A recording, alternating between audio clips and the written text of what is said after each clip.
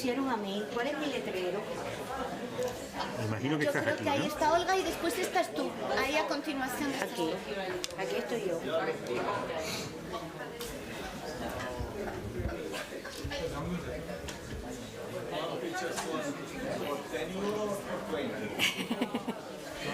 Mónica, Espera, que están diciendo una fotografía.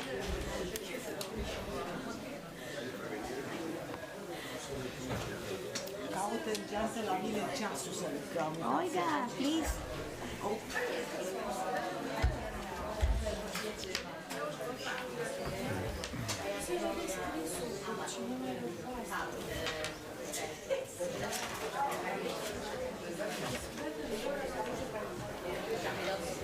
Buenos días, que no te he saludado. Ese moment. The inauguration. The hair. this is for Espera.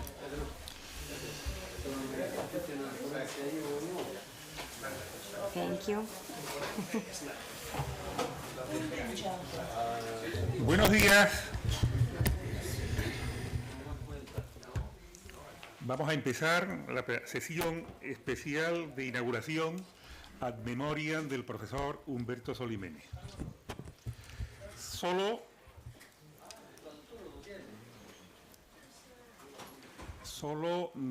quiero transmitir, no voy a hablar de la calidad humana, personal, científica del profesor Solimene, solamente destacar la enorme ilusión que él tenía en que se realizara esta asamblea, 74 asamblea en Ourense.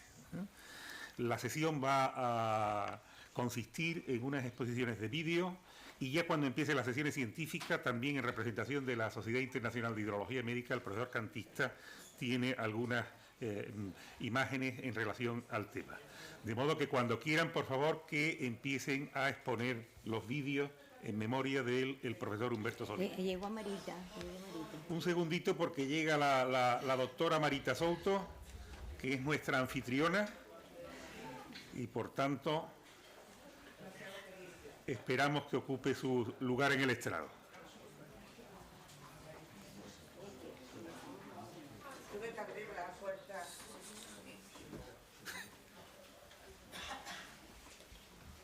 No tengo nada que hacer, ¿no? No, ahora no. Ahora empiezan los videos.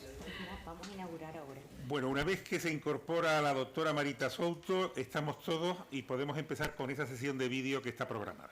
Cuando quieran. ¿Quién se ocupa? Sí, deben estar allí en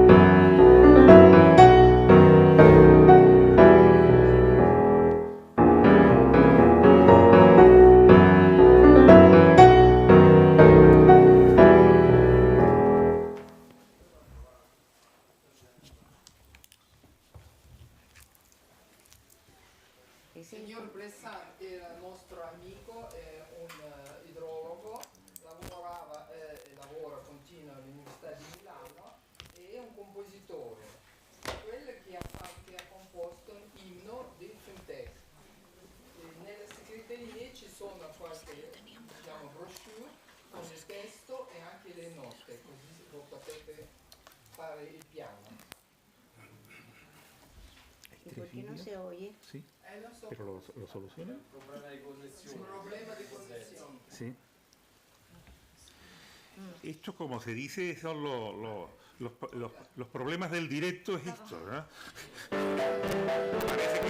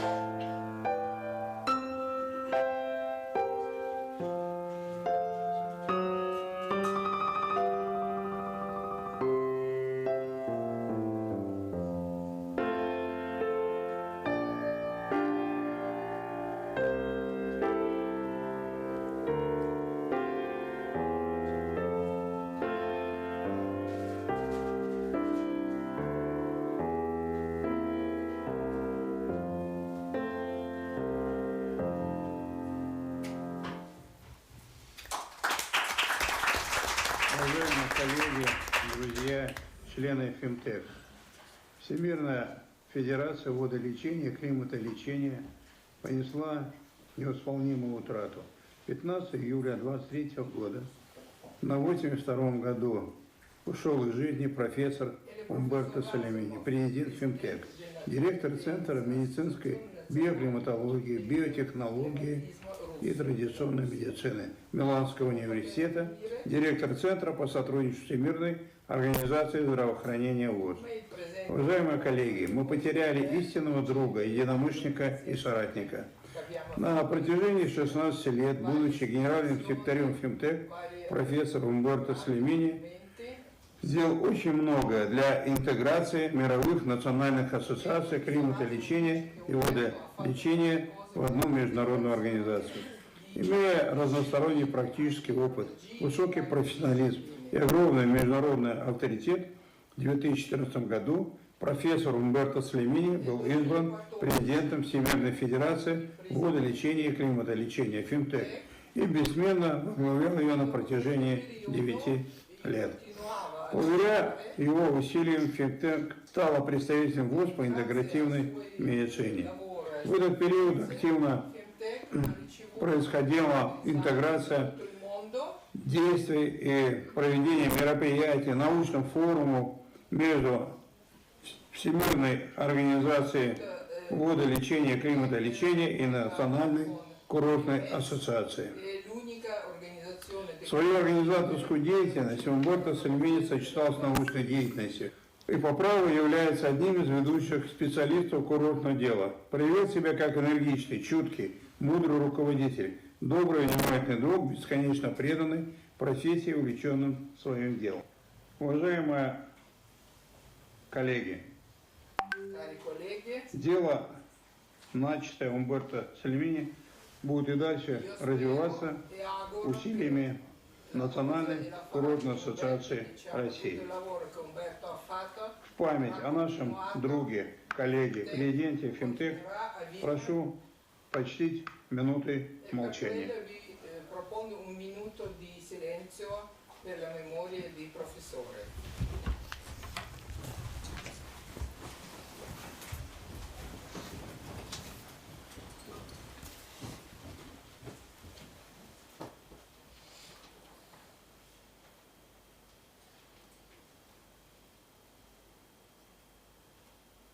Grazie.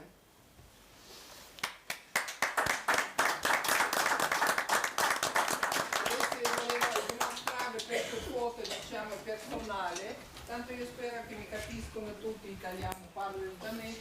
Quelle sono le foto più, diciamo, giovani, quando vedi ancora giovane professore, che è diventato professore dell'Università di Milano della cattedra avendo 36 anni. Perché per la medicina l'Università di Milano a 36 anni era veramente un'età age molto giovane. Qui vediamo già Mosca e qua facciamo la sequenza di varie foto, vari congressi internazionali, perché il professore sin dall'inizio della sua carriera lui diceva: io sono medico ma non sono dottore, perché non faceva mai il lavoro veramente del dottore. Ecco qua prima, quando lui è venuto ancora all'Unione Sovietica, ha detto: sono arrivata all'Unione Sovietica per imparare. Questo è il nostro primo incontro all'Università di Mosca con il professor Bogolyubov, che è tutto conosciuto, che veniva a frequentare. Quella prima foto dell'inverno di Mosca, il primo colbacco, quella la firmiamo in Georgia, l'accordo. Quella è Monsumana Terme vicino a Firenze, quella è Afghanistan, perché lui è andato in Afghanistan come il giornalista per Rai 1. Quello ancora un passo è il giornale Pravda della Russia, quella siamo in Siberia, no, neanche in Siberia, in tundra. Quella siamo al Terra del Fuego, al sud. Quello è il lago di Aral, che non c'è più lago, è sabbia, 25 km lago della Ricerata. Quello sul Sebastopol, in Crimea. Quello a Baikonur. Baikonur il lancio. Ecco qua, lui assistiva al lancio di cosmonauti. Abbiamo avuto una lunga storia. Quella è l'Università di Milano, quella con la barba Rettore Lagunov. Quella Piazza Rossa con famosa Canone. E qui vediamo vari con Sobchak, che conoscete tutti, all'epoca della perestroika in Russia è l'iniziata, quella abbiamo vista già. Ancora. Quale Rutskoy, un'altra persona di perestroika di tempi di, quel Gaidar, famoso vicepresidente, quello un altro, tutti diciamo personalità importanti di questo periodo, quella Madame Tereshkova, Valentina Tereshkova. Abbiamo fatto molto per le cosmonauti, era un grande rapporto. Quello è il direttore, no, quello è Pitirim, di Mosca, sarebbe vice. Quello è Chernobyl, è andata a Chernobyl, Ecco qua lui e quello è mio figlio Andrea che è dietro, sono andati praticamente, quella vedi Pripyat, la città morta dopo Chernobyl. Quella abbiamo fatto una grande esposizione, come vedete in centro, ecco qua, Chernobyl per non dimenticare, perché Igor Kostin, che è quello che faceva la foto, ecco, quella con Gorbaciov, già prima libro di Puig, Gorbaciov che firma il libro per Umberto.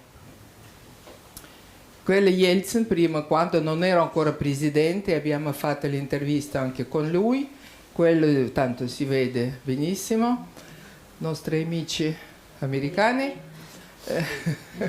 sì, chiaro. E quello è Papa Giovanni II, abbiamo visto 2 volte, abbiamo visitato Papa Giovanni II, Paolo II. Quello è Iguazú, Argentina, Uruguay, Brasilia, all'angolo. Quello, nostri amici cinesi. Ecco qua, Piazza Tiananmen. Abbiamo avuto un grande, quello è Vietnam. Quello... Matvienko, signor Matvienko, che è adesso terza persona. Quello è il primo congresso a Mosca, quando il professore era nominato generale segretario. Quello con cosmonauti a Città delle Stelle è una lunghissima storia, perché abbiamo portato quasi 50 cosmonauti in Italia per la riabilitazione dopo il volo. Quello con il nostro famoso attore che tanti russi conoscono, no? A quello che è il principe Charles, adesso il re Carlo III, eravamo nelle studio, nella sua casa a Hellrow. Quello è il nostro famoso regista Risanov, che è chiaramente conosciuto per i russi, famosissime come... Quello siamo a Valencia, la regata di Valencia. Quello Messico. Universal Studio a Los Angeles. Questo è già un congresso sì, dell'OMS con il signor Strajenka, che non c'è più purtroppo tanti anni fa, all'OMS. Quella è solo la foto nostra, diciamo così. Qui troppo lunghi, diciamo, hanno fatto. A quello con il direttore del Bolshoi, famoso ballerino Vassiliev, che è centro, perché anche a Bolshoi abbiamo fatto, ecco qua al teatro di Bolshoi, abbiamo fatto una grande iniziativa dedicando tutti i soldi di Traviata di Bolshoi a favore della Fenice a Venezia che era bruciata, e noi abbiamo fatto questo dono di spettacolo. E questo è molto bello, il termine dell'Andrea, e quello è Umberto, e poi quello era direttore del centro di preparazione di cosmonauti. Hanno provato sul di sé l'effetto delle acque minerali di questa senza Sant'Andrea. La Cina. A Cina noi abbiamo quella ritirata a 60 anni a casa nostra, e quelle che vedete sul vasto io ho regalate 61 a Garofani. A quella Dubai. Ma tutte queste foto noi siamo andati, e quella è molto bella perché è proprio il sole che sorge a Sinai, l'altra. Ecco qua. Alle 6 di mattina io ho preso il momento per vedere lui con il Sinai, che è un'altra visita di Papa. Argentina. Quella è la cosa che adesso è distrutta in Siria, il Palmira, che era distrutto dopo 3 o 4 anni fa. Palmira. Quella è una a San Pietroburgo, un grande, dove i nostri amici erano il professor Pedro, professor dottor Thierry Dubois, siamo stati lì a San Pietroburgo, è un grande sanatorio, un bellissimo complesso di riabilitazione, e quello al centro vicino è il direttore. Quella mi sembra in Ufa. A Kazakhstan? Questa è Kazakhstan, vedi, signora Bulikbaeva ha detto che questa è Kazakhstan. Извини, пожалуйста, scusate, Kazakhstan. Quello siamo al ristorante già recente, proprio l'anno scorso, ristorante di Mosca, con di fronte era il console di Milano, il console italiano a Mosca. E quella è praticamente una delle ultime foto di quest'anno di Cagliari, dove c'era il congresso.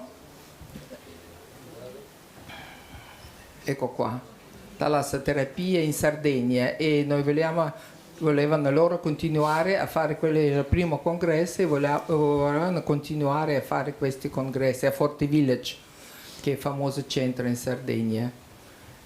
Quella a Milano, già quasi 25 di dicembre, quella non so come viene di nuovo, ecco qua. Praticamente a Natale c'era la grande riunione in albergo, e questo è proprio nostro, come facciamo sempre i nostri bandierini con globo, che oggi non abbiamo riuscito a fare perché non c'era persona per soffiare, non si è trovata. Basta. Quello è interessante per quello che quando il professore fa l'esame proprio, vedi, lui fa l'esame al titolo di professore proprio, questo è il suo esame, e la commissione, e quello gli diceva già il diploma di professore. Ecco qua. Pensi tutto, Katia? Sì, e basta. Basta così. Fermare. Poi c'è un po' di foto di giovani professori, così, vari. Non posso neanche commentare perché queste persone non conosco, perché lo vedi giovane ancora qui, studente forse, non so, della medicina, perché lui faceva prima la geologia, lui ha fatto la geologia e dopo è passata a medicina. Basta.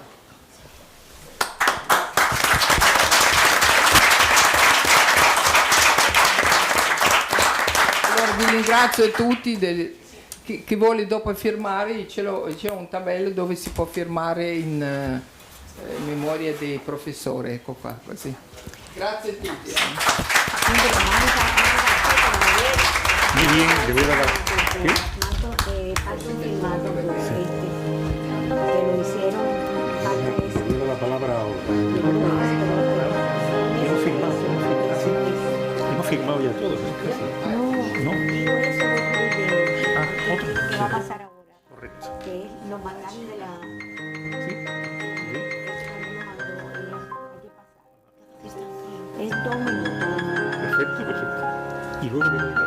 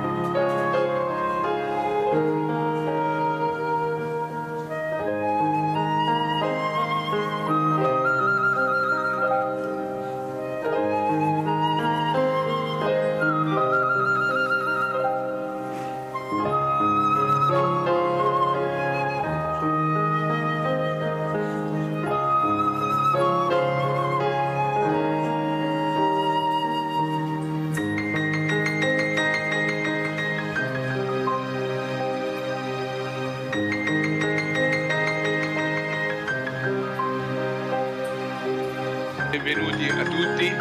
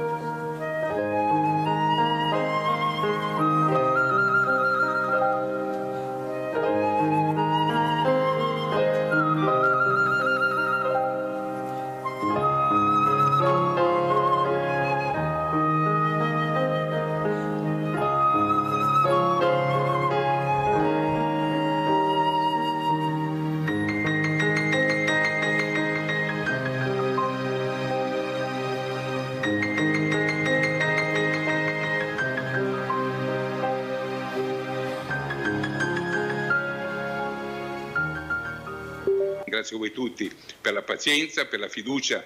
Grazie. Ubi terme, ibi salus.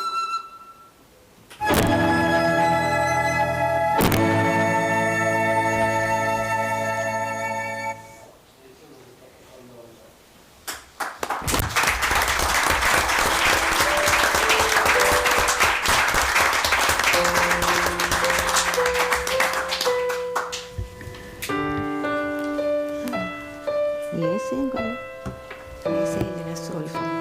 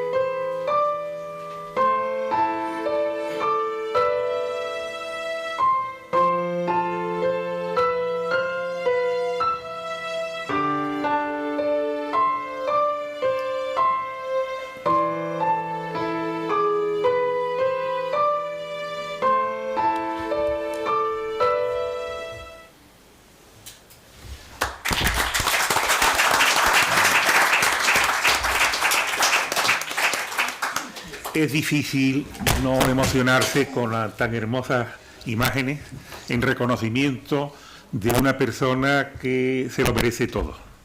Y a continuación voy a darle la palabra a la profesora Olga Sordu, vicepresidenta primera de FENTE.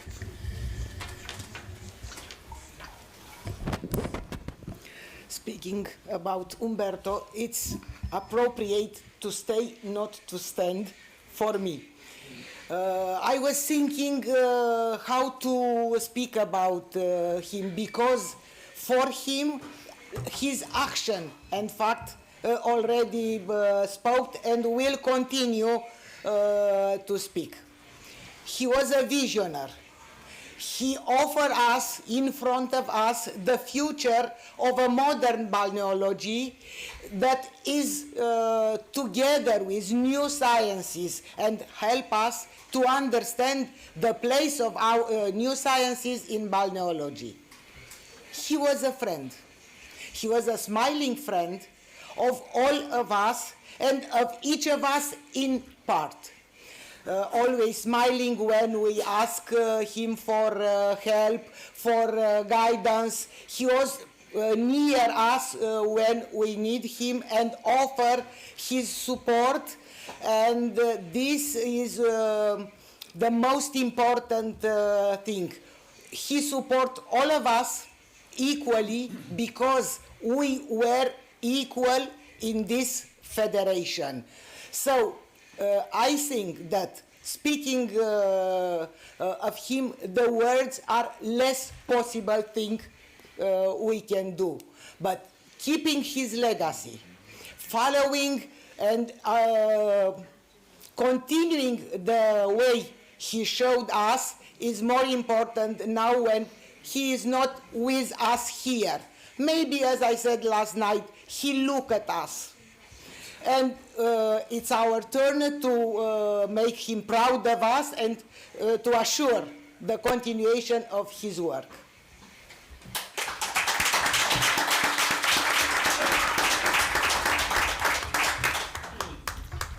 Finish.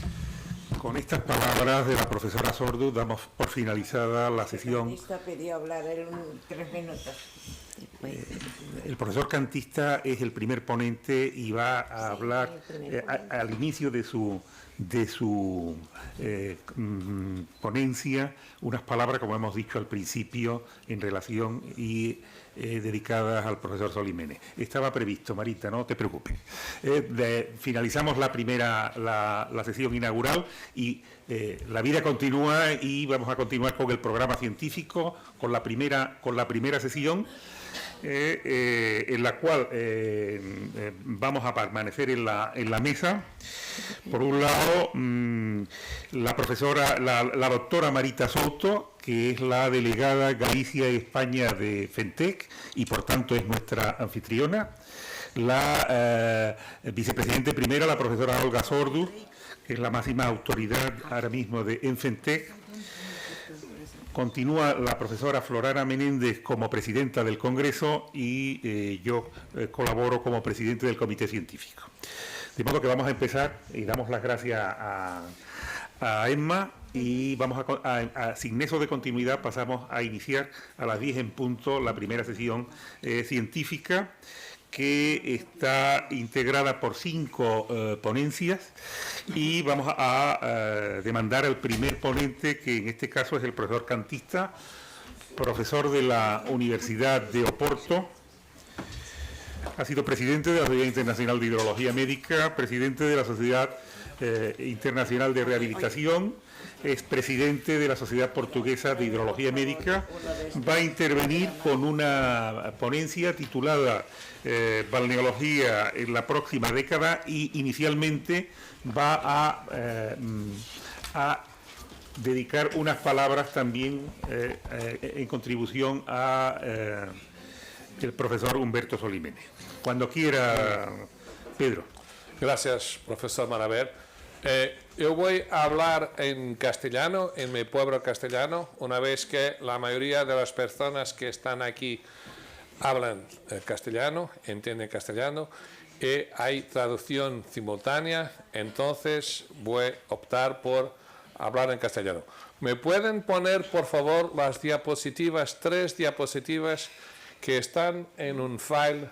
Ahí está. ¿Cómo voy a comandar las diapositivas? ¿Tengo un comando? No. Parece que es esto, ¿no? Gracias.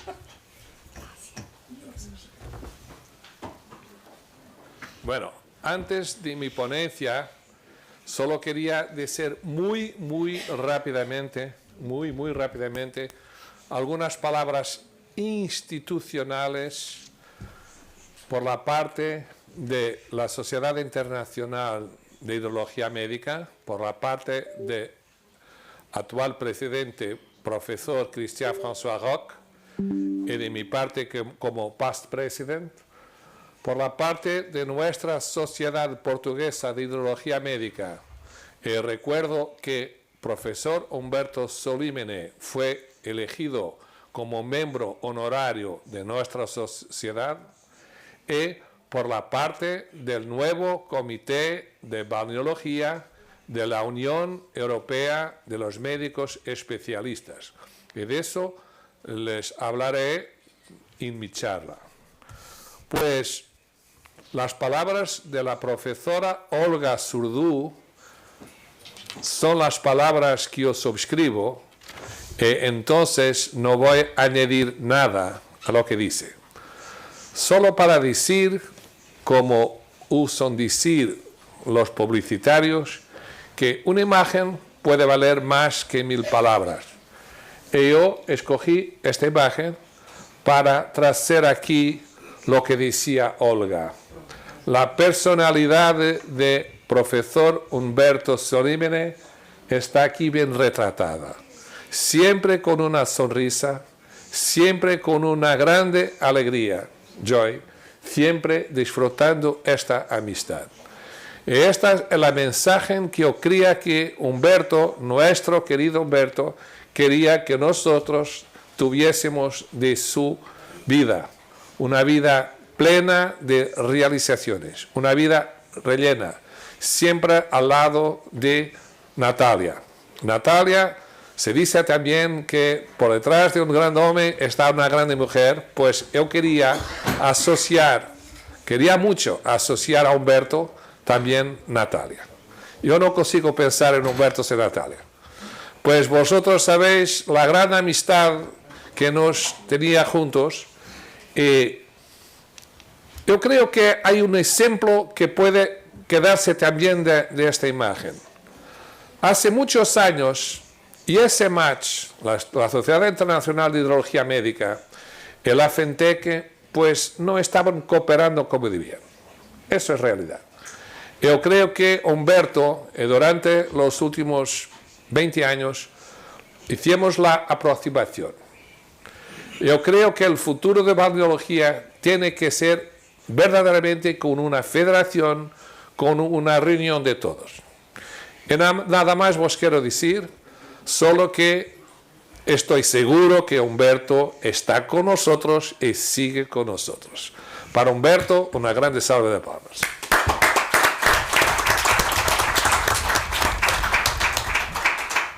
Creo que este mensaje puede poner todos juntos por la balneología.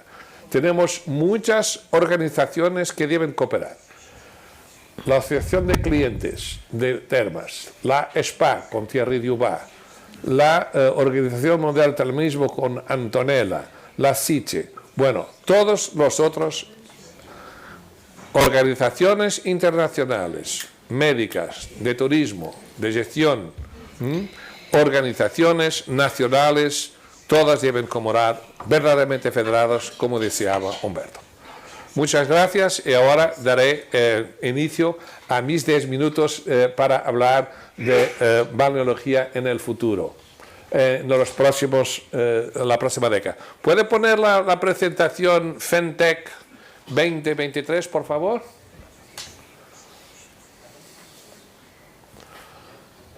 Mi ponencia, que está en otro file. ¿Es posible?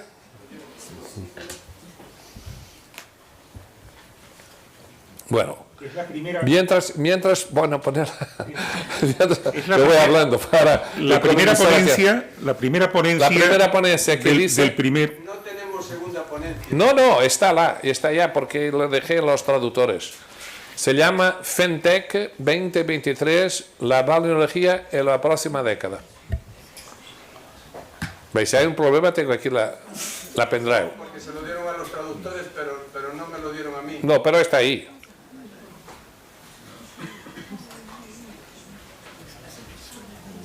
FinTech 2023. Bueno, voy a avanzar un poco y decirles cuál era mi intención de mi charla. El mensaje de mi charla es muy sencillo. El tema de este congreso es balneología en el futuro. Pero el futuro empieza hoy mismo. Bueno, yo no sé cómo adivinar el futuro, pero al menos hacer una proyección de lo que puede hacer los próximos 10 años. Muchas cosas se van a pasar. Para haber una estrategia por la balneología es necesario hacer una reflexión sobre la actualidad que está nuestro mundo. Esta no es la presentación, esta es la segunda presentación, por favor. La primera tiene por título Balneología en la próxima década. Está en mi pendrive con FinTech 2023. Bueno, no pasa nada. Bueno, os decía que hay que hacer una reflexión sobre los cambios que nuestras sociedades están pasando. Ahí está. Perfecto. Ahí está, muy bien, ahí está. Bueno, pues hay que saber que estamos sin duda en un tiempo de transición. ¿Cuáles son los aspectos principales en mi opinión? Pues la transición digital, la globalización y, claro, la influencia que la post-pandemia nos ha traído. Nuestra comunicación está condicionada por las nuevas tecnologías, especialmente la informática, la información automática que por veces no nos deja pensar. Las redes sociales cambiaron todo. Hoy los chicos no miran la televisión, miran las redes sociales, miran sus aparatos de teléfonos, sus tablets. Las plataformas hicieron su aparición con la COVID y se quedaron. Quedaron para reuniones, para realización científicas, para negocios, para comunicación. La globalización se acercó a nosotros, al mismo tiempo amplía nuestros horizontes. Esto es una realidad. Hay múltiples aspectos, positivos, negativos. Pero seguro que las nuevas herramientas tecnológicas nos ayudarán concretamente en la gestión de la salud y atención médica. Un esbozo de la hoja de ruta para los próximos años. ¿Qué necesitamos? Fundamental mantener nuestra esencia como servicio de salud. Eso es mi opinión. Pues podremos tener turismo, actividad económica, muy importante, pero el fundamento es salud. Necesitamos un servicio de calidad. Si no tenemos calidad, vamos a perder el tren. Necesitamos formación, educación e investigación. Adaptarnos a la situación actual, es decir, adoptar orientaciones de buenas prácticas. Si tenemos 1, 2 establecimientos con malas prácticas, eso va a contaminar la imagen que el termalismo tiene del público. Necesitamos una buena comunicación en 3 niveles. Estos niveles entre profesionales, un nivel de comunicación para el público y un otro nivel de comunicación para los decisores políticos. Son 3 niveles distintos, 3 maneras de comunicar. Pues, primera reflexión, fundamental mantener nuestra esencia como servicios de salud. Pues tenemos que tener una visión sobre la actividad privada, pública y de servicio social, ¿no? Porque creo que la balneoterapia debería formar parte de los sistemas sanitarios modernos. Repito, puede ser público, privado o social, pero a ser parte del sistema global de salud. Pues hay una tradición muy fuerte, empírica primero, pero hoy está con creciente evidencia científica en la ciencia básica, los mecanismos e evidencia en ensayos controlados. Resaltar el papel del medio ambiente en la mejoría de la salud. Eso es muy importante porque está reconocido por el nuevo modelo de International Classification of Function por la Organización Mundial de la Salud. Saber que la cronicidad representa 80% de la atención sanitaria. ¿Qué pasa? Bueno, El envejecimiento. Envejecimiento es el mayor factor de riesgo de enfermedad, es envejecimiento. La relevancia del comportamiento de salud, educación para la salud como bases de cualquier sistema de salud. Cualquier sistema de salud tiene que tener como base la educación para la salud. Y también la cuestión de eficacia de costos. Pues en términos de evidencia, no hay duda que la mejor práctica clínica debe estar relacionada con la evidencia científica. Vos traigo aquí un ejemplo de un paper que he publicado con una colega en que hicimos una revisión global de todo lo que estaba publicado. Encontramos casi 87.000 publicaciones, pero solo seleccionamos meta-análisis, revisiones sistemáticas e ensayos controlados. Y asimismo, eso fue hecho hace unos años, encontramos 126 revisiones sistemáticas, meta-análisis e ensayos randomizados de calidad. La mayoría, por supuesto, en salud musculoesquelética, pero también en aparato respiratorio, vascular, metabólico, neurólogo, piel y así. Aquí tiene los resultados de esa meta-análisis. Pues necesitamos también adaptarnos, como decía, a la situación actual, es decir, orientaciones de buenas prácticas, porque con eso podemos influenciar toda la prescripción médica a través de guidelines. En este momento ya tenemos balneología en los guidelines de EULAR, por ejemplo, para fibromialgia, o en los guidelines de OARSE, por ejemplo, para la osteoartritis. Asimismo, si tenemos evidencia, vamos a tener un lugar en las guidelines. A nosotros, colegas, no les hace, no es extraño prescribir balneología. Existe una enorme diversidad en la medicina termal de los países. Esto es un problema para tener esto como práctica universal. Eso fue la razón porque con Humberto hablamos mucho de la necesidad de tener cosas estándares comunes. La balneología tiene muchos enfoques según el país.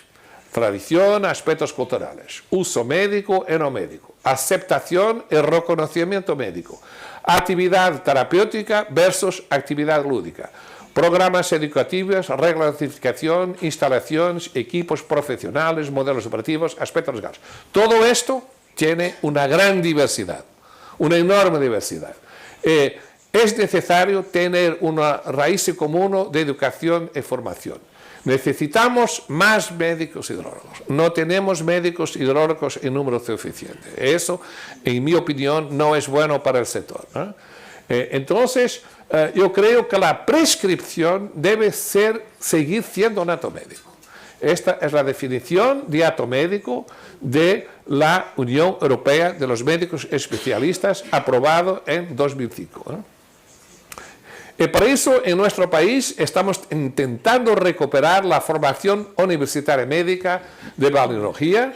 Esto es las termas de San Jorge, donde soy director clínico, y tenemos un protocolo con la Universidad de Oporto, y estamos recibiendo estudiantes que van a hacer prácticas termales, van a aprender en loco. Algunos de estos estudiantes son del programa Erasmus. Estamos recibiendo de Italia, de Polonia, y de otros países así, de Alemania. Pues, para concluir, yo creo que necesitamos de un nivel europeo, porque estamos en Europa, no estoy excluyendo América, Sudamérica, no, pero en Europa podemos empezar, porque es más fácil, porque tenemos una Unión Europea con muchos países, los estándares éticos, la educación, la certificación, el entrenamiento y práctica. Pensamos en un diploma europeo, con la fundación de un board europeo. Lo hicimos en Portugal hace unos años, lo sellamos, está hecho, pero ahora está aprobado oficialmente. Y para concluir sería lo que vos quería decir, es que ahora tenemos ya en sede de la Unión Europea de Médicos Especialistas, que representa la componente de salud de la Unión Europea, un comité que empezó en 2005 con un trabajo de task force en nuestra sección de rehabilitación.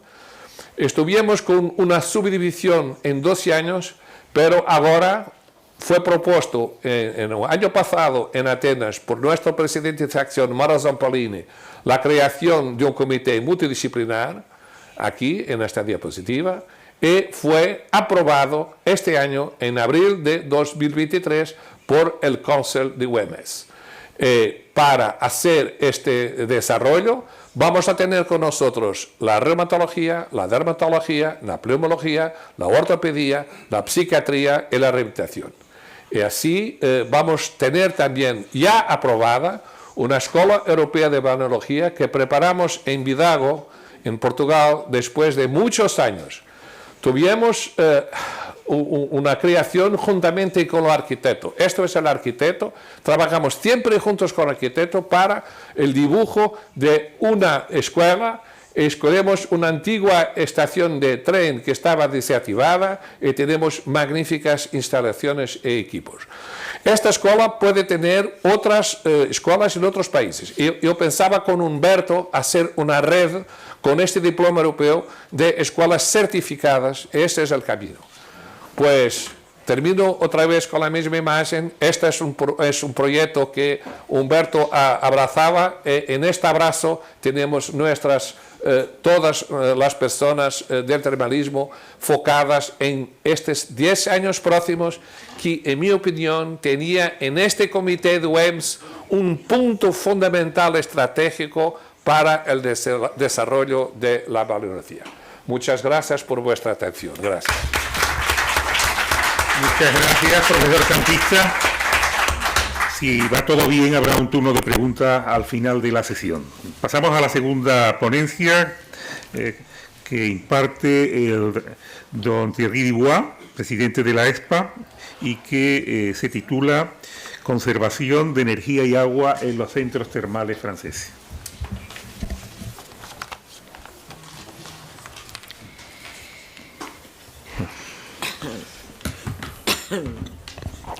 Dear friends, first of all, allow me to say some words concerning my dear friend Umberto. It is very difficult today for French representative and also for me to attend this Congress without you. The French delegation thanks you for the work you realized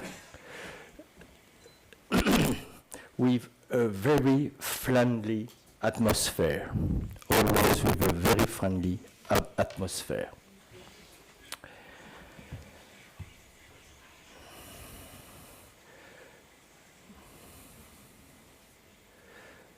The French delegation thanks you for the work you have done with your beloved wife, Natasha, for balneology in the world.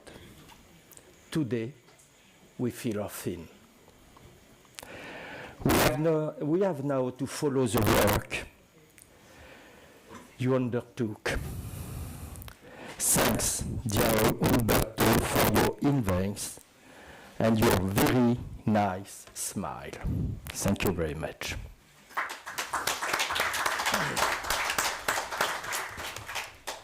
Now my presentation. It is a technical presentation, and I thought it was very important to explain that in French we tried to do to reduce consumption of energy, but also on mineral water. For several years,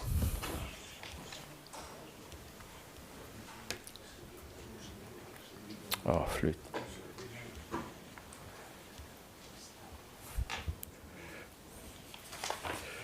Okay.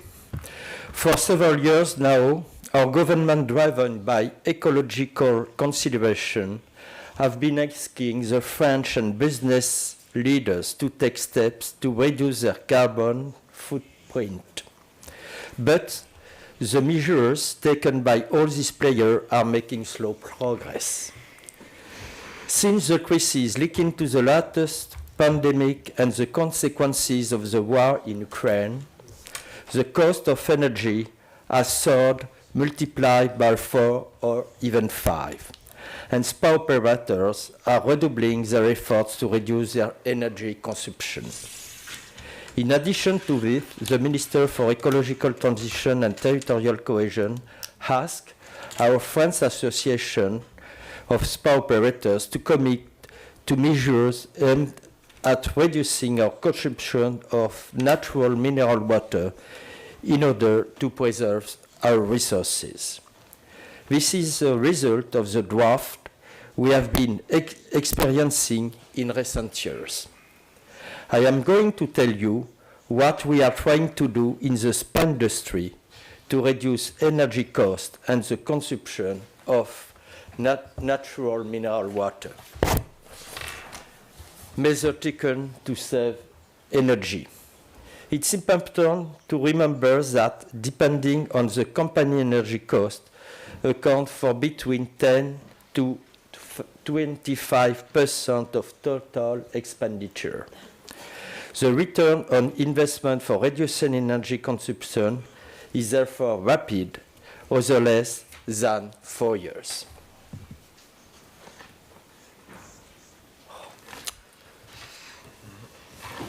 No.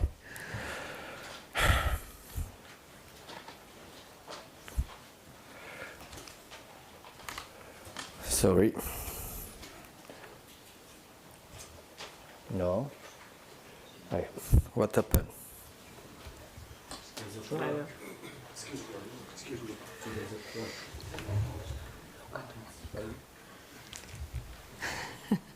It's not mine. It's not mine. No puede más. Yes. Cada vez más contento. Very happy.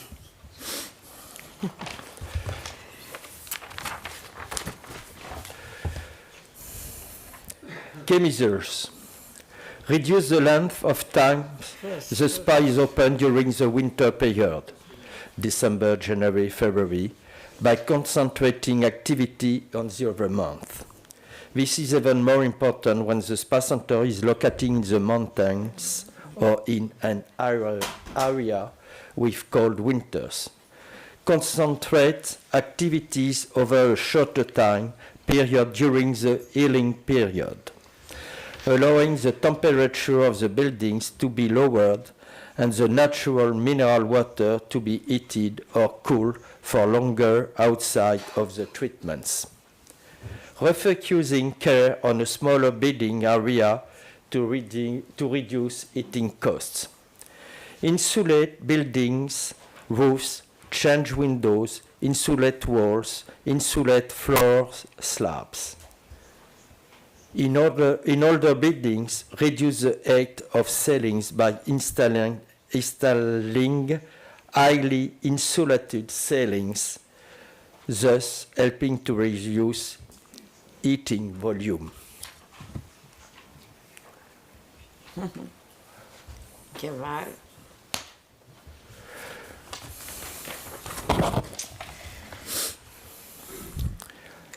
Diversify energy sources. To reduce our consumption of traditional energy sources, electricity and gas, we need to use new sources of energy production. Solar panels, installed as with photovoltaic roofs or garden. Heat pumps. A heat pump recovers heat from wastewater, from the discharge of natural mineral water used for treatment. Qué mal. La verdad. Plate heat exchangers are used to heat the natural mineral water for future treatment and to heat the buildings, resulting in significant energy savings. Geothermal energy.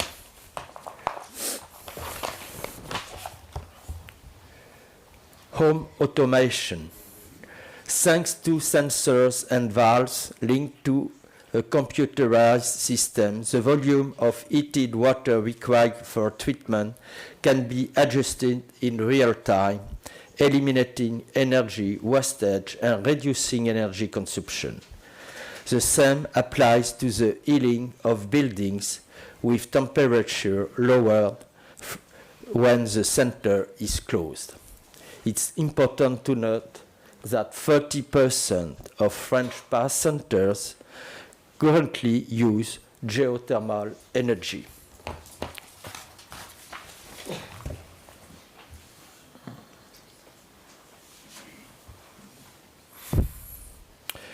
Some good practices. Equip building with as many low energy lamps as possible, LEDs, etc. Choose equipment that consume as little energy as possible. The example of Bagnères de Bigorre. The spa town is located in the Hautes-Pyrénées at an altitude of 550 meters. The spa is run as a semi-public company. It provides treatment for rheumatology, psychosomatic disorder, and respiratory disorders. The grand therms were built in the 19th century. The building was considered to be a thermal sieve. The determination of all those involved, the town council, the management and staff of the spa, led to a drastic plan to reduce energy consumption, which we shall now look at. Thierry, 2 minutos, por favor. ¿Cuántos? 2 minutos. Oh, no. No, un poquito más. So, moi-même. I can show you all my presentation. I can, and it doesn't work. So, I go to the first part of the conclusion, because they have done a lot of investment, and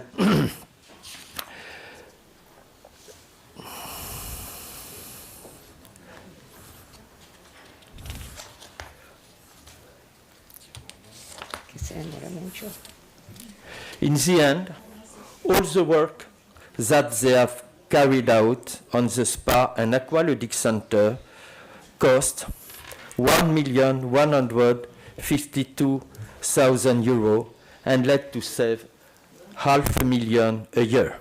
The investment has therefore paid to itself.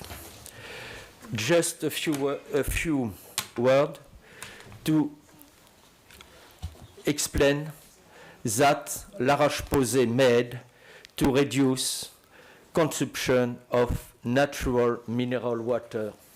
La Roche-Posay is situated in the center of France. It belongs to a company, very important company, L'Oréal, and they made an investment of 30 million euros to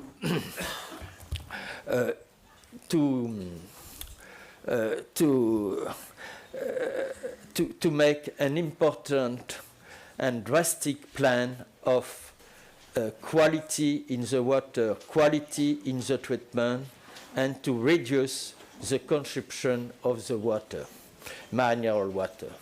They reduce of 65% their consumption, and for the energy of 25%.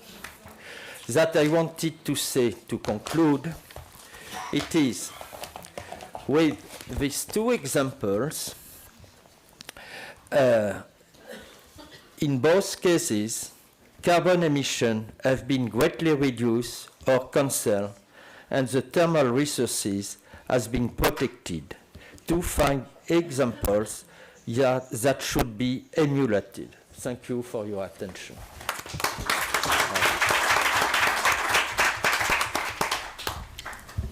Gracias, Thierry. Pasamos a la tercera ponencia. Damos la palabra al profesor Fausto Bonsignori,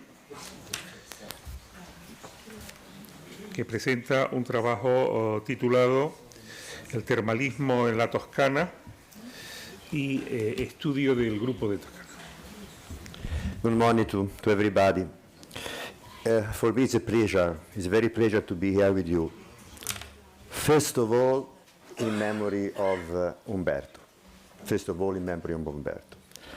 I think that the best way to honor his memory is to work with passion for a good future for Femtech. I try to stay in 10 minutes. Tuscany is an important region in Italy with a strong historical thermal system. We have a great tradition, but we are ready for the innovation because, and Cantista said it before me, because the future is not tomorrow, the future is today.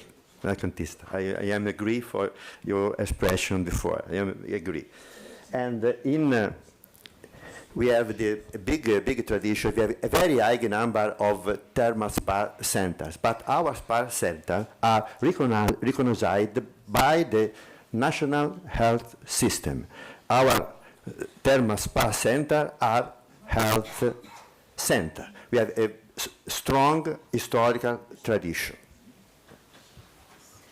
You can see the map. You can see the map of Tuscany map.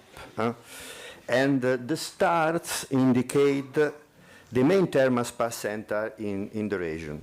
We have we have 25 municipalities that host thermal spa centers, 25 municipalities.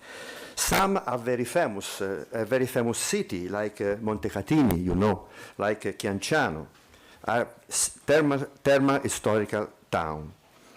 In this thermal historical town, there are not only one source, not only one quality of water, but there are different quality of water, 3, 4 different quality of water inside the same town.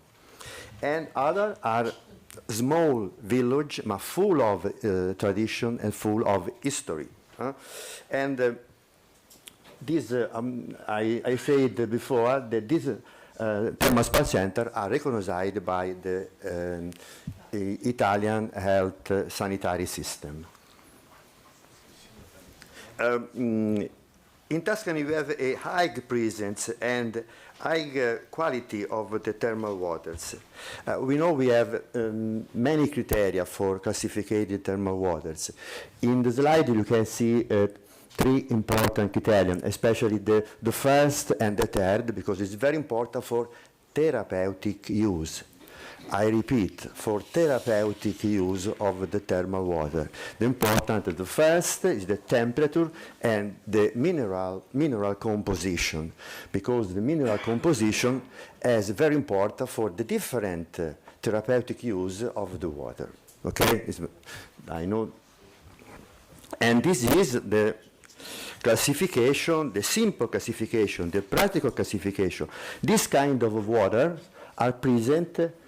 All this kind of water are present in Tuscany, in our thermal center. You can see sulfurous, sulfate, salzobromoiodic, and go on. Are 9 types of water. But this is a simple classification, is a practical classification. But remember that always the classification of the thermal water is mixed. Is not really simple. In this slide is simple for the students for the first moment. In secondary time, it's better to know the real composition of the water because it's never is simple, always is mixed. And this is the main characteristic of the thermal water. You see in the third part of the slide, you can see the biological activity of the water. Look, it's different, one to one. But the biological activities is really a pharmacological activity.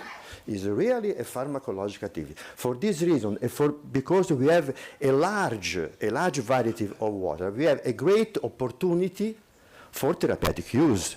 Because some kind of water I can use for a particular disease or pathology, another kind for another pathology. Or we can use with different method, because I can use the water not only for balneotherapy. Balneotherapy is the most important treatment, but we have drinking therapy, we have inhalation therapy with the vapor of coming from the thermal water. We have mild therapy Thermal medicine is complex, is not only balneotherapy, it's climate therapy, it's microclimate therapy in the cave.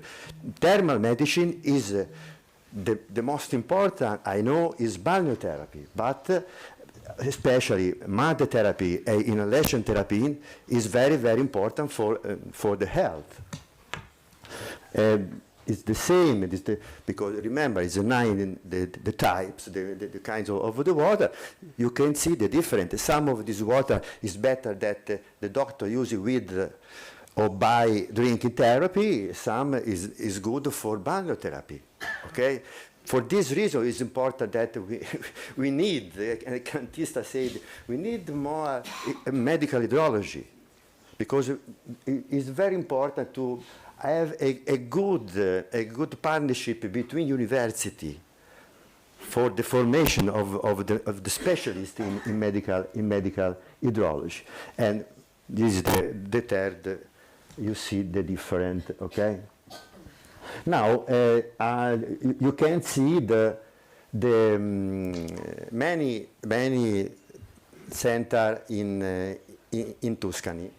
Do you remember before I say that it's possible to have a classification based on the temperature, okay? We have cold water. We have hypothermal color between 20 and 30, and you see on the right side, you see, for example, Montecatini have three kinds of hypothermal water, not only one kind. Go on is homothermal between 30 to 40. You can see the large variety of thermal spa center in Tuscany, recognized by Italian health system. Our health, look, this is the hyperthermal is over 40. Over 40 is hyperthermal.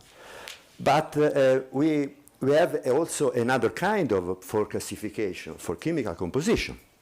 And look, on the right side is present the classification, but is not simple. Look, it's mixed. Sulfate bicarbonate, calcium is mixed because every source have different water. We haven't the same water. Every source is different.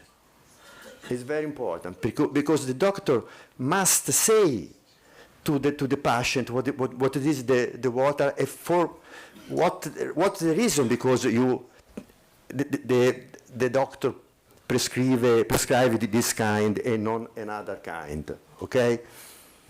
Look, qui ancora again some terme in Tuscany with the quality of the water. Fatto 2 minutos. Un minuto, veloce. Okay, this is, I explained before, not only balneotherapy, bad therapy, etc., etc., etc. Go on, but this slide is very important because thermal spa medicine is very important in the third field of medical action: prevention, treatment, and rehabilitation.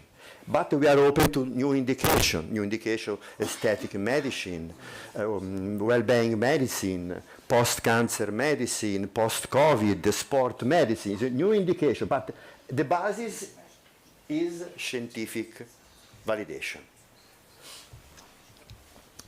For this reason, we felt the necessity to have a permanent group of study, the Tuscan Thermal Study Group. The coordination is the University of Pisa, and my association. I'm the president of Italian Association of Thermal Spa Medicine, and obviously the directors of the Thermal Center and the Medical Form University. And we start with a study, and we use 2 questionnaires. for patients with the chronic articular or extra-articular rheumatic pathology. Before the treatment, the first question at the first visit, after the treatment, and after 30 days when the patient finish the treatments. Because in Italy, the treatments is 12 treatments. It's 12 days, one treatment, 4 days, 12 days of treatment is the complete treatment. And the questionnaire is very no questionnaire. I think that this questionnaire is the short form survey.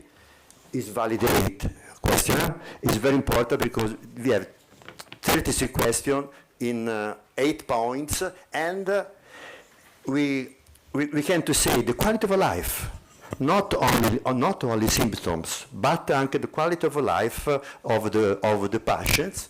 And this is the second, very I think that this is the steps for have a consideration of the pain, especially the chronic pain, because at the terminal arrive the patient with the chronic pain, non-acute pain, okay? Okay, I finish with the monkeys. Because I finish with the monkeys, because the population, there is a population of monkeys that live in a little island in northern Japan. This kind of monkeys usually to go to the bath, to the thermal bath every day. In a nearest island, there is another population of monkey, but the same monkey. Well, the monkey that have thermal bath have a longer life than the other and have more children. Thank you very much. Gracias, profesor Bonsignori. Pasamos a la cuarta ponencia, que le imparte la profesora Olga Sordu, que lleva por título Balneología en el tercer milenio, Rumania, visión para el futuro. We already are in the third millennia, so it's important to think at the future.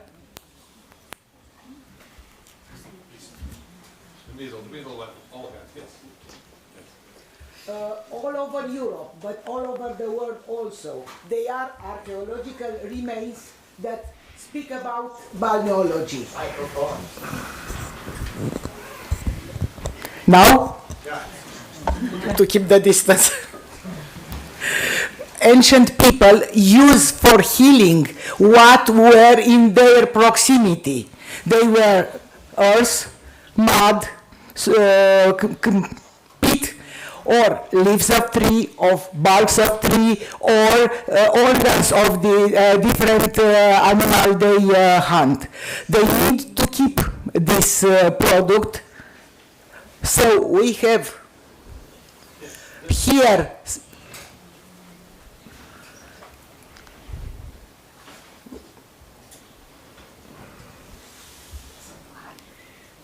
back.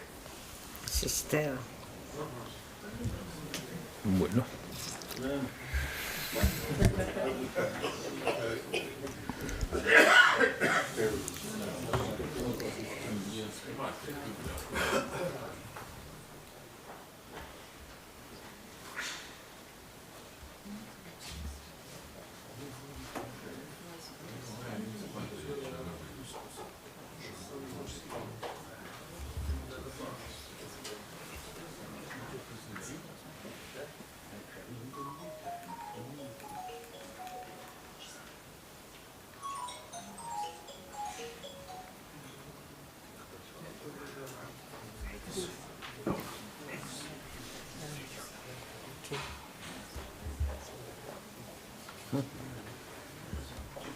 So, about the history, it is nice to think that in such old pottery, they keep their product to heal their wounds. And they live near the water when the first human settled. This is why we found this remained near the water. But you know, it is difficult to speak about such a long history in front of young people that share information and have a dialogue in a blank of the eyes. So is needed to look to the past, to know the present in order to have the future. The future starts from natural therapeutic resources that we have in different places in our country. For example, we have as a climate resource microclimate of former salt mine, and we use it in therapy. Also, we have gases therapeutic, carbon dioxide, and you can see one of the oldest amphitheater to use carbon dioxide, or we have a lot of type of mud.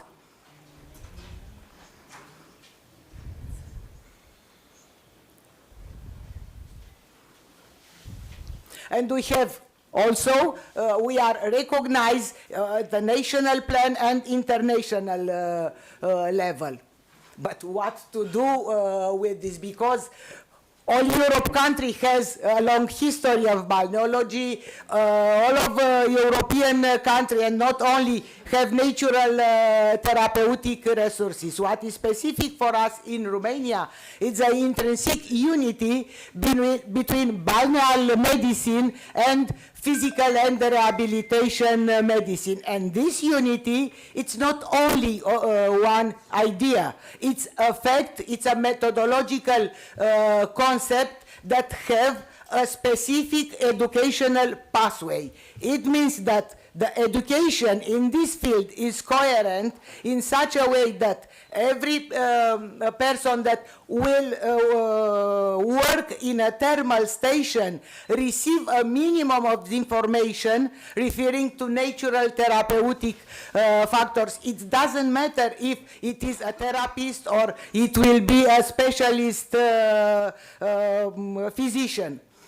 Also, one of our characteristics was implication in social and economic challenges, because in a moment we have a lot of thermal stations that need to be restored and used. We present balneal medicine in Romania as allopath medicine, and we explain why. The prescription for drinking cure is like a prescription for any other drug. We indicate source, we indicate the dose per kilogram of the body, we indicate the rhythm of administration and the time of administration, before and after, or after meal. The balneotherapy prescriptions, so for bathing, is the same. We indicate the source, the level of immersion, the temperature of the water, the duration of the bathing, and number of bathing per cure or per week. It depends.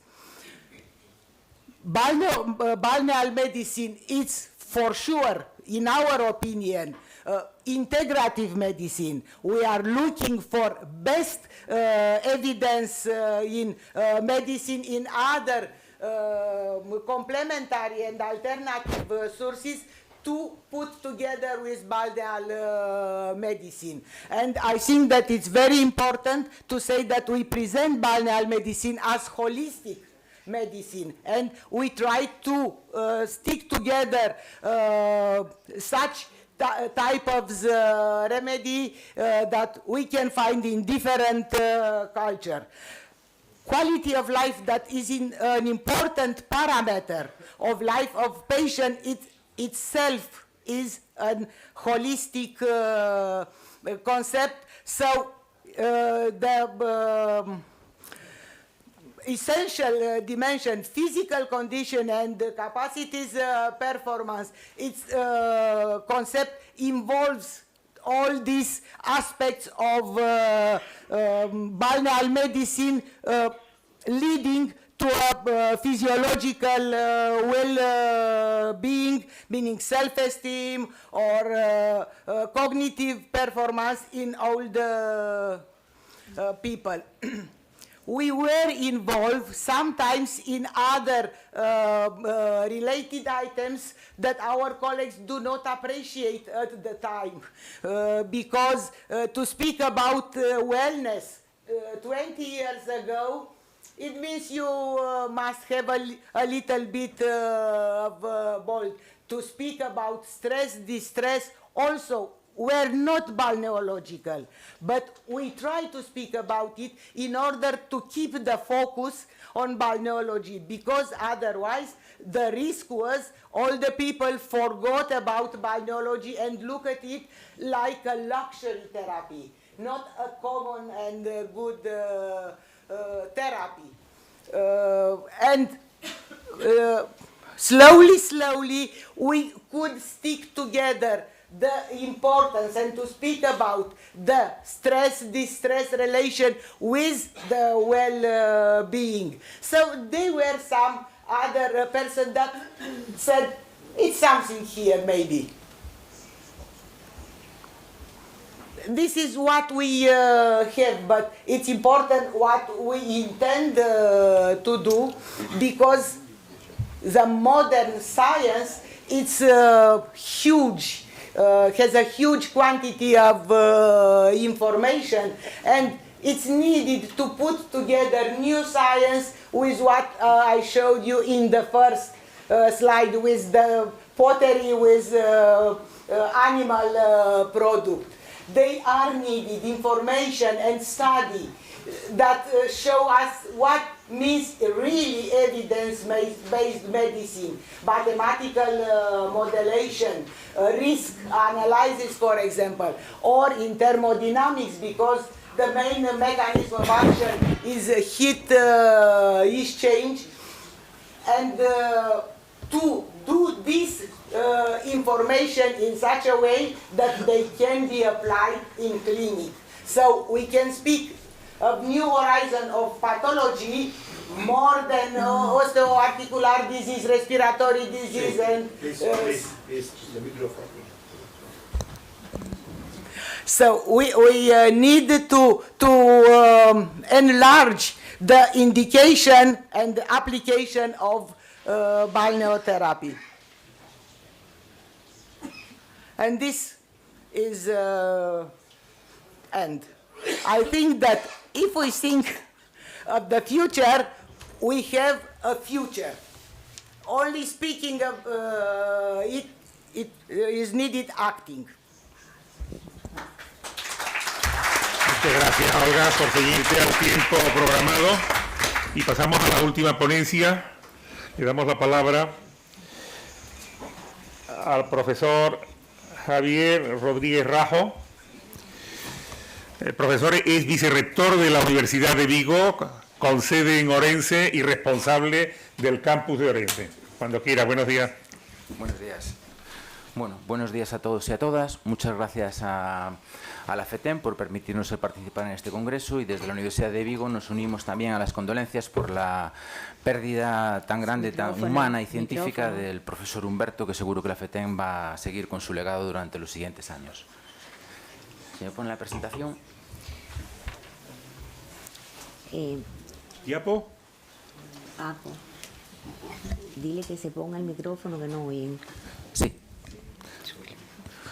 Bueno, pues lo que vamos a hacer es presentar el campus de Ourense, que lo hemos convertido en un campo de especialización en temáticas del agua, en el cual pues diferentes facultades, diferentes grupos de investigación trabajan de forma conjunta para llegar a la mayor excelencia posible en la investigación sobre temáticas del agua. ¿Tiene preparado? Diapositiva, por favor.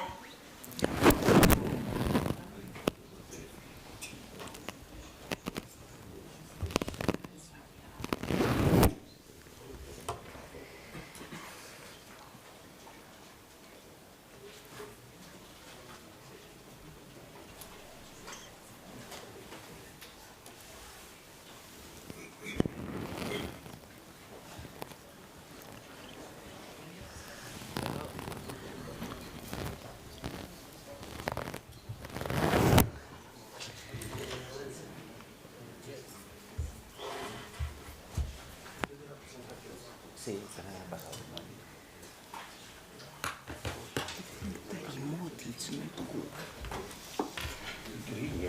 Increíble, porque esa sí estaba pasada. El hecho de que los técnicos no vean, sino que están escondidos allí, que no saben lo que están viendo. Es increíble. It's a long distance and very moving. Sí, esa presentación tiene programa también. Él tiene programa también desde hace 3 días. Tenemos que decirle que ponga un ordenador allí, porque es que no se lee. No. Está trabajando. Está escondido, no sabe cómo va. Bueno.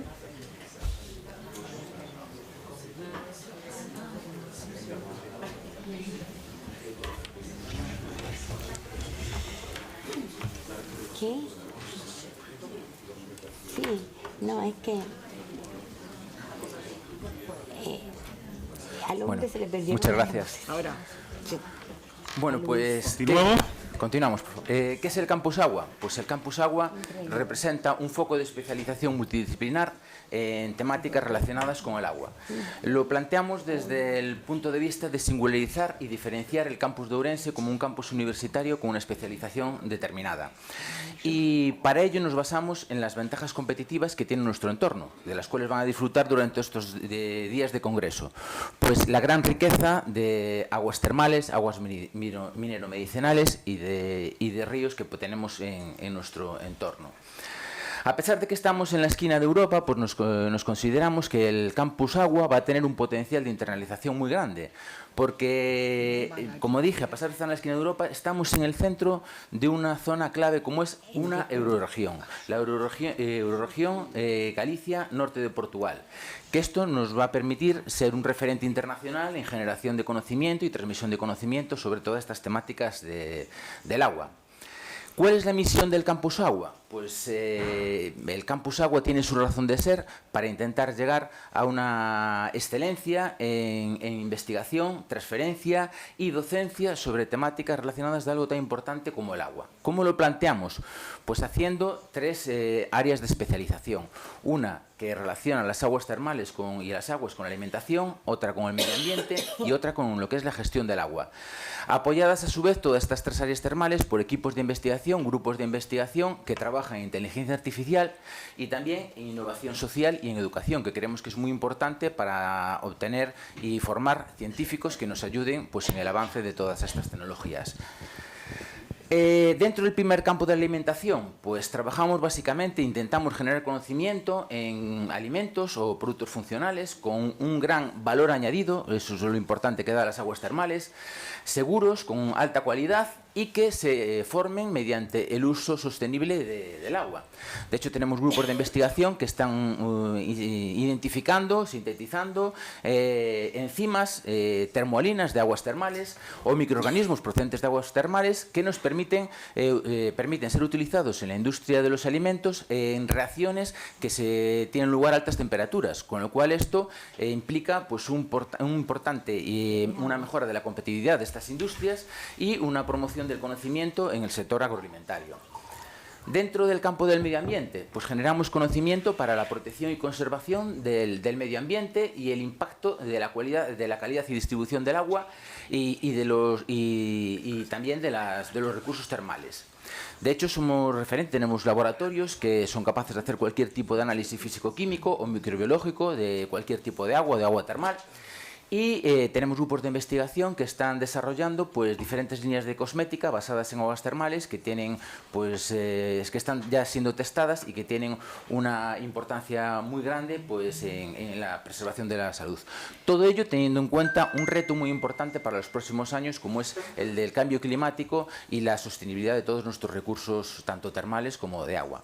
Y finalmente trabajamos también en generar conocimiento en la tercera área de la gestión del agua para trabajar de forma coordinada y equitativa sobre el agua, la tierra y los recursos relacionados, maximizando pues, el bienestar tanto social como económico. Tenemos grupos de investigación trabajando en legislación sobre cómo hay que utilizar las aguas termales, la protección de perímetros, algo tan importante en los yacimientos termales para su propia sostenibilidad y la de los yacimientos que estén en los alrededores. Tenemos grupos de ingeniería hidrogeológica y geotécnica que se encargan de prospeccionar pues, nuevas zonas de áreas termales, hacer nuevos pozos para encontrar pues, nuevas aguas termales. Grupos en los cuales se trabaja en turismo termal, patrimonio cultural alrededor del turismo termal. Grupos que trabajan en economía circular, es muy importante las aguas termales, toda la economía circular, tanto turismo, aprovechamientos geotérmicos, aprovechamientos de energía que genera la industria de la balneoterapia y las aguas termales, y finalmente pues empresas, incluso hay una spin-off de nuestra universidad, que se dedican al usos indirectos de las aguas termales, como pueden ser los aprovechamientos en geotermia o aprovechamientos energéticos de las mismas. Pero para alcanzar todo este conocimiento necesitamos tener una base de educación, una base educacional. Entonces, dentro del proyecto del Campus Agua participan diferentes, dentro del mapa de docencia, participan diferentes grados universitarios, entre los que podemos destacar ingenierías, ciencias ambientales, derecho, dirección de empresas, 4 másters. Estamos muy orgullosos del máster de dirección y planificación de turismo de interior y de salud, que está muy relacionado con el tema del congreso de balneoterapia, y tenemos 4 programas de doctorados, sobre todo uno que es algo excepcional para el sistema universitario gallego, porque generalmente los programas de doctorados son de un ámbito de conocimiento, y ahí hemos conseguido con el programa de doctorado Agua, Sostenibilidad y Desarrollo pues combinar de forma coordinada pues varios ámbitos de conocimiento, y dentro de este programa se trabaja en todos los ámbitos de conocimiento, científico, humanístico, social, y algo que nos caracteriza como dentro de la especialización del Campus Agua. Para llevar a cabo todas estas investigaciones, estas áreas de especialización, pues disponemos de 19 grupos de investigación.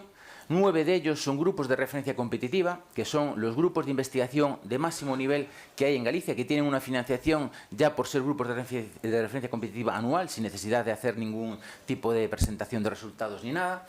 Más de 330 investigadores, y en el momento actual estamos llevando a cabo 46 proyectos y, lo que es más importante, contratos de I+D+I con empresas e instituciones. Eso quiere decir que una empresa viene a buscarte a ti porque necesita resolver un problema y darle apoyo a esas soluciones. Para toda esta investigación pues disponemos de 11 laboratorios de alto nivel, un centro de apoyo científico y tecnológico a la innovación, un centro de investigación, transferencia e innovación, una planta piloto agroindustrial, pero en la que también realizamos pues, nuestros ensayos con toda la dermocosmética y todo el termalismo y la cosmética, y un instituto de agrología y alimentación que está muy reputado internacionalmente.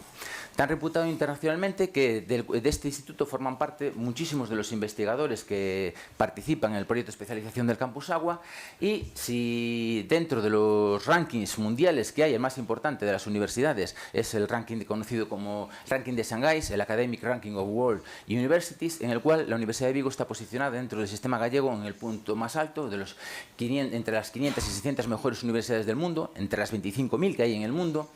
Y la investigación que se hace en el campus de Ourense también es muy destacada, porque en el campo de la Earth Science, en el campo de las ciencias ambientales, estamos entre las 500 mejores del mundo. En el campo del turismo termal, entre las 200 mejores universidades del mundo, y en el campo de la agroalimentación, entre las 75 mejores del mundo. Algo pues con un éxito tremendo debido al esfuerzo de mucha gente que está detrás de todo, para que un campus muy pequeño pues llegamos a estar entre las 275 mejores universidades del mundo.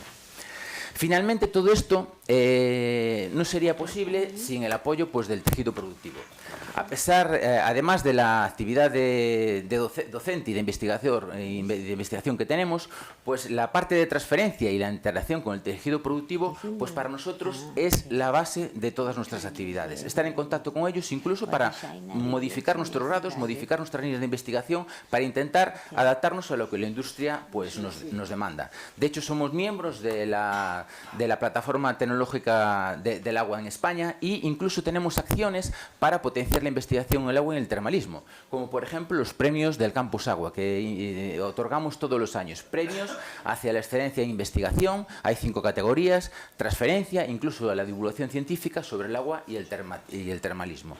Y finalmente, para completar esta asociación que tenemos con el tejido profesional, con el tejido industrial, tenemos un comité social empresarial que nos guía en todas nuestras investigaciones y en toda nuestra docencia.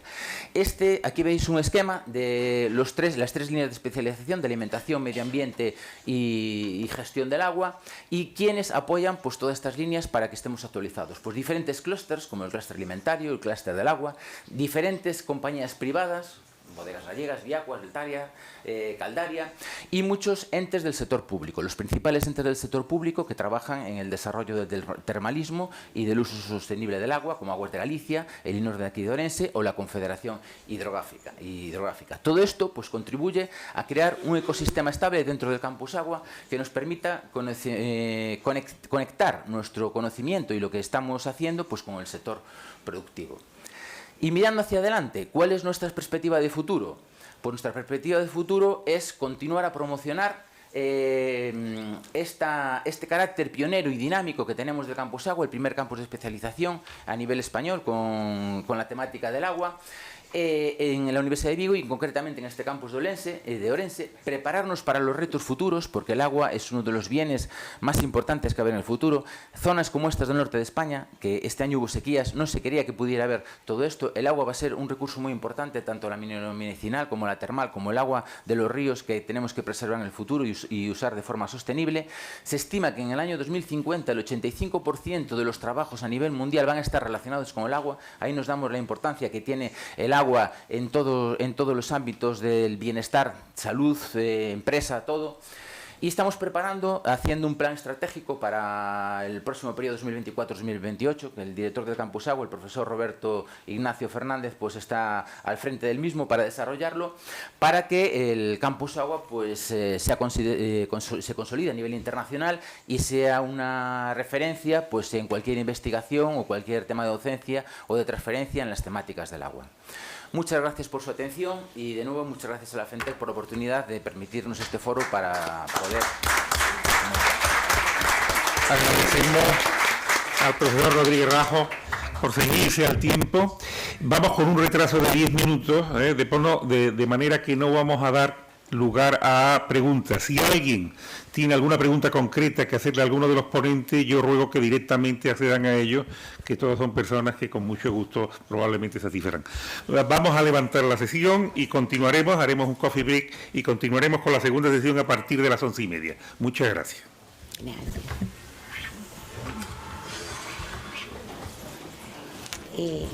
Paco, a ver. Hola, ¿qué tal estás tú?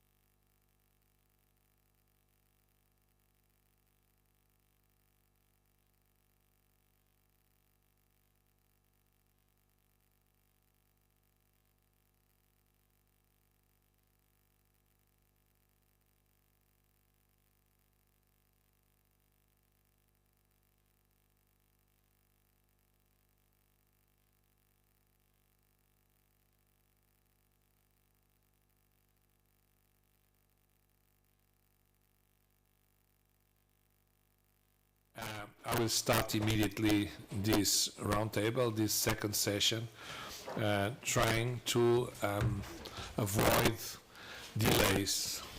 Bueno, ahora en castellano, pues la lengua oficial es inglés, pero como tenemos traducción simultánea, voy, porque la mayoría está, creo que entendiendo el castellano, voy a intentar hablar en castellano.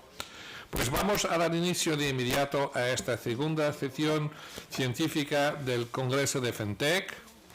Y me acompañan en esta moderación los profesores Stefan Maciero, que es director de la Escuela Postgraduada de Rehabilitación, la Escuela Estadual de la Universidad de Padua, en Italia, y el profesor Gestal Otero, que es director de la Cátedra de Hidrología Médica de la Universidad de Santiago de Compostela. Vamos a empezar precisamente con la ponencia de Stefano Maciero, que nos hablará de Long COVID Rehabilitation in Health Resort Medicine. Stefan, please, it is my pleasure, the floor is yours. Thanks, Pedro. Thanks for inviting me to attend this congress, this conference, important conference. And my presentation will... Stefan. Will be... Please enter the room and start. The session already started, so I ask please to keep silent and take your seats, because the session has already started. I'm sorry, but the responsibility of being moderator obliges me to keep the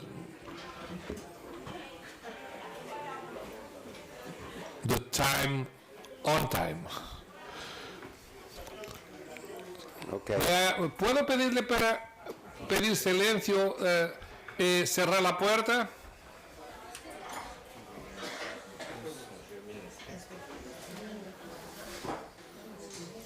Okay, now Stefano, please. Thanks. Sorry, Stefano, for interrupting you. Thanks, Pedro. And thanks for inviting me. Thanks to share my presentation with everybody. The title is Long COVID Rehabilitation in... Sorry.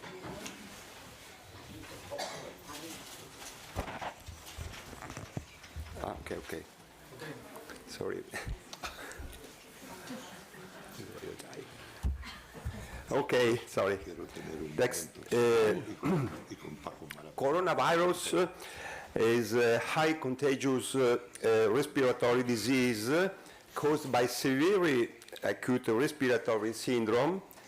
Most people who contract COVID-19 recover completely, but at least about 10 to 20% of patients experience a range of medium or long-term effects called long COVID. The likelihood of developing long-term effects of COVID-19 is not thought to be related to the severity of the acute infection, and there are no significant differences in post-COVID-19 symptoms were seen between hospital and non-hospital patients. Long COVID is a complex and debilitating condition that occurs in the subpopulation of patients following acute COVID-19 infection, about 4 to 6 weeks at the end acute infection. And the risk factor for developing long COVID remain unknown. Symptoms are the common symptoms that people with long COVID present include respiratory symptoms, cardiovascular symptoms, generalized symptoms which include fatigue, fever, pain, neurological symptoms, which include cognitive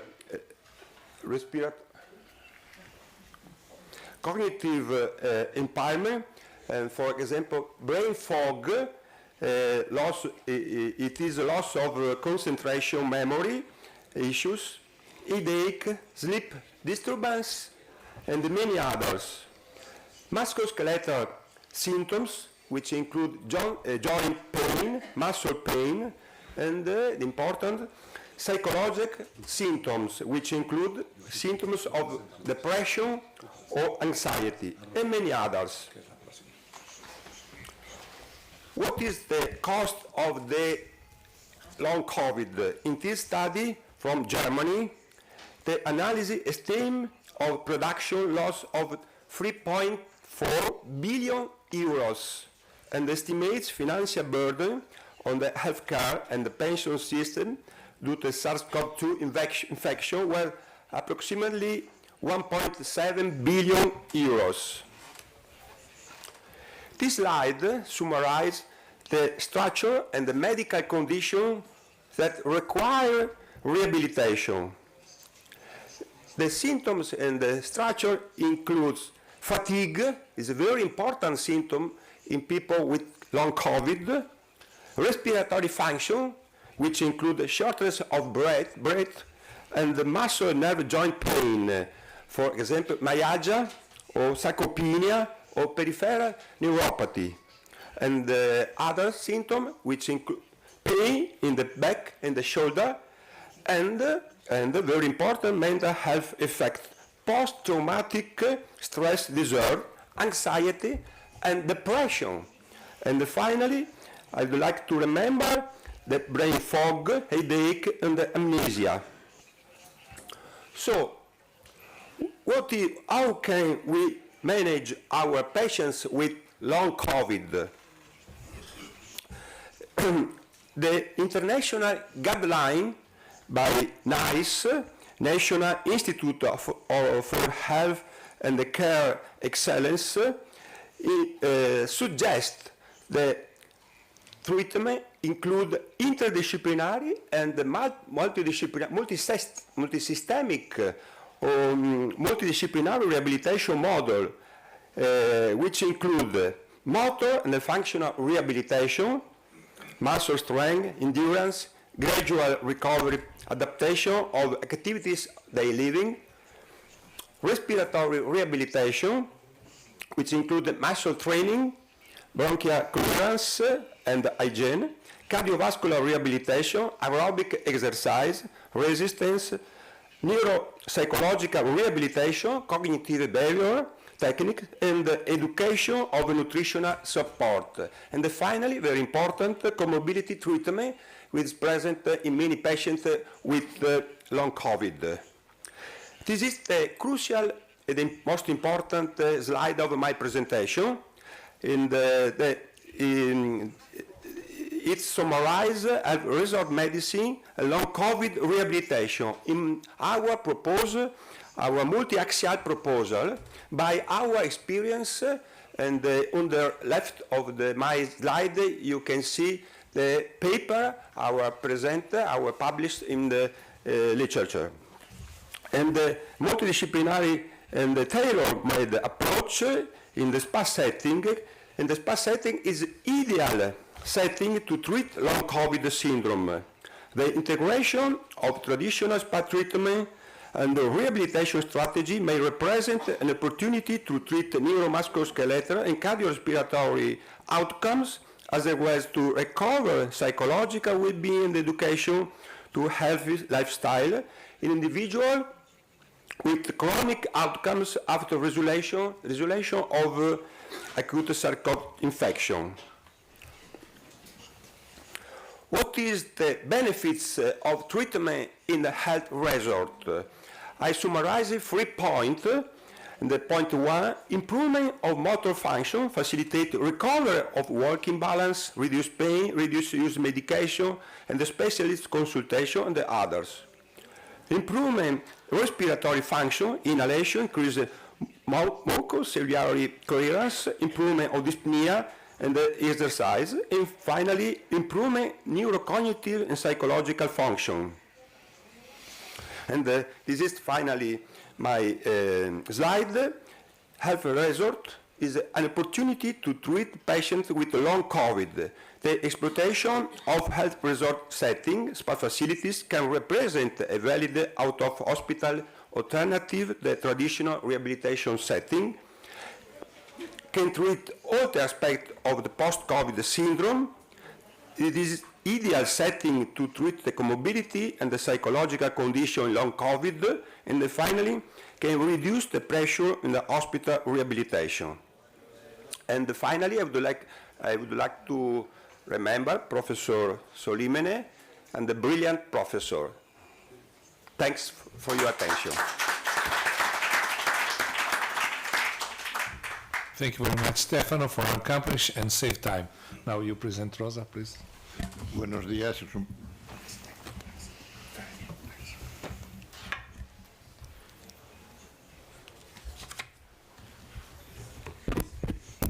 Buenos días, es un placer estar aquí participando en esta reunión y también moderando esta mesa.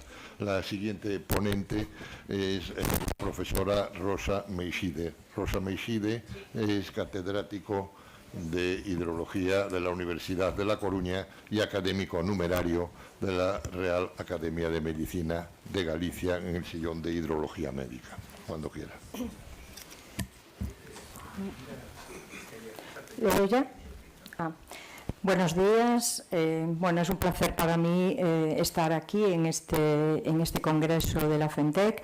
Quisiera unirme a las condolencias por el doctor Solimene y agradecer muy especialmente a Marita Soto y a Francisco Marabel el que me hayan invitado a participar en este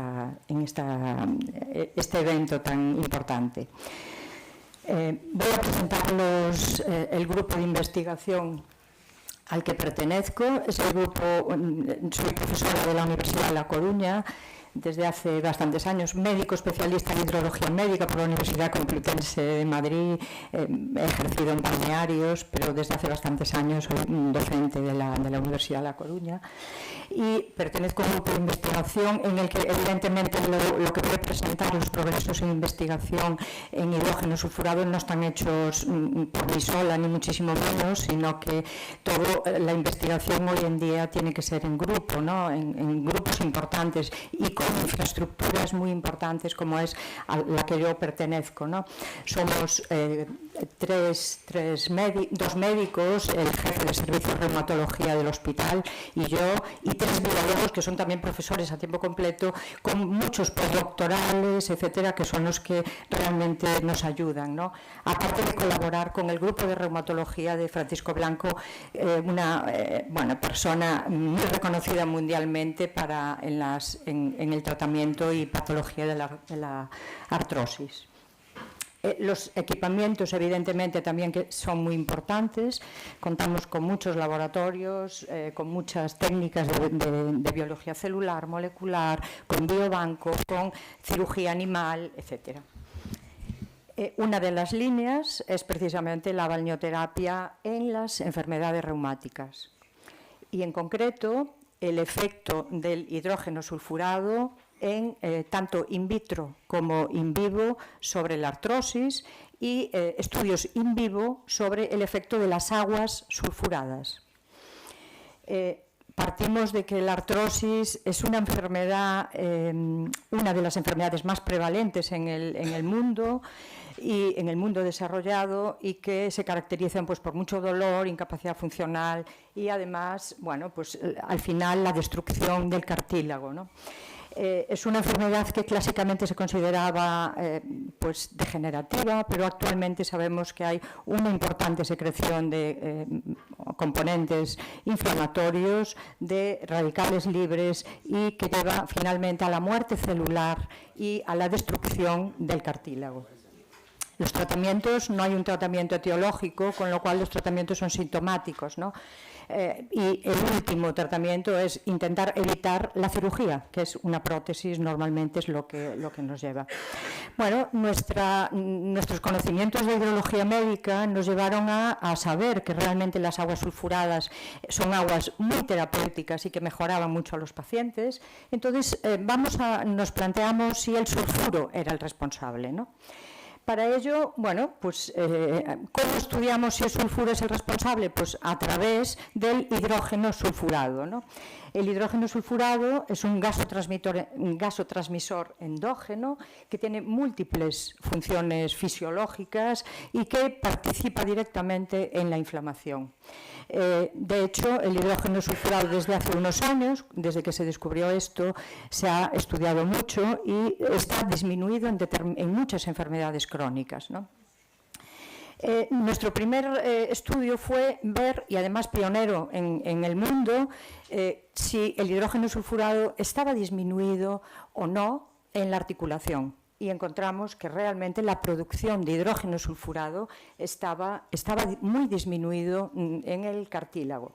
Bueno, pues empezamos a utilizar compuestos sintéticos del sulfuro, de sulfuro de hidrógeno, probamos varios en distintas, tanto en cartílago como en condrocitos, las células del cartílago.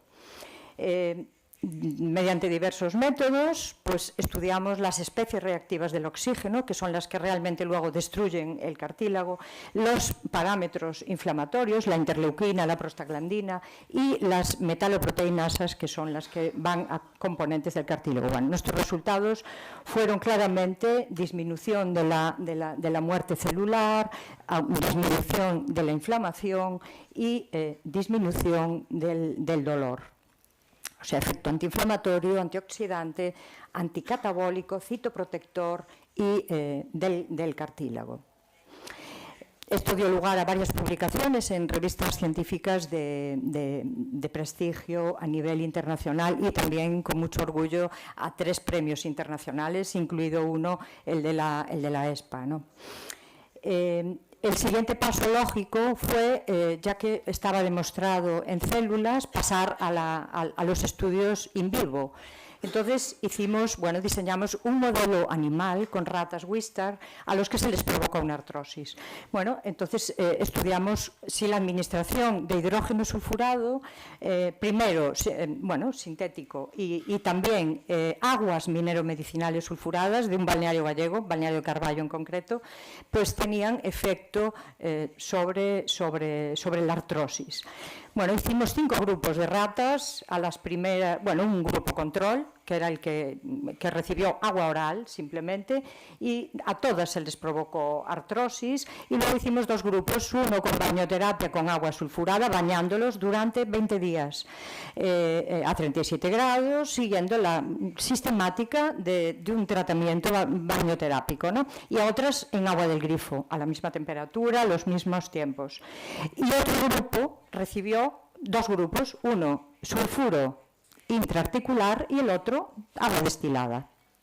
Al cabo de, aquí está, de nuevo, y al cabo de 40 días se mataron las ratas y se analizaron primero se fueron analizando todos los niveles de dolor, de goniometría, distintos test, y desde luego, una vez recogidos los cartílagos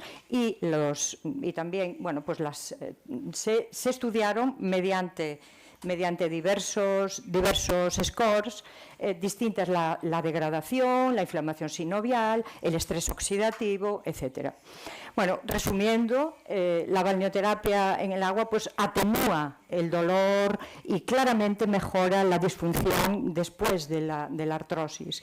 En los grupos que recibieron balneoterapia pues hubo mucha menos destrucción del cartílago y el daño oxidativo también fue muchísimo menor. Y los que recibieron intraarticularmente, los 2 grupos, el que recibió hidrógeno sulfurado inyectado en una sola inyección, fue solo una, se redujo clarísimamente el dolor, la severidad de la destrucción del cartílago y comparado con el otro grupo. Bueno, evidentemente también dio lugar a publicaciones científicas en revistas internacionales, lógicamente. Bueno, y nuestra siguiente línea de investigación, y muy de acuerdo con esto, es hay un grupo de personas que son los diabéticos que la artrosis es más grave. Y además, bueno, pues hoy en día se admite que es uno de los fenotipos, el metabólico de la artrosis, ¿no? Entonces, queríamos ver, realmente no estaba estudiado, si realmente el sulfuro es el responsable o cuál es bueno, entonces empezamos a trabajar en este tema, ¿no? Si realmente, bueno, pues es cierto que los niveles de hidrógeno sulfurado en plasma están reducidos y que están relacionados con cuando hay problemas cardiovasculares, hay claramente menor sulfuro. Entonces, bueno, pues por eso nos pusimos a estudiar y, bueno, realmente, un poco por concluir, también ya hemos publicado 2 artículos científicos en revistas de impacto demostrando realmente que la biosíntesis de hidrógeno sulfurado en el tejido sinovial está asociado con la artrosis asociada a la diabetes y que bueno, vamos a seguir todavía trabajando más en este aspecto, ¿no? Y quisiera decir que el siguiente step, o sea, el siguiente paso, evidentemente, son los estudios clínicos, ¿no? Es lo que nos falta.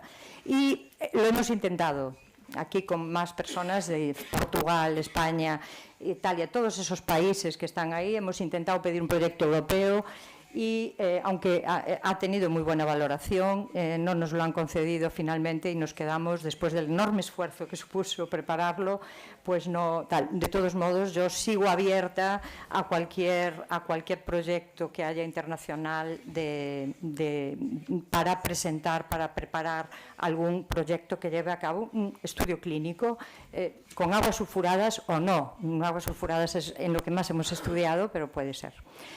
Y muchas gracias y buenos días.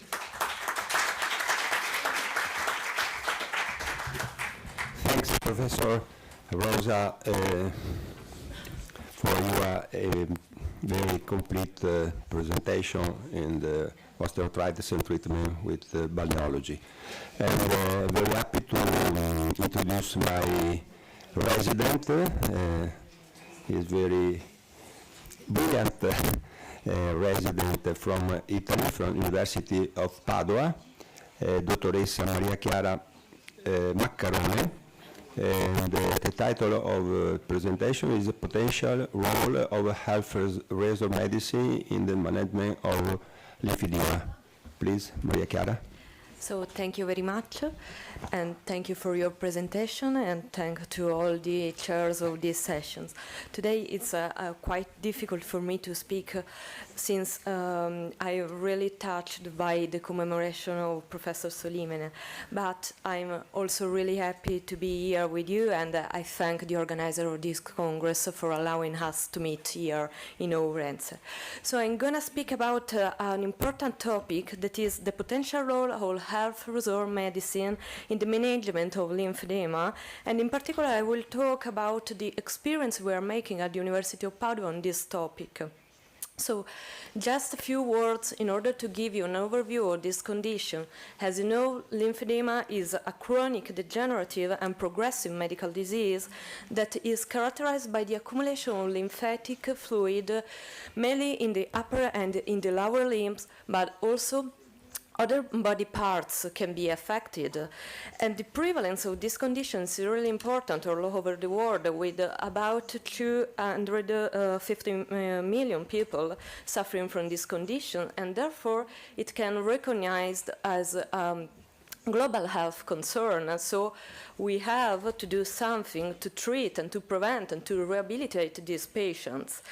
So we can detect 2 different types of lymphedema. On the one hand, the primary lymphedema, mainly hereditary or present from birth, and on the other hand, the secondary lymphedema that often occurs after an injury or maybe also a surgery, radiation therapy, or even infections.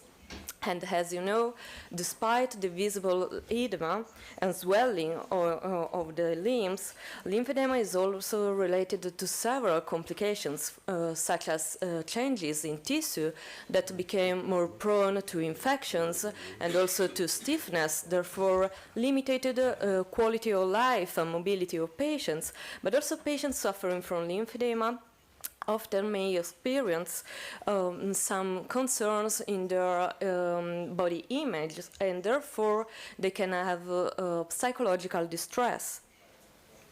So if lymphedema is a chronic condition, we have to face chronic consequences, and therefore we have to think about a continuous management for these patients and continuative strategies to treat these patients. And in 2020, the international consensus document has been published, and it has clearly stated that for these patients, the gold standard therapy must involve a combination of interventions such as manual lymph drainage, elastic compression therapy, and also meticulous skin care, educations of patients to modifiable factors in lifestyle in order to prevent new surges of lymphedema, and finally therapeutic exercise. In particular, in the international consensus document, it has stated that aquatic therapy and water-based exercise can be useful for these patients, mainly exploiting two different peculiarities of this field and this environment. Mainly, on the one hand, the physical properties of water immersions, and on the other hand, the thermal effects. Physical properties are mainly linked to the buoyancy force that facilitate the reduction of the gravity pull on one's body and therefore facilitate movement. On the other hand, also hydrostatic pressure can be used in these patients in order to facilitate the recovery from edema. On the other hand, thermal effects can lead to the production, the release of several hormones such as endorphins, ACTH, cortisol, prolactin, and growth hormone, and therefore lead to a better stress management, but also reduction of inflammation, and finally also better tissue repair. So, what we performed at the University of Padua has been a literature review in order to detect any evidence in literature about the role of health resort medicine and also aquatic therapy for these patients. We consider a paper published in the last 20 years, taking into account randomized controlled trials and clinical studies on patients with a diagnosis of primary or secondary lymphedema. We find a total number of 9 papers treating this topic, with 7 studies considering patients with breast cancer-related outcomes, and only 2 studies consider patients with lower limb lymphedema. And in all these papers, the temperature used was between 28 and 33 degrees, and no adverse effects were detected when the temperature was in this range. And finally, we were not able to find any paper talking about patients treated in the health resort settings. So, going into further details about patients with upper lymphedema treated with water-based exercise, what we have found is that for these patients, the treatment with water-based exercise can lead to reduced disability, to reduce pain, and also to a better quality of life, a better limb volume, and also a better joint range. And the type of exercise used for these patients has been different, going from swimming to also balance training, and also to complementary and innovative treatments such as HE, and the frequency of treatment varied from 1 to 3 sessions per week. On the other hand, considering lower limb lymphedema patients, we only detected 2 papers, and in all these 2 papers, lower limb volume, better quality of life, better pain perception was found after the treatment in water. And also in these 2 papers, which consider both primary lymphedema patients, but also patients with lower limb lymphedema following gynecological cancer, we found that a specific protocol of lower limb exercise for these patients with 2 sessions per week can be applied. So since we did not find any study on patients treated in the health resort settings, we decided to go in further into the research. And so we analyzed other studies, and we detected that in health resort settings, only 2 studies were conducted so far, considering patients with lymphedema. And these studies highlighted how the pharmacological effects of mineral-rich waters can add something in a synergistic way to the treatment of patients with chronic lymphedema. So the 2 studies we found were studies on a population of patients with breast cancer-related lymphedema, with obviously breast cancer under complete remission. And this study highlighted how an higher rate of resumption of occupational activities and cost effectiveness is possible in the health resort settings using a conventional spa treatment and consultation with dietitian. On the other hand, another study found how in the health resort settings with rehabilitation programs that encompass manual lymph drainage, exercise therapy, baths, and mood packs, also a reduction of the biomarker of breast cancer is possible at the follow-up evaluations. So to conclude, what we are doing now is to evaluate patients, 50 patients with upper limb lymphedema following breast cancer surgery. And we are conducting on these patients a study in which we combine the complex decongestive therapy, so the gold standard therapy for these patients, with a specific exercise performed in the health resort settings. And we are evaluating these patients with different evaluations, considering both limb volume and also quality of life, but also specific sensoristic evaluations of movement or range of motions in these patients. So thank you for your attention.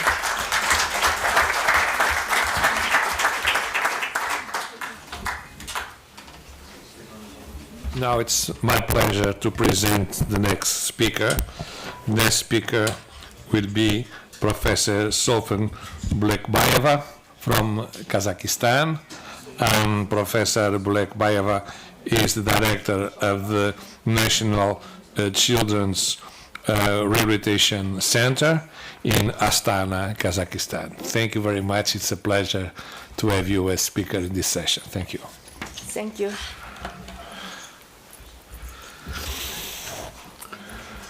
Dear colleagues, it is very difficult to participate in this Congress without Professor Umberto Solimena. I dedicate my presentation to his memory.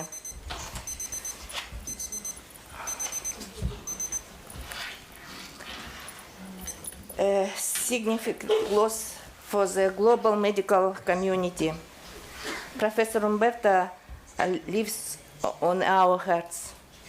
Kazakh doctors bow their heads his memory.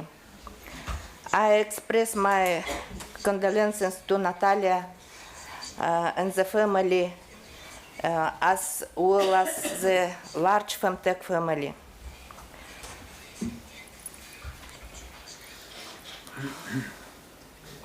Sorry. My presentation is about the application of botulinum toxin in rehabilitation. I'm sorry, it is very difficult for me to speak. I will just show my presentation.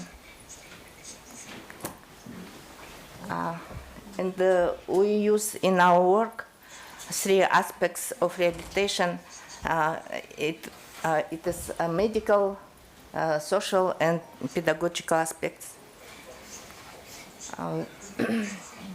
We have innovative methods, orthotics, kinesiotherapy, and balneotherapy in our works.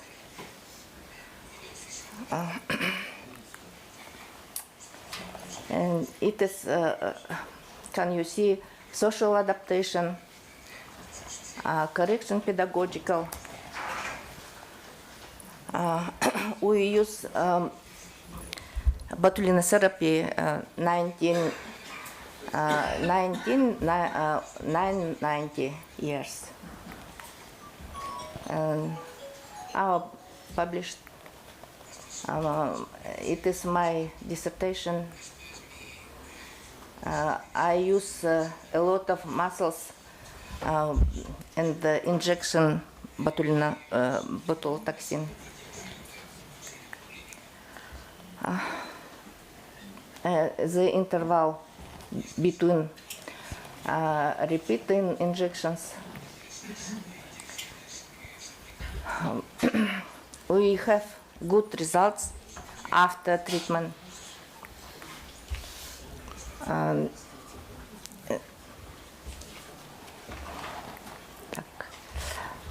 It is my conclusion in my dissertation.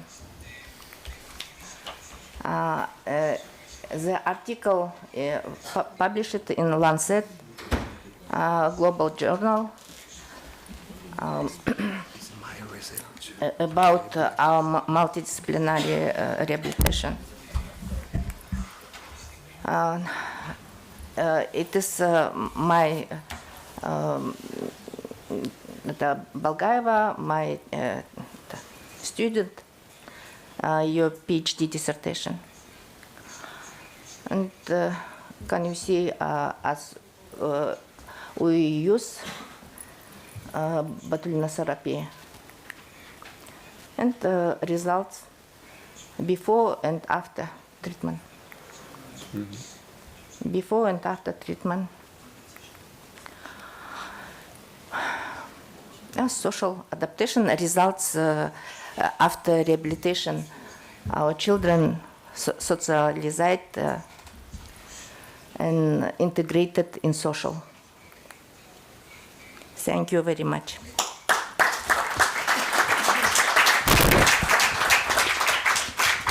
Thanks, Professor Bokbieva. It's very interesting presentation in the treatment of the toxin in the Persian cerebri.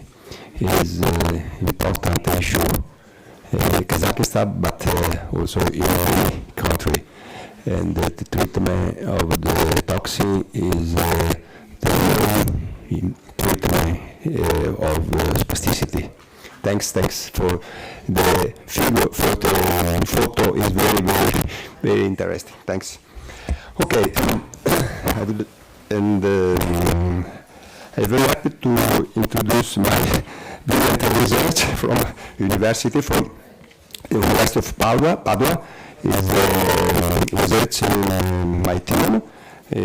Doctors Anascano is biologist. The title of presentation is the effects of thermal water in cytokine production induced by SARS-CoV-2 spikes protein in vitro.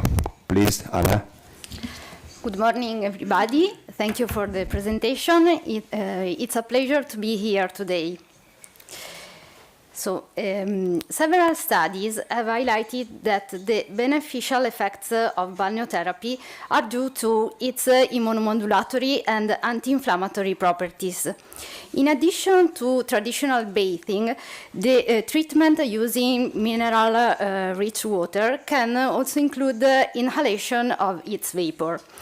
This type of application has shown curative effects in several respiratory diseases and infections by reducing symptoms, inflammation, redox imbalance, and cellular influx, and also improving pulmonary and nasal function and the quality of life of the patients.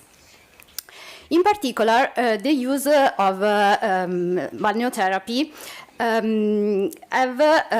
is widely accepted as a therapeutic approach for treatment of the upper respiratory tract infections. And recently, in addition, balneotherapy intervention has been suggested for post-respiratory rehabilitation in COVID-19 subjects, and in addition, it has been demonstrated that hydrogen sulfide, a natural compound found in sulfurous water, can reduce in human airway epithelial cells in vitro the expression of the transmembrane serine proteinase 2, which together angiotensin converting enzyme 2 are the cell membrane proteins most involved in the viral entry into the host cells. The waters of the Euganean thermal basin belong to the category of the salt-bromine iodine waters, are highly mineralized waters that spring at temperatures between 65 and 87 degrees and have demonstrated anti-inflammatory activity. So the aims of our study were to evaluate whether salt-bromine iodine water could interfere in the interaction between SARS-CoV-2 and host cells, and also the resulting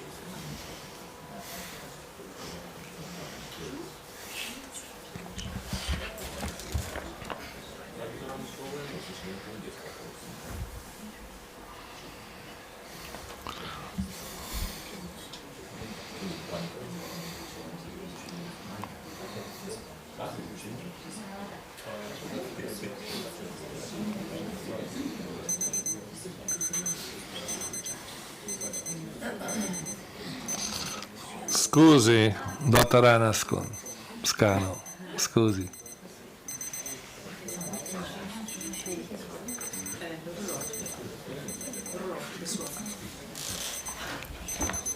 Ok. Sì, non l'avevo sentito.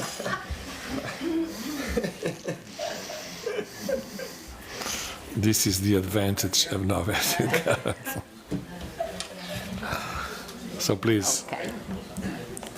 Good. So, to reproduce the similar condition to those triggered by SARS-CoV-2, sorry, but okay.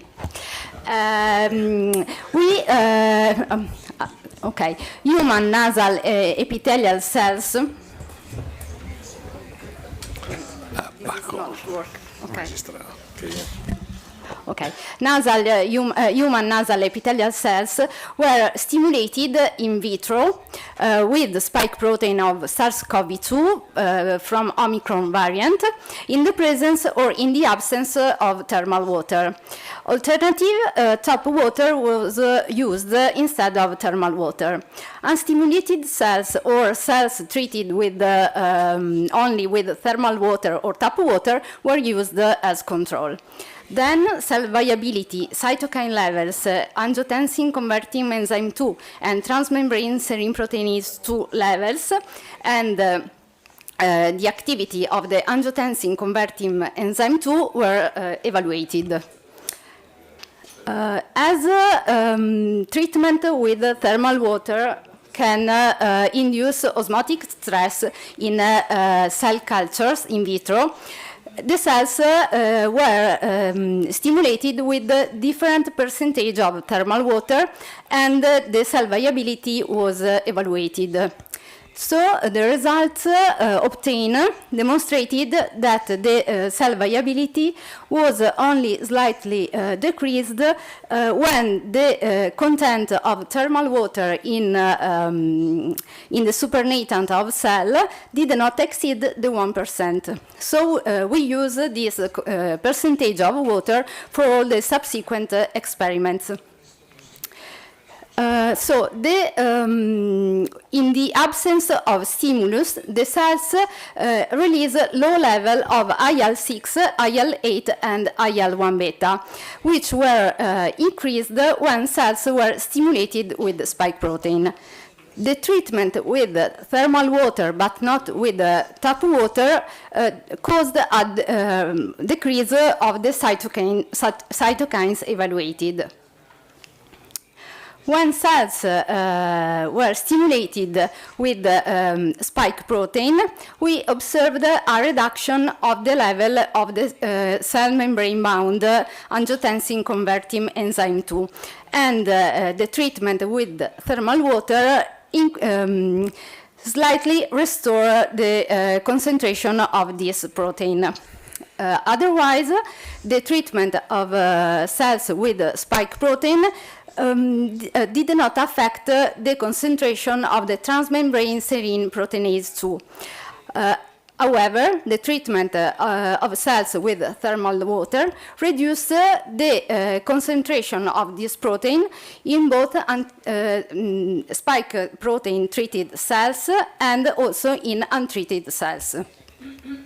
As the angiotensin converting enzyme 2 sheds from cells, we evaluated also the concentration of this receptor in cell supernatant, and we observed that the stimulation of cells with spike protein increased the concentration of this protein, and the treatment with thermal water did not affect this concentration. Finally, we observed that stimulation of cells with spike protein increased the activity of angiotensin converting enzyme 2, whereas the treatment of cells with thermal water did not affect the activity of this receptor. In conclusion, we can say that the results obtained evidence that thermal mineral-rich water reduces the production of pro-inflammatory cytokine induced by SARS-CoV-2 spike protein in vitro, and that the regulation of the receptor, mainly involved in viral entry, might be the mechanisms responsible for this effect. And so this study suggests not only a potential use of thermal mineral-rich water treatment as a support therapy for upper respiratory infection, but also provides a valuable insight to assert that thermal water does not facilitate the spread of the virus. And thank you.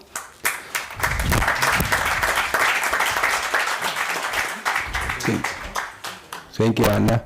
It's very important presentation, and I underline the importance and the role of the mineral water in the support the treatment of infection by COVID. Please, thanks. So the next speaker, it's my pleasure to present Traian Virgiliu Surdu from Romania. Is going to present us a paper about antioxidant status variation in patients undergoing pelloid therapy, interstitial, balneal, and rehabilitation sanatorium. As you all know, Traian Virgiliu Surdu works in the Ovidius University of Constanta in Romania in balneal and rehabilitation sanatorium of Tessizio. Thank you very much, please. Thank you for your presentation. A variation of antioxidant status of pelloidotherapy in patients undergoing treatment at Tessizio Spa Recovery Sanatorium. In biological system, when the balance between free radicals and the antioxidant that detoxify them is disturbed, the negative effect of free radicals in cell is defined as oxidative stress. Different oxidants can be measured individually in serum. Some methods have been developed to measure the total oxidant status, which collectively shows the level of oxidants. Total antioxidant status is a parameter that reflects total effect of antioxidants in all biological samples, including antioxidants that have not yet been fully discovered. The percentage ratio of total oxidant levels to total antioxidant level gives the oxidative stress index. Assessment of oxidative stress parameters. Superoxide dismutase, total antioxidant status, glutathione reductase, reduced glutathione, cortisone, THS, uric acid, and glycemia. The material used in the study were sapropellic mud from the deposit of the bottom of Lake Tequirghiol, mineral water from Lake Tequirghiol, plant extract, and the facility was of Tequirghiol Sanatorium. We have used inclusion and exclusion criteria. Inclusion criteria were patients correctly diagnosed with osteoarthritis by X-ray and clinical examination. Exclusion criteria, clinically evident osteoarticular inflammation, decompensed heart or liver disease, kidney disease. The daily treatment applied to patients admitted at Tequirghiol Spa Recovery Sanatorium consists in hydrotherapy and a variable number of adjuvant procedures such as electrotherapy, physiotherapy, massage. We did not make any changes to the treatment as we aim to evaluate the effects obtained under real treatment condition. The duration of the treatment applied is 12-16 days, depending on the patient's need and the type of cure. To carry out the studied groups, we selected patients who had completed the 12-day cure. The determination of superoxide dismutase was done on a group of 17 patients.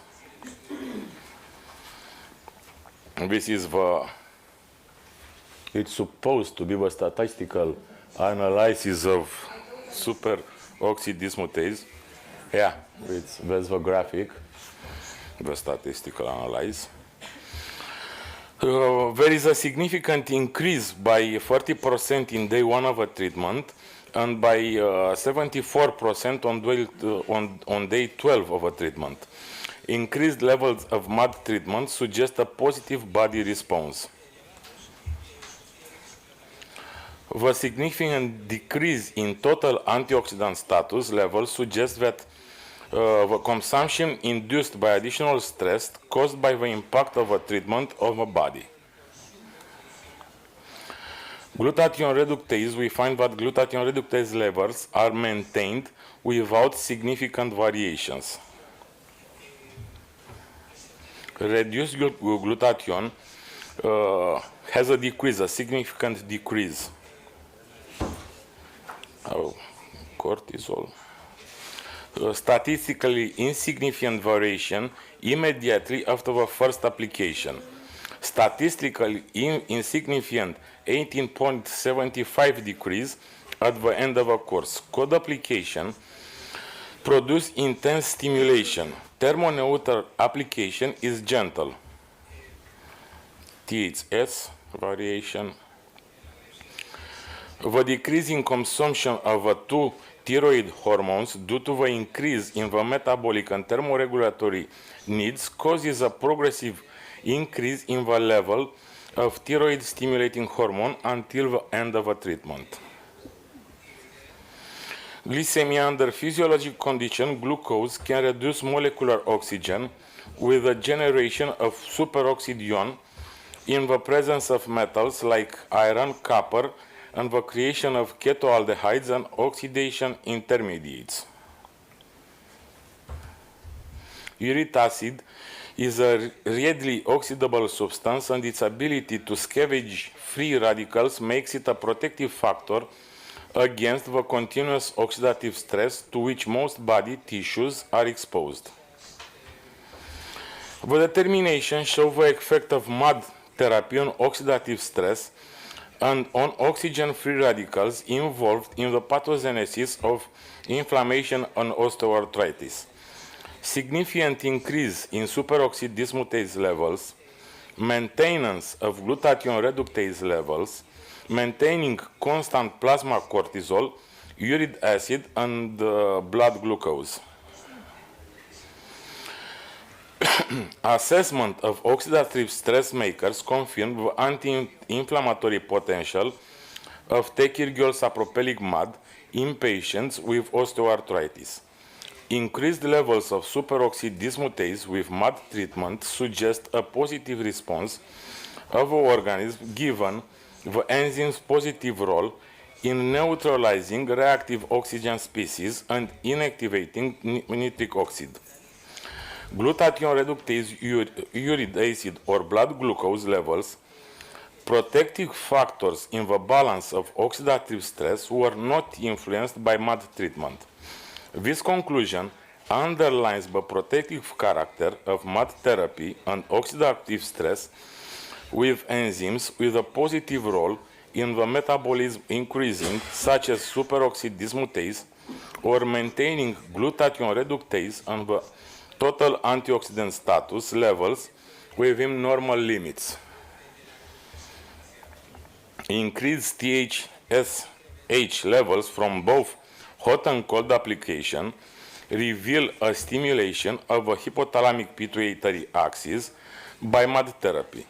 The endocrine mechanism is also involved in the inducing the anti-inflammatory effects of peroidotherapy by modulating the activity of the hypothalamic pituitary adrenal axis and by balancing the overall endocrine balance effects that are persistent post-cure. Thank you for your attention.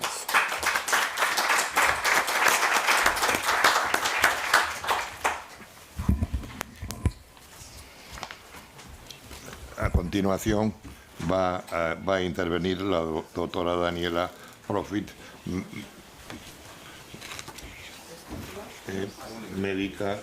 médico senior de Medicina Física y Rehabilitación en Rumanía. Cuando quiera.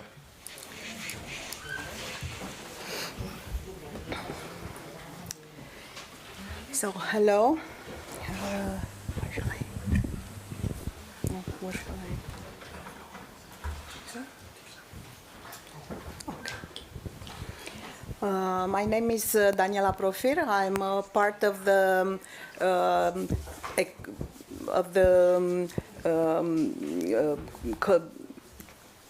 collective of doctors from Sanatorium of Rehabilitation and Balnear Sanatorium from Tekirgiol.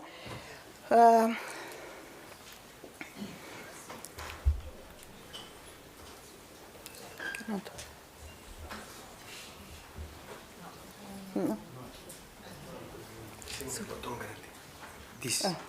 Okay. So I will talk about obesity and associated metabolic risks.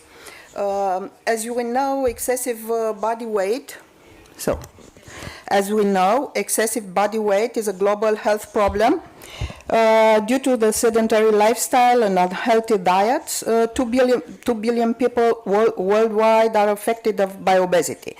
The World Health Organization has defined and classified obesity based on BMI, so body mass index, calculated by the weight and height ratio as follows. As we know, we have 3 classes of obesity. So other indicators used to define the stage of obesity are skin fold thickness, waist circumference, and the waist-hip ratio. All these anthropometric parameters allow the establishment of clinical risk classes by adjusting BMI values. Obesity results from an imbalance between food intake and energy consumption, leading to the accumulation of adipose tissue. Excess adipose tissue results in infiltration of macrophage and imbalance of secreted pro-inflammatory and anti-inflammatory factors, leading to the promotion of inflammation, impaired insulin sensitivity, and disorder of lipid metabolism. Excess free fatty acids also contribute to the initiation and progression of obesity-induced metabolic complication, as in insulin resistance and impaired glucose tolerance and type 2 diabetes, dyslipidemia and hypertension and premature heart disease. A better understanding may provide new therapeutic approaches to prevent or treat obesity and its metabolic complications. So the treatment methodology specific to the Tekirdağ Lake area consists in two natural factors, let's say. A short details about Tekirdağ Lake. Is a salted lake situated in the southern part of Romania, famous for its therapeutical deposits of saprogenic mud. But in our unit, in the Balneal and Rehabilitation Sanatorium from Tekirdağ, we are treating patients using mud and salted water from the lake. The mud application can be done in two ways: cold mud ointment, mainly in the summertime, and warm mud bath or packing. The treatment applied to patients with obesity consists in hydrokinetotherapy alternative with warm mud application, physical therapy ASEC, daily massage session, and electrotherapy. Hydrokinetotherapy is applied in the therapeutic swimming pool with salted water, heated at 35 or to 35 degrees, and where patients perform exercises guided and helped by qualified staff. So they are working in groups or one by one with the professionals. Intermittent hypoxia-hyperoxia therapy may be useful in the management of obesity and its associated metabolic risks. This study aims to demonstrate the possibilities for weight loss, an increase in the exercise capacity, and improvement of the general state of health in patients with obesity by performing simultaneously this modern therapy together with a balneophysical physical kinetic rehabilitation treatment. A few words about intermittent hypoxia-hyperoxia therapy. This method consists of alternate breathing of hypoxic air with a normoxic and hyperoxic air. So the adaptation to intermittent hypoxic stimulation causes positive changes in the mitochondrial equipment of cells. These changes determine a restructuring of the energy supplied of tissues thanks to the optimization of oxygen consumption as well as the stabilization of mitochondrial membranes. Short and controlled intervals of moderate hypoxia between 9 and 16% cause a type of moderate stress that leads to beneficial adjustment as vasodilatation, increased angiogenesis, induction of defensive protein synthesis, lowering cholesterol and triglyceride levels, improving insulin sensitivity, increasing effort capacity, anti-inflammatory effect, improving cognitive functions, as well as improvement in depression and anxiety scores. So this is the technology for the therapy, for this therapy, specific therapy. So between March and May this year, a lot of patients were admitted in both rehabilitation 1 and 2 departments of our unit, and it was observed that a quite big number of the patients have a body mass index compatible with obesity. So to achieve the objectives, 200 patients who meet the inclusion criteria were included in the study group.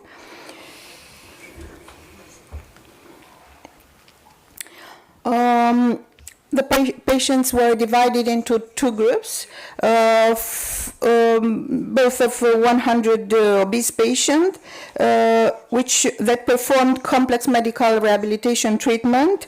First group within the intermittent hypoxia hyperoxia therapy, the other group only the traditional way of treatment. Both on admission and discharge, the following parameters were assessed: the weight, waist circumference, waist-hip ratio, creatinine, uric acid, blood glucose, total cholesterol, the hepatic enzymes, and it was performed a test, a 6-minute walk test, and an HTI index. It was analyzed whether there is a statistical significance between the values of the parameters of the intervention group and between the two groups, in fact, as well as between the values in dynamics, admission to discharge. So as statistics, the obese patients who met the inclusion criteria in the study were mostly classified in the 51 to 69 range as age, female gender mostly, 65%, and urban environment. The patients were equally distributed in terms of occupation. Among the patients, 53% considered themselves to be under psychosocial stress, 90% declared themselves to be active people, 82 were non-smokers, and most of them, 88, were non-drinkers or occasionally drinking alcohol. For all the patients included in the study, the body mass index was calculated at admission, and it was found that most of them have class 1 obesity. So the distribution in the intervention between the two groups were done proportionally. In the intervention group, 65% of the patients lost weight. Meanwhile, in the other group, only 15% lost weight. The range of 60% maintained their weight, and 25% experienced weight gain. Although at this moment no statistical significance was identified because of the small number of patients, it can be seen that weight fluctuations were identified in both groups, predominantly in the sense of weight loss in the intervention group and the weight maintenance in the control group. It should be mentioned that all patients received the same intake during caloric intake during the staying. People in whom adipose tissue deposit accumulate preferentially around the waist and less to the hips are more susceptible to develop cardiovascular diseases, diabetes, and their associated complications. In our group, it is noted that in both study groups, the waist circumference was greater than 102 centimeters in men and the same in the women. So these values are compatible with a significant risk of metabolic complications. Creatinine values in the intervention groups showed statistically significant significance in dynamics. In 35% of the patients in the intervention group, creatinine values decreased, reaching the normal reference range at the discharge. And compared to the control group, it can be observed that the dynamics in the uric acid, in the intervention group, 70% of the patients had normal values of uric acid, both in admission and the discharge, and 15% had increased values in the dynamics, and 15% of the patients, the values returned to the normal range after the IHHT therapy. As about blood glucose, it is observed that in both groups, the blood glucose fluctuates dynamically according to the according to approximately the same algorithm, predominantly with the tendency to normalization in the sense of decreasing the values and turning them towards the optimal reference range. Total cholesterol reached normal values. I will ask you, please, if you can conclude, because we are out of time. Thank you. Okay. The same dynamics, it was about the hepatic parameters. The 6 minutes walking test showed statistically significant improvement in patients, including the intervention group. And values of hypoxia training index also increased the discharge. So this modern therapy is accompanied by multiple benefits, and the current study is ongoing. These data are preliminary. So as an innovative non-pharmacological treatment modality, intermittent hyperoxia therapy combined with complex rehabilitation treatment can contribute to maximize the therapeutic benefits about the whole body. Future studies are needed to investigate how weight loss occurs and confirm the utility of this therapy in the context of obesity and associated comorbidities. So, gracias por la atención. Thank you for your presentation. It's a very complete presentation. The obesity treatment is very complex, and I think your proposal is very interesting because you consider natural treatment and the complete treatment. Very congratulations, it's very important. Thank you. Thank you. So, next speaker is the Dr. Zibel Mayuhdaba. Sorry, from Romania. And the title of your presentation is Management of Hip Osteoarthritis. Please, Zibel. Thank you, Professor, for the presentation. I'm part of the Technical team, and I will be short to compensate my colleague. Okay. I will present a short study made in our sanatorium about hip osteoarthritis. We start this study with my colleague, Dr. Marin. From our practice, we observed that hyaluronic acid is going very well with our treatment. And after we made some experience, we made a short study. We know everybody what is osteoarthritis. It's the most common joint disorder. The knee is the most affected joint, but our study is on hip. The aim of the study was to assess the effectiveness of intra-articular injection combined with complex balneal and physical kinetic treatment. As material, we used the sapropelic mat, mineral water from Tekirdağ Lake, and all facilities of our sanatorium, and visual analog scale for pain and Harris hip score. Pain was assessed using visual analog scale. Hip disability was investigated in terms of Harris score. The domain covered are pain, function, absence of deformity, and range of motion. This study, as I said, was a small study. 60 patients were included and received complex treatment during 12 days, combined with one injection of antalvusk and hyaluronic acid at the end of treatment. The evaluation was performed at baseline. After 1 month and 6 months, patients were called by phone, and 1 year after the injection, the patient returned to our clinic and performed the follow-up and final visit. Inclusion and exclusion criteria were applied. These are Kjellgren and Lawrence radiography for second, third, and fourth study of hip osteoarthritis.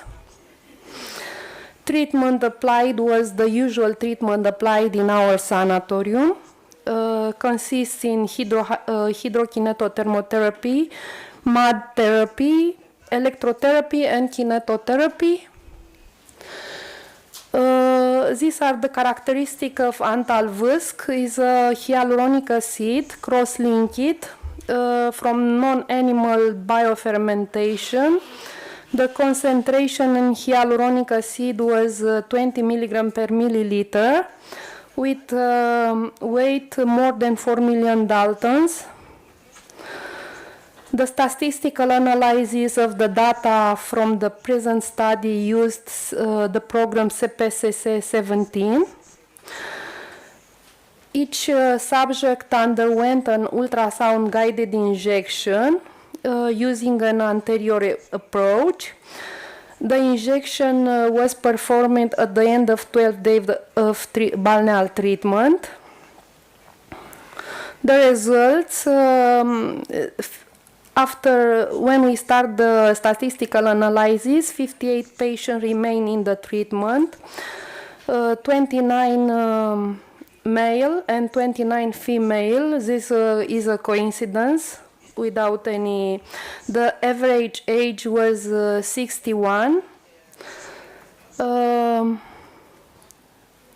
Here we show the representation of VAS for the group of patients at baseline. This is the representation of VAS for the group after 1 month of treatment. And there is after 6 months of treatment.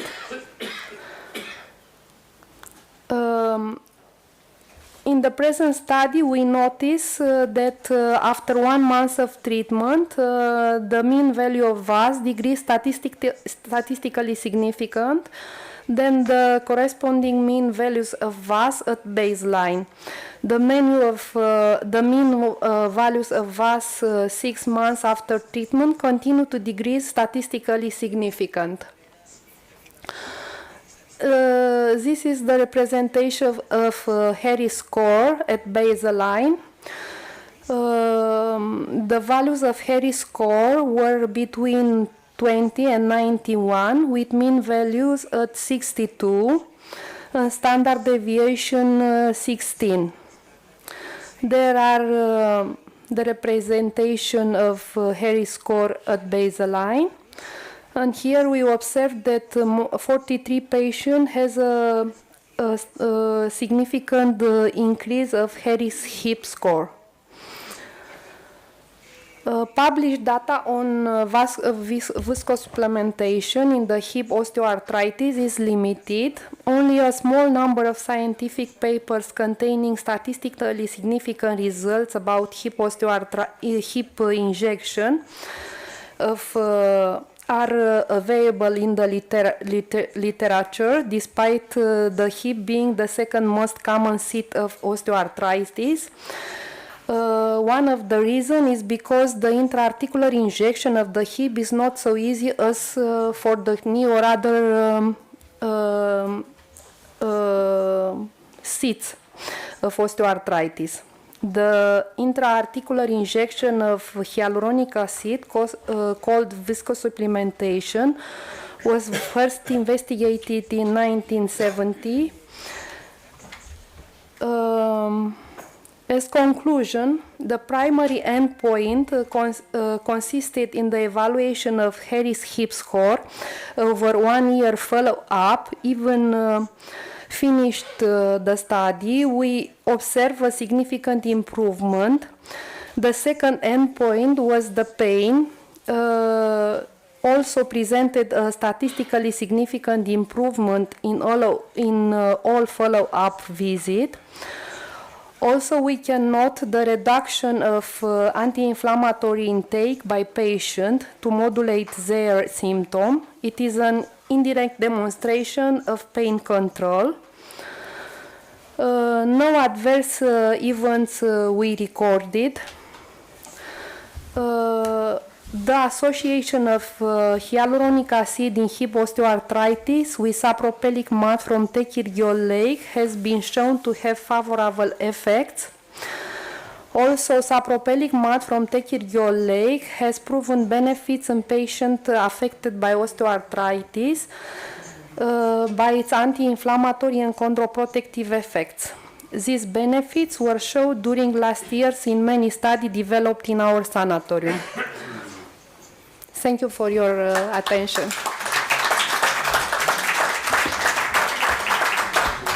Thank you, Siba. It's a very complete presentation. All the injections are made by me and my colleague. Yeah. And also we develop injection for all the... Yeah. we work on another study. For ultrasound guide? Yes. Yeah. Okay. Part of them ultrasound guided, part of them without. Yeah. Only with anatomy treatment. Thanks. But now at this time, the osteoarthritis treatment, it doesn't treatment now. And the synergistic effects by kinesiotherapy, exercise, therapeutic exercise, and disco supplementation or hyaluronic injection is, in my opinion, as good combination and new perspective for treatment. And I prefer the treatment in immersion in the water is most important. The result is more and more respect in the gym. Thanks. Oh, and next we will have time for discussion. It's a very interesting point. No, yes, it will be very important. No. You're quite right. I think this deserves a discussion. We will have time. So. Okay, thanks. Now it's very pleasure for me to introduce my friend, the Professor Zohid Abdurrahimov from he's the director of the Medical Association of Uzbekistan. I met the Professor Zohid last year, and the title of your presentation is Mineral Waters of Uzbekistan, Retrospective Study. Please, Zohid, thanks. Thank you. Thank you, my colleague. Thank you for all of the organizing committee of General Assembly. My name is Zohid Abdurrahimov. We are first one to meet an General Assembly meeting, and before our trip here, we think how we will present about work, and I am sorry where some change our presentation, and I would like first of all speak about our organization, our possibility, how we can organize it, a balneology trip in Uzbekistan, and a little bit change. We'll try and explain of mineral water also.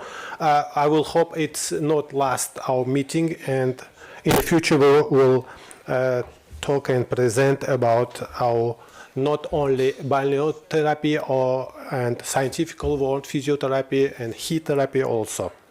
And I would like to take this opportunity for, on behalf of Federation of Trade Union of Uzbekistan, and to express my condolence to the family of friends, Mr. Umberto Selemeni, President of FIMTEC, with whom we meet this year at the summer in the balneology conference, and we talk with him about balneology problem at the world, and unfortunately he is now died, and They're present for me to meet next 75 General Assembly in Uzbekistan.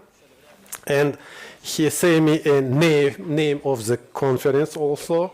This name from of Hippocrates and Avicenna to the modern organization of the balneology and climatology. I hope we will hold an international conference in my country. It will be the best time, and we would like to organize this conference as high level. And you will remember, I think we will enjoy to see our country and our now how we can organization this conference. On the May 25-26 this year, we hold international conference, this name of modern aspects of sanatorium treatment, medical rehabilitation and tourism in the Republic of Uzbekistan.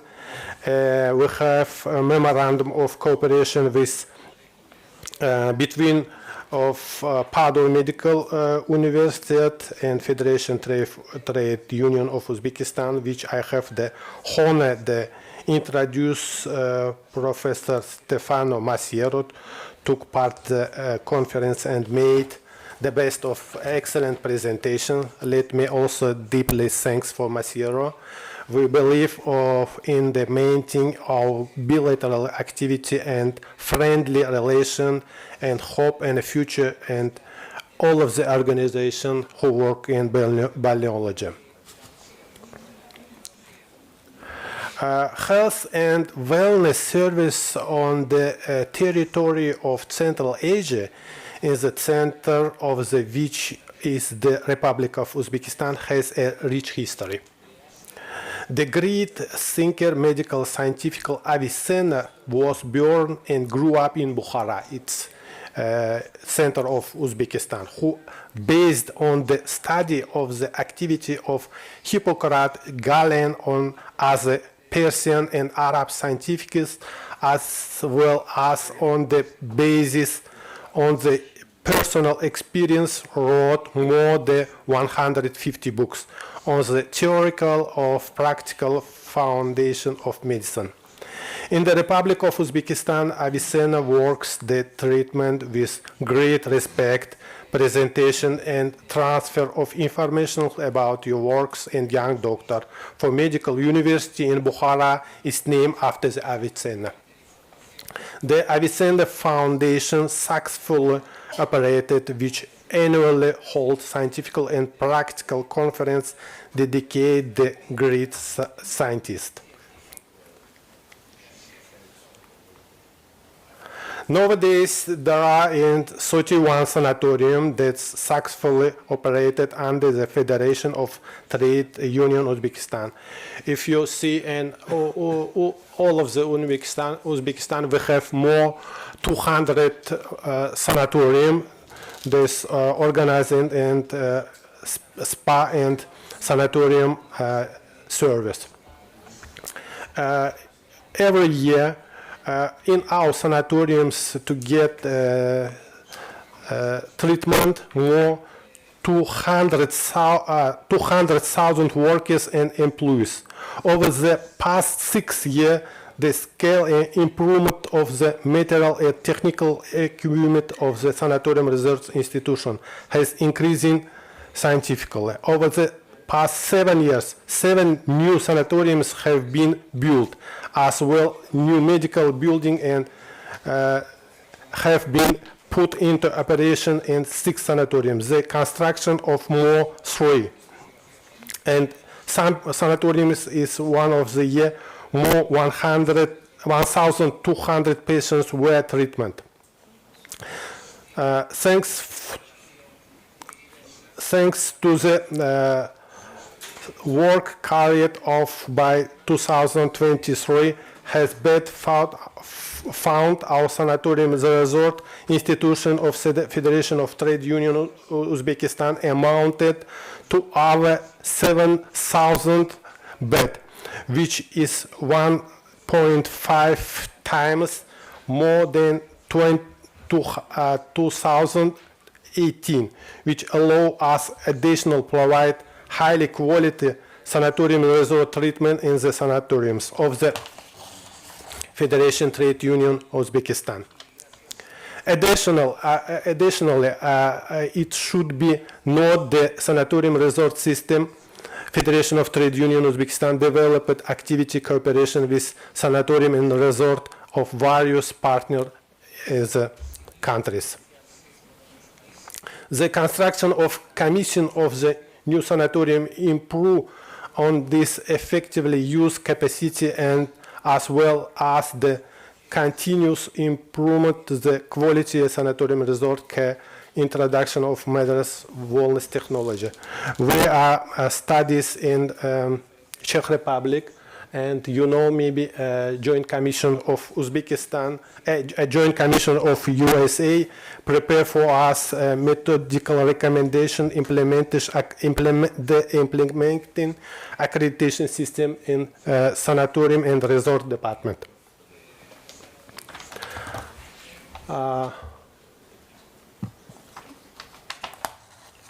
For the first time, we got, according with the work of the Joint Commission of Accreditation Healthcare Institution in 2008. Subsequently, in 2011, we were able to receive a grant for train 6 specialists from Uzbekistan and conduct the internship in Czech Republic and USA. A framework program was developed which was late use development criteria and indicators for the health resort.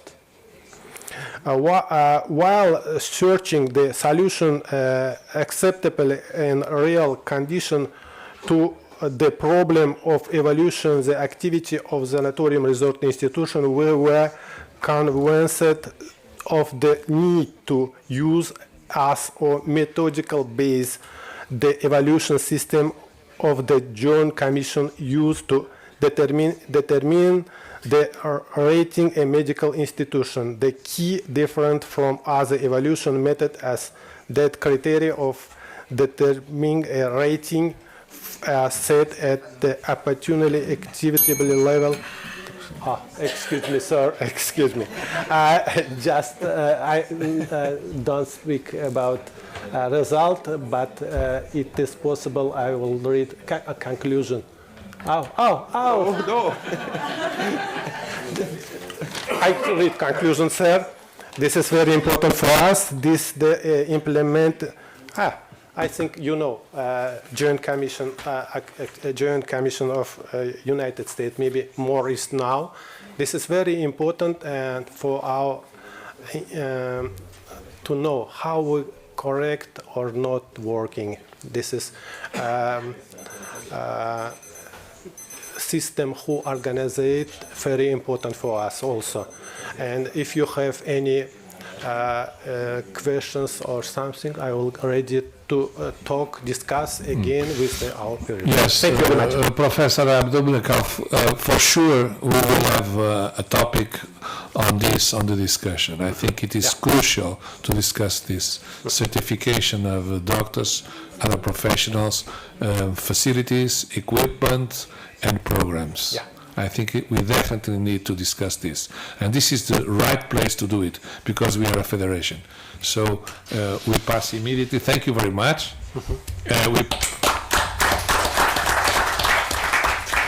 So we pass immediately to the next speaker.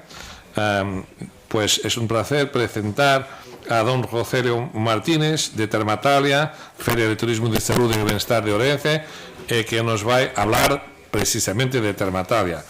Pues don Rogelio Martínez González es el Managing Director of Ourense here in Ourense. So, por favor, muchas gracias. Placer. Muchas gracias, doctor Pedro Cantista, doctor Masiero, doctor Gestal, señoras y señores congresistas, muy buenos días.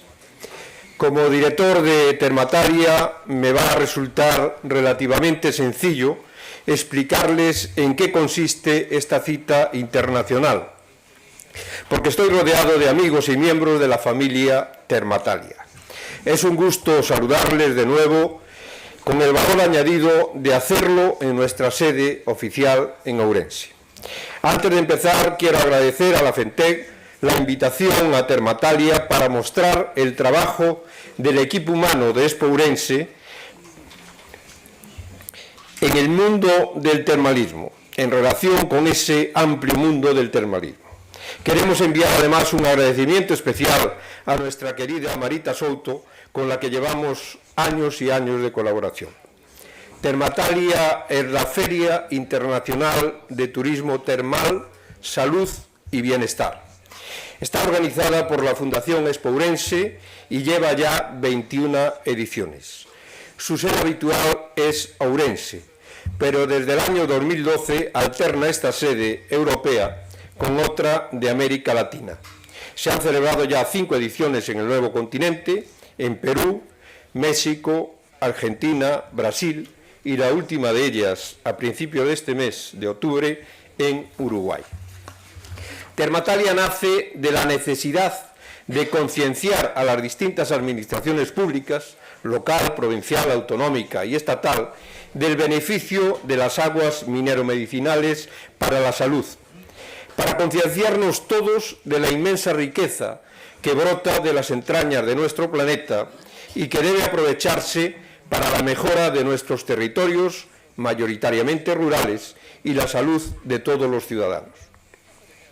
Termatalia es un punto de encuentro internacional en el que confluyen profesionales de todo el mundo, como puede serlo este mismo congreso en el que estamos participando. Pero voy a explicarles las circunstancias que convierten a Termatalia en una cita ineludible que reúne cada año a expositores y visitantes de una treintena de países.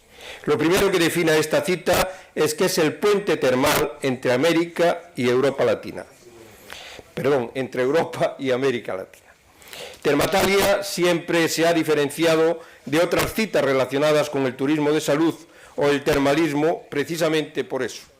Desde el principio se definió como el puente de conexión entre Europa y América Latina, algo que ha sido la clave de su éxito y permanencia en el tiempo.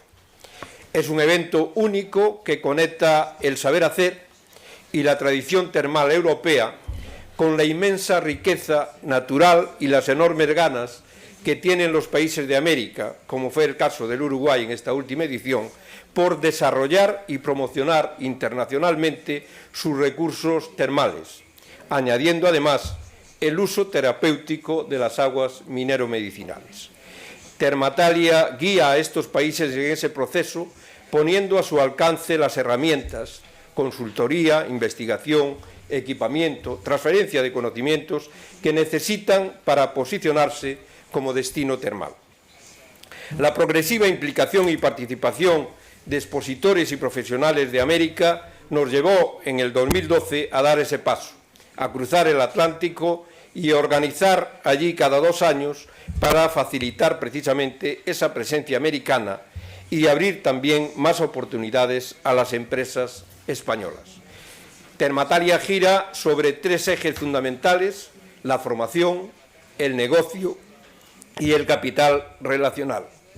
La capacitación profesional a través de la celebración del Congreso Internacional sobre Agua y Salud, con la participación de los mejores especialistas del mundo y donde siempre tenemos una sesión especializada en hidrología médica, y en poner en valor la importancia de la balneología para la salud.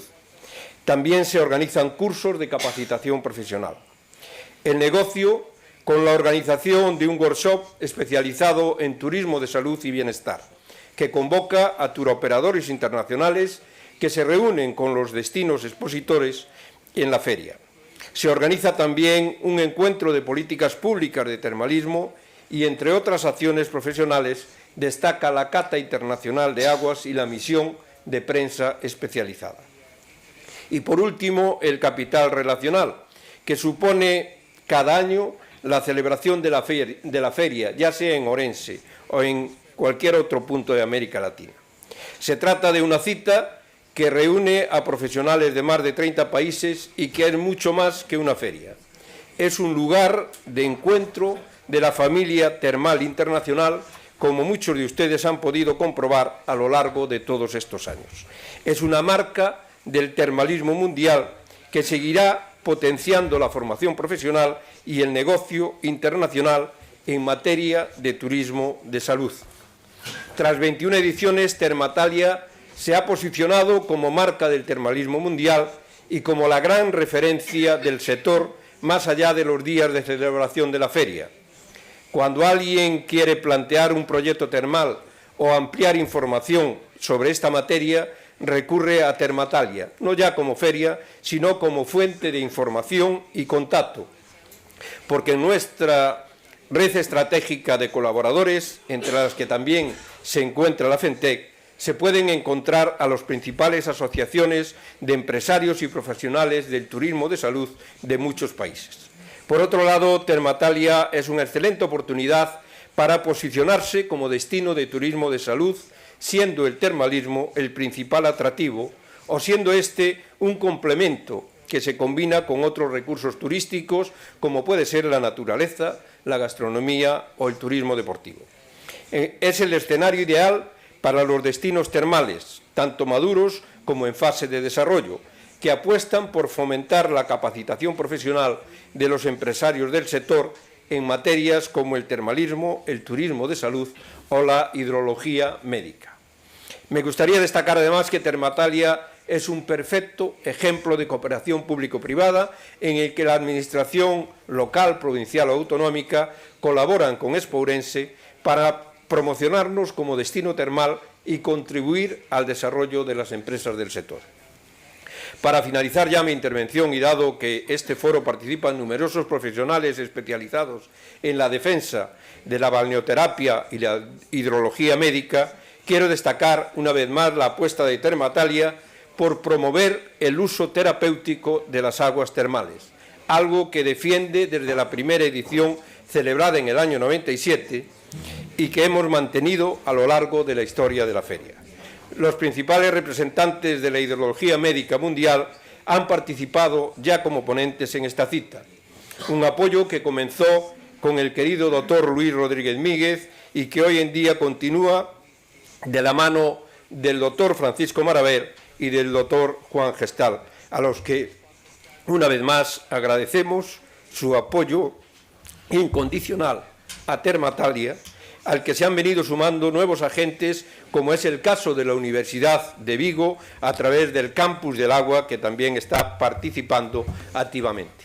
Nada más por mi parte, solamente agradecer a la FENTEC la oportunidad de presentar Termatalia en este foro e invitarlos a Termatalia 2024, que celebraremos en esta misma ciudad, en Ourense, el próximo mes de septiembre. Les deseo un provechoso congreso, una feliz estancia en Ourense y muchísimas gracias por su atención. Muchas gracias, don Rogelio, porque además nos ha posibilitado recuperar algún tiempo. Muchas gracias. Muy interesante el trabajo de Termatalia, es verdaderamente fantástico, fenomenal, diría yo.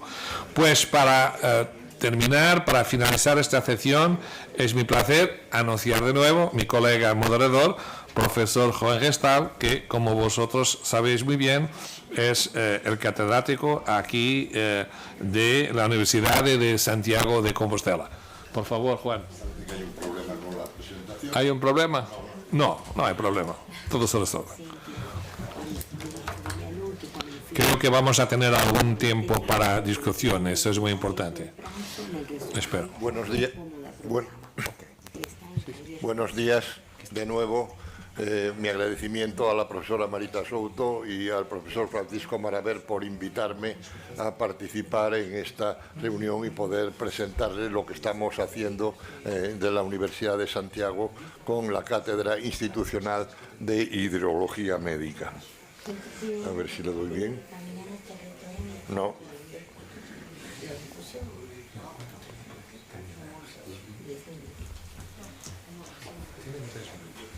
¿Dónde tengo que dirigir? ¿Dónde disparo? ¿Con qué disparo? Con el centro. Juan, es el medio. El botón. Sí, ya llevo disparando. Se quedó sin balas. A ver, dele para el principio. Eso todo se ha acumulado. Vaya.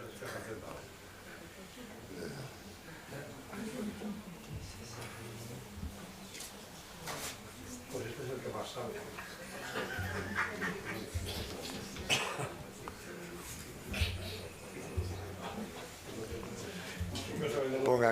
Pongan el principio, por favor.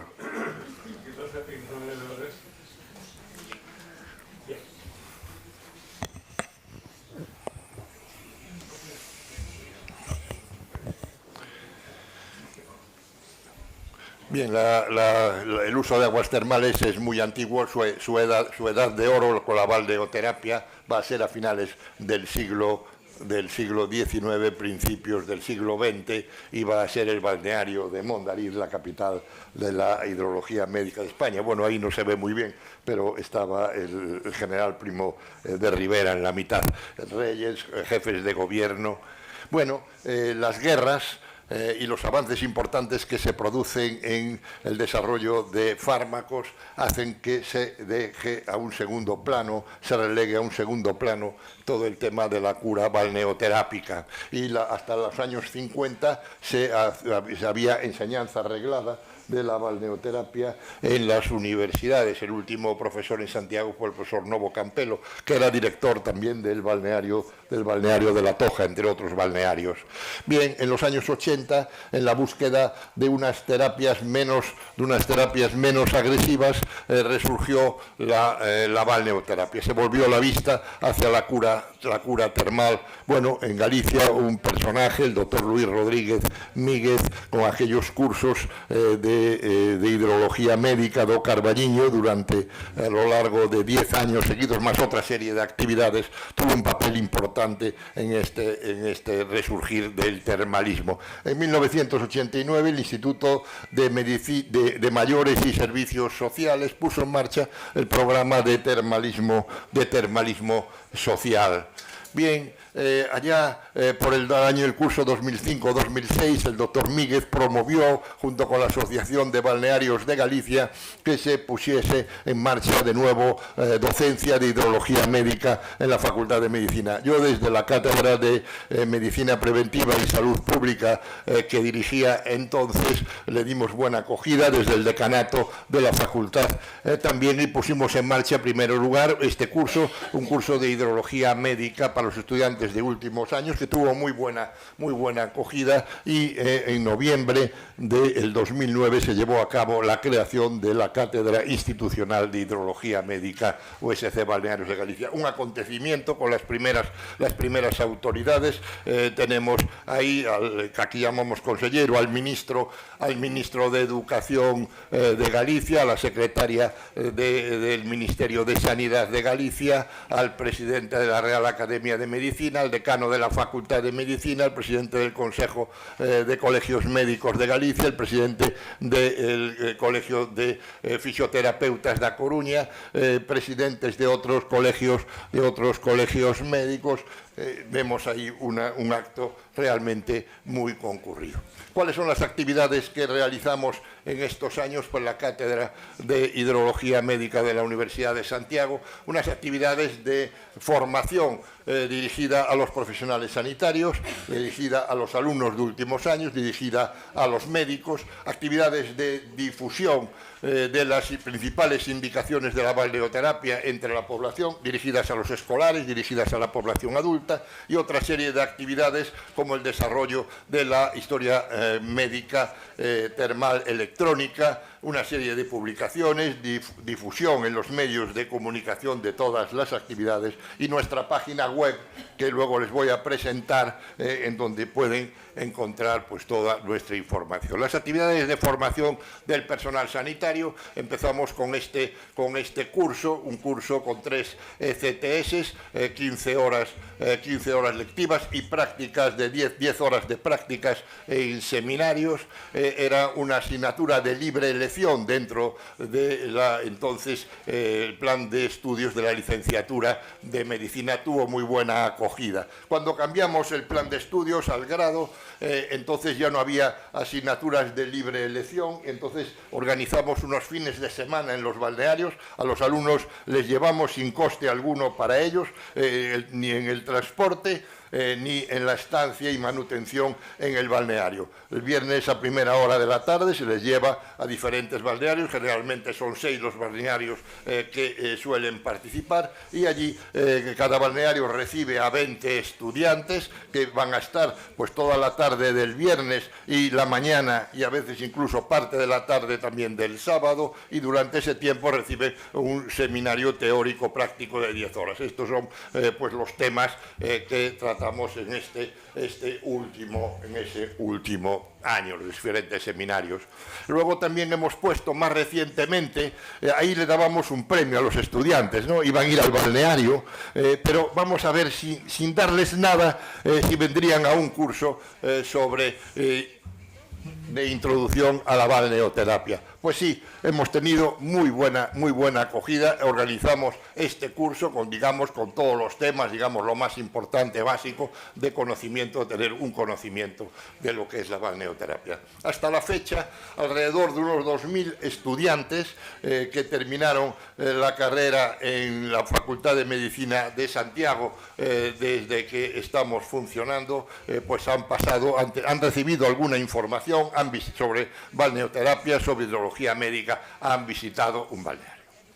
En cuanto a la formación de los médicos, con la colaboración muy importante del profesor Maraver y todo su equipo, elaboramos un vademecum de las aguas mineromedicinales de Galicia que se distribuyó a todos los médicos. Bueno, el acto de presentación lo celebramos en el salón rectoral de la Universidad de Santiago. Ahí tenemos en el centro al ministro de Sanidad de Galicia de entonces, allí está a su derecha está el rector de la universidad de entonces, la directora de la Agencia de Turismo de Galicia, por el otro lado el presidente del Consejo de Colegios Médicos de Galicia.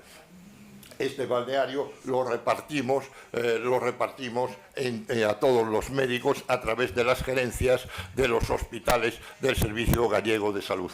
Se le dio a todas las especialidades que tenían algo que ver: médicos generales, pediatras, dermatólogos, neumólogos, reumatólogos, traumatólogos y rehabilitadores. En cuanto a las actividades de difusión a la población, tenemos actividades de formación de los escolares. Elaboramos una guía docente que también se distribuyó en los 1.120 escuelas de Galicia con actividades de educación primaria y educación secundaria. Y dirigido ya a la población adulta. Desde hace unos años hacemos un ciclo que titulamos La salud es lo que importa, y en este ciclo pues tratamos aquellos temas de más interés para la población, últimamente pues aquello que tiene que ver con los balnearios en la recuperación del long COVID, el post-COVID. También para los adultos estamos participando en el cuarto ciclo de la universidad con una serie de cursos. Son ya cursos más cortos. Uno lo hemos hecho en la Facultad de Medicina, el último lo hemos hecho un campus itinerante en una de nuestras ciudades, parte del curso, y otra parte en un balneario. Bueno, otras actividades, también hemos elaborado 2 documentales de unos 15 minutos que hemos presentado en algunos congresos sobre indicaciones de la balneoterapia en la patología musculoesquelética y en la patología respiratoria. En cuanto a otras actividades, estamos trabajando en el Termagal, en ese proyecto de historia clínica electrónica, que es muy importante para poder llevar a cabo actividad investigadora. Necesitamos que la información se recoja bien protocolizada, utilizando los mismos protocolos, los mismos criterios por parte de todos los profesionales, utilizando una misma historia clínica electrónica, y que nos quede ahí una base de datos que al cabo de unos años, 5 o 10 años, nos permita realizar estudios. Y por último también tenemos, aparte de aquellos 2 libros que les he comentado, tenemos otra serie de publicaciones. Todo esto ustedes lo pueden ver, nuestras actividades, y además esos libros se pueden descargar, yo creo que de todos, casi todos, se puede descargar el PDF en nuestra página web, cátedra-hidrologiamedica.com. cátedra-hidrologiamedica.com. Ahí tienen toda nuestra información. Muchas gracias por la atención.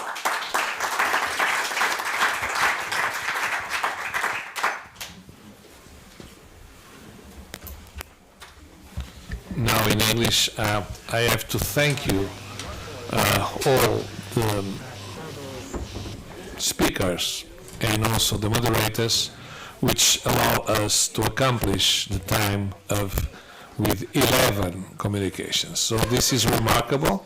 So I think that enhorabuena para todos. And this allows us to have more or less, I think, 15 minutes for discussion, which is fantastic. In my opinion, these sessions need to have discussion, and besides the quality of all the presentations, I think that we have here some points of discussion. So let me ask the audience, please, if someone wants to put a question or make a comment.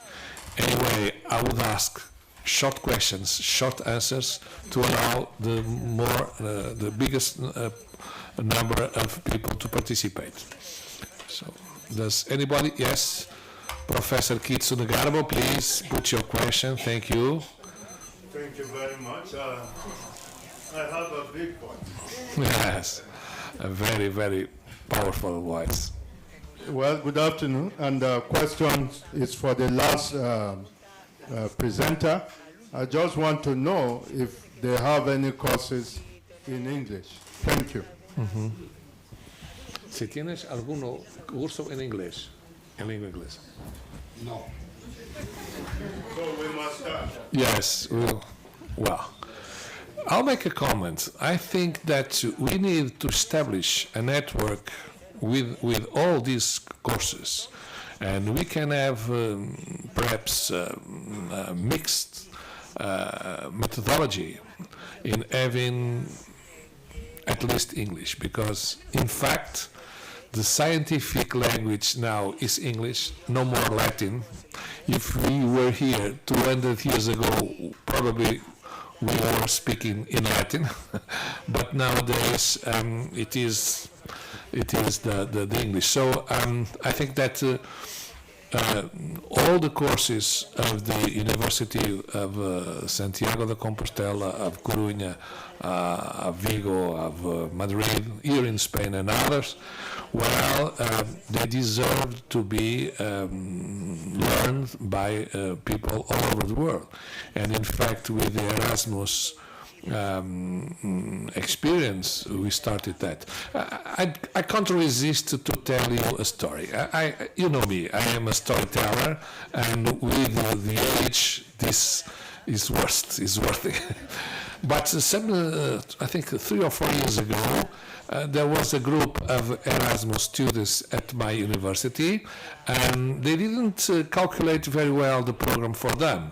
So they called me as, let's say, to save the program, and they came to me and asked, Pedro, is it possible that you organize a balneology course for these guys? And we did it in English, and it was very interesting because at the end of the year, everybody learned to speak Portuguese. So this is very interesting. So let's start it. Okay, Massimo Baron, prego. I have just a comment. Yes. I prefer the technology, not to speak English. Yes. You remember that in Bologna we organized a conference where automatic translation solves all the problem of languages. So my suggestion is to do what is done by Polytechnic of Milan.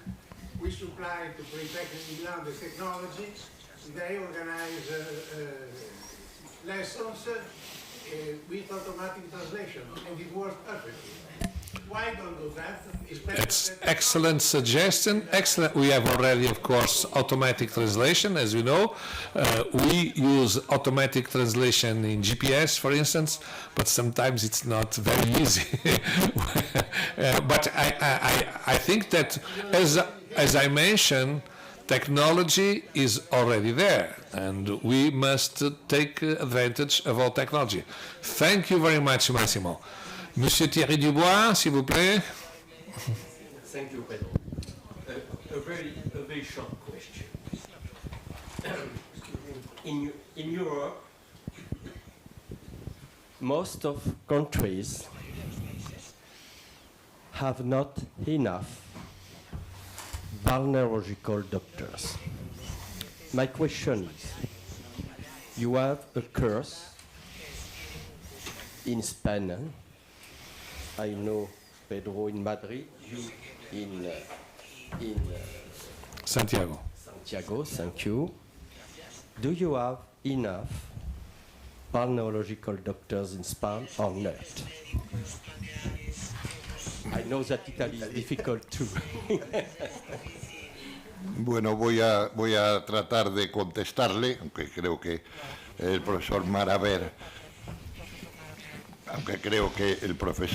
Maraver tendría más medios. Vamos a ver aquí, la hidrología médica era una especialidad médica hasta hace unos años.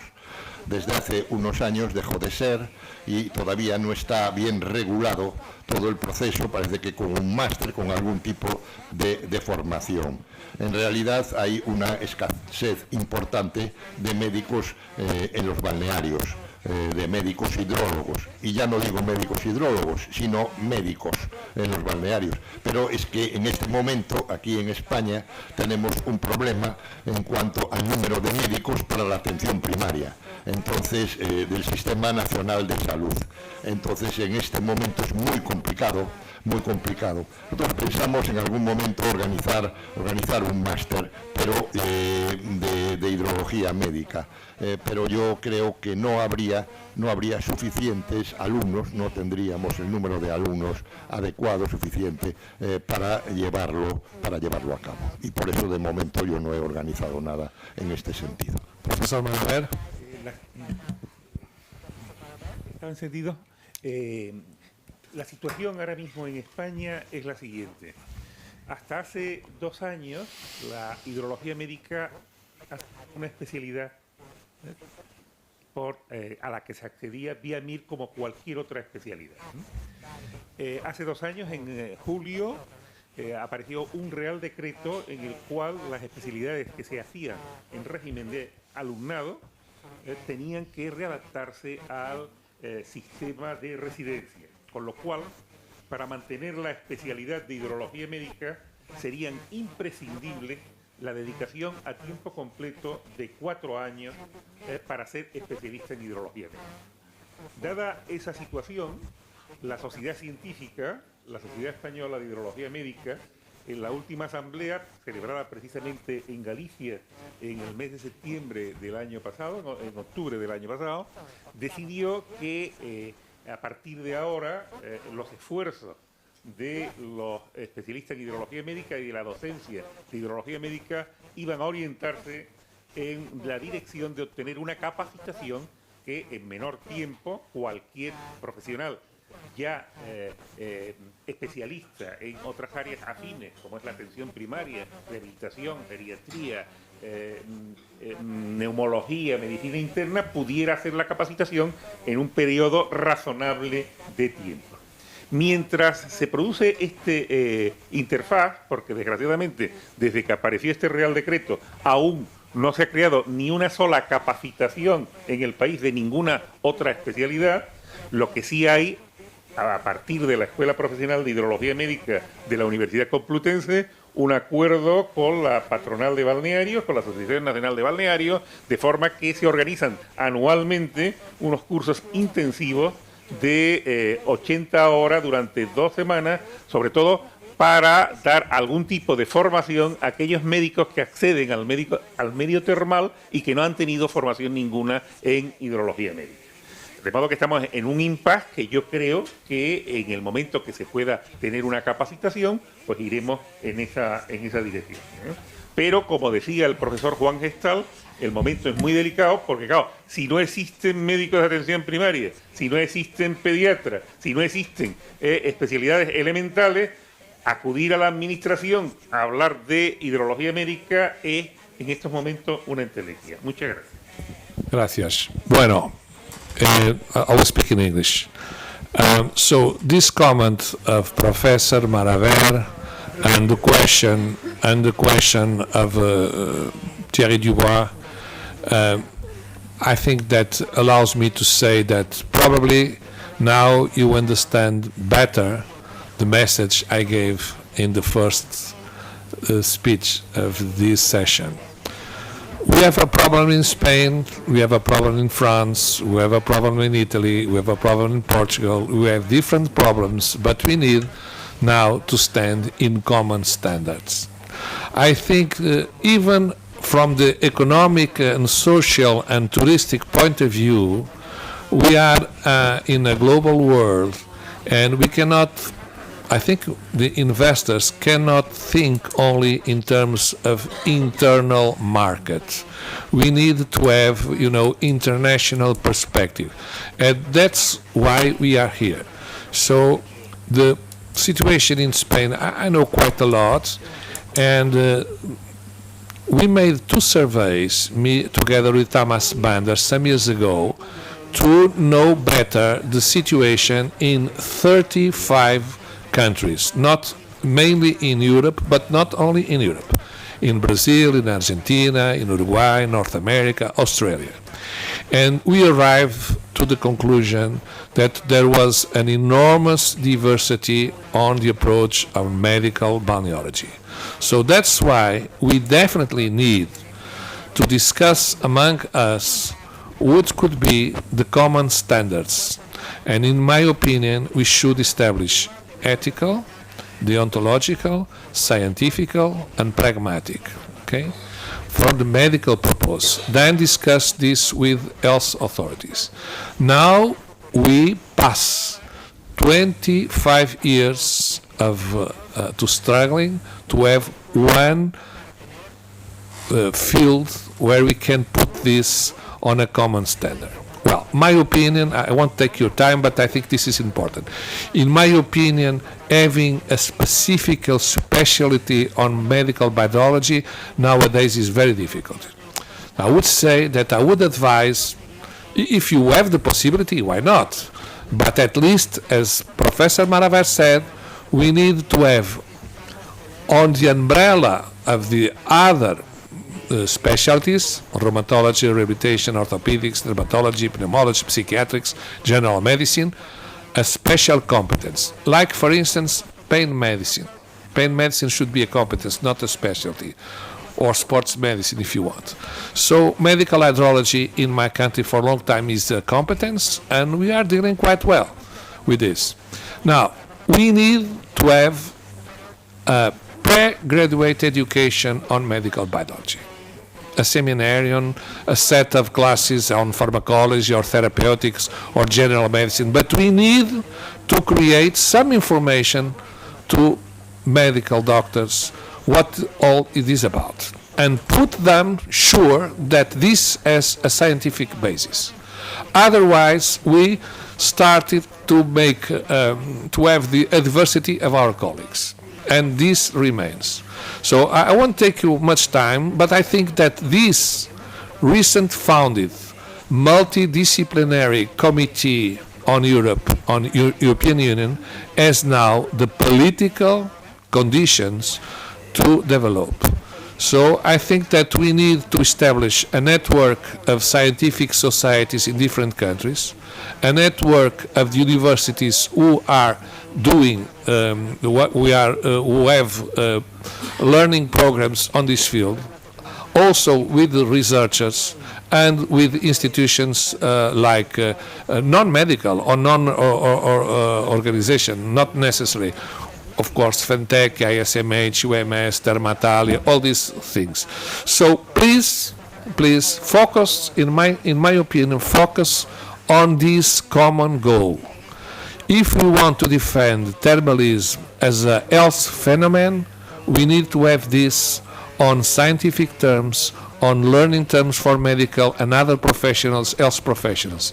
So for this, let's use the tools that we have, and let's communicate more. We need to communicate more to know what is going on Santiago, what's going on in Madrid, what's going on Montpellier, what's going on Bordeaux, what's going on Romania, okay?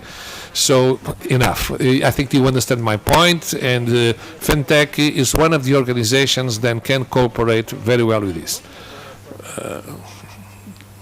Olga, Professor Surdu, por favor. For us, it seems to me that it is easier. Balneotherapy is included in physical and rehabilitation medicine because we have these chapters of hydrotherapy, and balneotherapy, it's a kind of hydrotherapy. In this context, it's not too much. It's needed more balneology, but we have summer schools that is very good because the young student and the young medical doctors are interested in this. We have an association that made congress every year only on balneologic topics. So it's a possibility that might be possible. When doctor finished the graduate the specialization, it's possible to work in a thermal station or downtown. This is the situation to us. Master, dear? No. No? No, because no need to make master after 6 years of medicine. It's not need. You have enough number of credits to go further. The next step is the PhD after the credits of medicine. So no, it's within the specialty of physical and rehabilitation medicine. Yeah, I agree. Thank you very much, Olga, for your contribution. As I said, there are different situations. There are countries where you have a specialty, like used to be in Spain. There are countries which is a competence, like France, like Portugal. And there are countries which is included in other specialties, not only in rehabilitation, but in rheumatology, for instance. So these different approaches should have, let's say, a common way to arrive to a standardization. Otherwise, with the free circulation of professionals of health, with the Schengen Agreement in Europe, and with the free circulation of patients, this will lead to an enormous confusion. So let's defend balneotherapy, balneology, by having certification. And I think that we need to certificate, facilities. We have already international standard organization norm. ESPA did it very well. We fight for that. I remember I spoke of that 20 years ago in Bordeaux. You remember? But we achieved to have a norm. We need to have a stamp for validation of equipment. And here the technical issues are very important, Thierry also and Gunari. This is very important to have this certification of equipment. We need to have the certification of doctors and professionals, and I think that we should have also the certification of programs. If a certain health resort said, I have a program from long COVID or for hip osteoarthritis, we need to have an international organization that gives the certification of that program in that particular station facility with equipment and the personnel. And we have done this This is one of the works of the European Union of Specialized Doctors. We have committees for certification programs. We can have, for instance, a program for dermatological conditions in one resort and a rheumatological condition in the other. But this gives you an advantage. You get specialized, you get competence, and you get public. Okay, but I agree with you, I agree with Olga, but Yes. sorry? Yes, yes, yes. No, there is, for me, another big problem. We have to increase the number of published with this topic, this issue, because in PubMed there are a few published with this topic. It is a very important topic issue. It's important accreditation, it's important competition, important specialization, but it's very, very important to contribute and publish the research.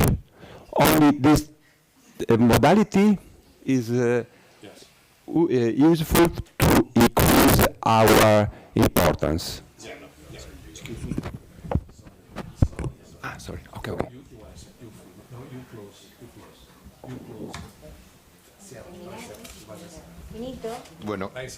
Bueno, vamos entonces a cerrar ya Vamos entonces a cerrar esta mesa antes de que Marita Souto nos fusile, que ya lleva amenazándonos desde hace un rato, ella cumplidora siempre de los horarios. Yo quería decir que apoyo todo lo que ha dicho el profesor cantista.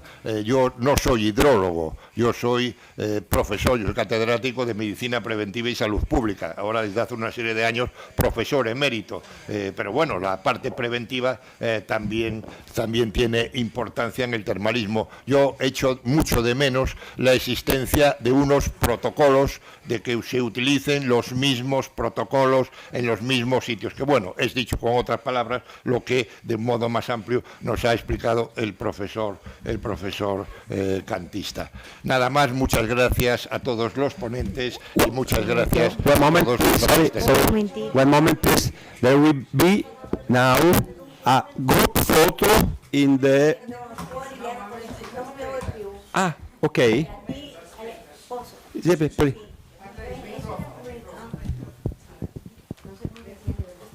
¿Se oye? Sí. Es una comunicación de servicio. Entonces, como hay algunos delegados que mañana se van, nosotros habíamos programado hacer la foto de grupo mañana, antes de irnos para el centro Layas. Pero, por ejemplo, de la Australia y de otros lugares de China no van a estar mañana y hemos decidido hacer la foto hoy para que todos participen. Bajando ahora, antes de ir al restaurante, nos reunimos en la plaza, hacemos la foto y de ahí seguimos caminando para el restaurante. El restaurante es el restaurante Coto, que está al lado del Hotel Imi Oka. Ese restaurante Coto está en la calle Retza, quiere decir a 5 minutos caminando de aquí. ¿Ok? Cuando terminemos puntuales para empezar otra vez a las 3:30 aquí. No hagan retardo porque si no, no se puede empezar la sesión de la tarde. Gracias. Bueno, terminamos el tiempo, 5 minutos. Pero fue muy importante. Mira, Florana, empezamos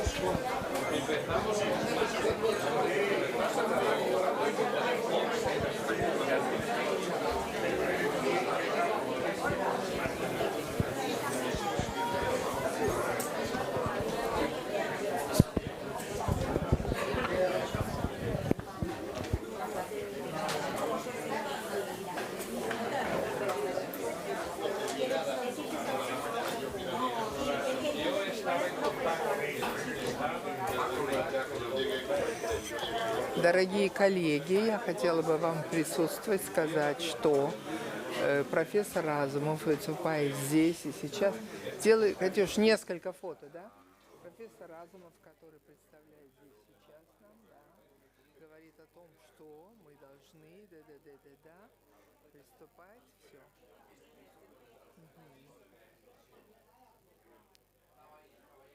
Дорогие коллеги, друзья, хотела вам сказать, что вот этот дурак все время лезет. Фото, Катя?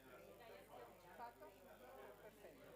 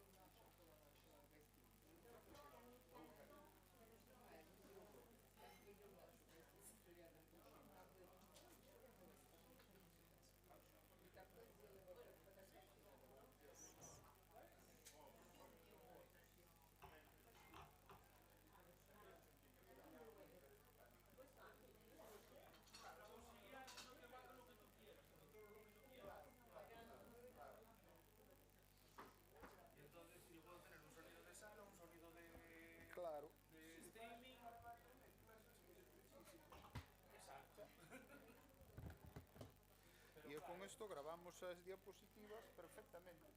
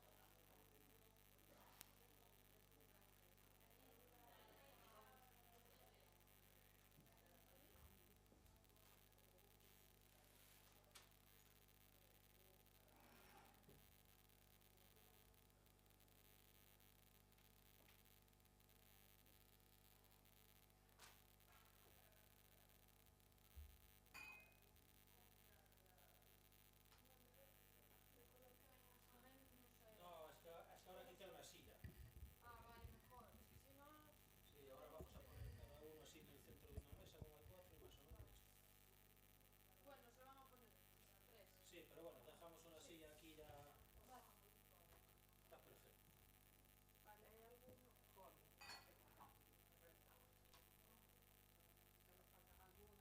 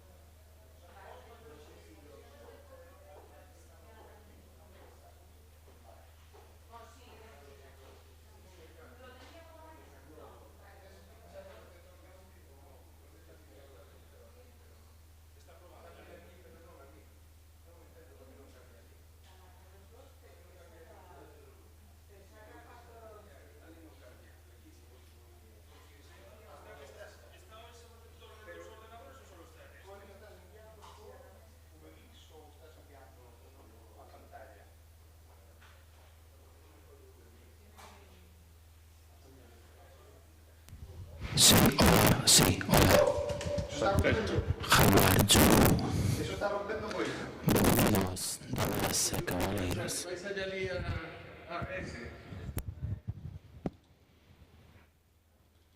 Buenas tardes. Bienvenidos a este congreso de Teshmalismo.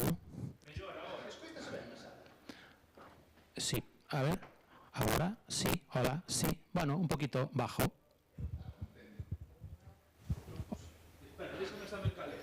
Hola.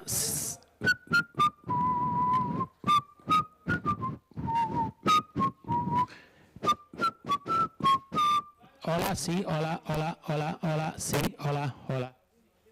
Hola, hola.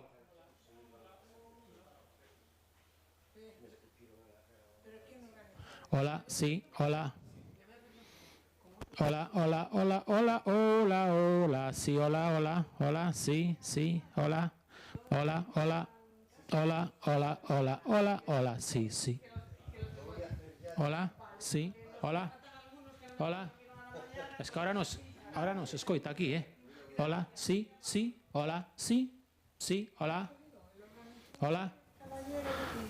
Sí, sí, sí.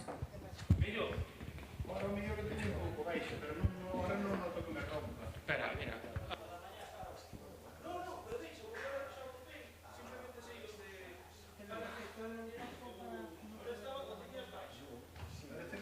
Vale. Hola, sí, hola, sí, hola, hola, sí, sí, sí, hola, sí, sí, sí. Hola, buenas tardes, sí. Mire, quería formular la siguiente pregunta. ¿A qué hora vamos a empezar?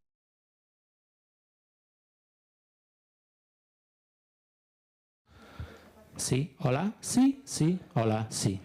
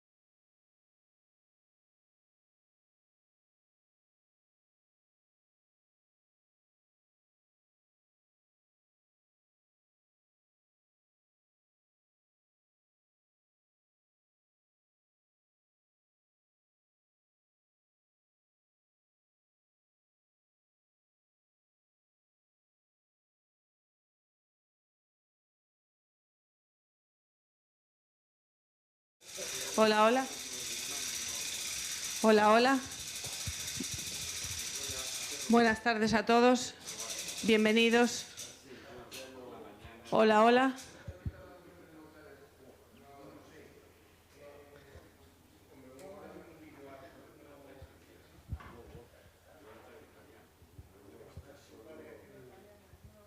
¿Qué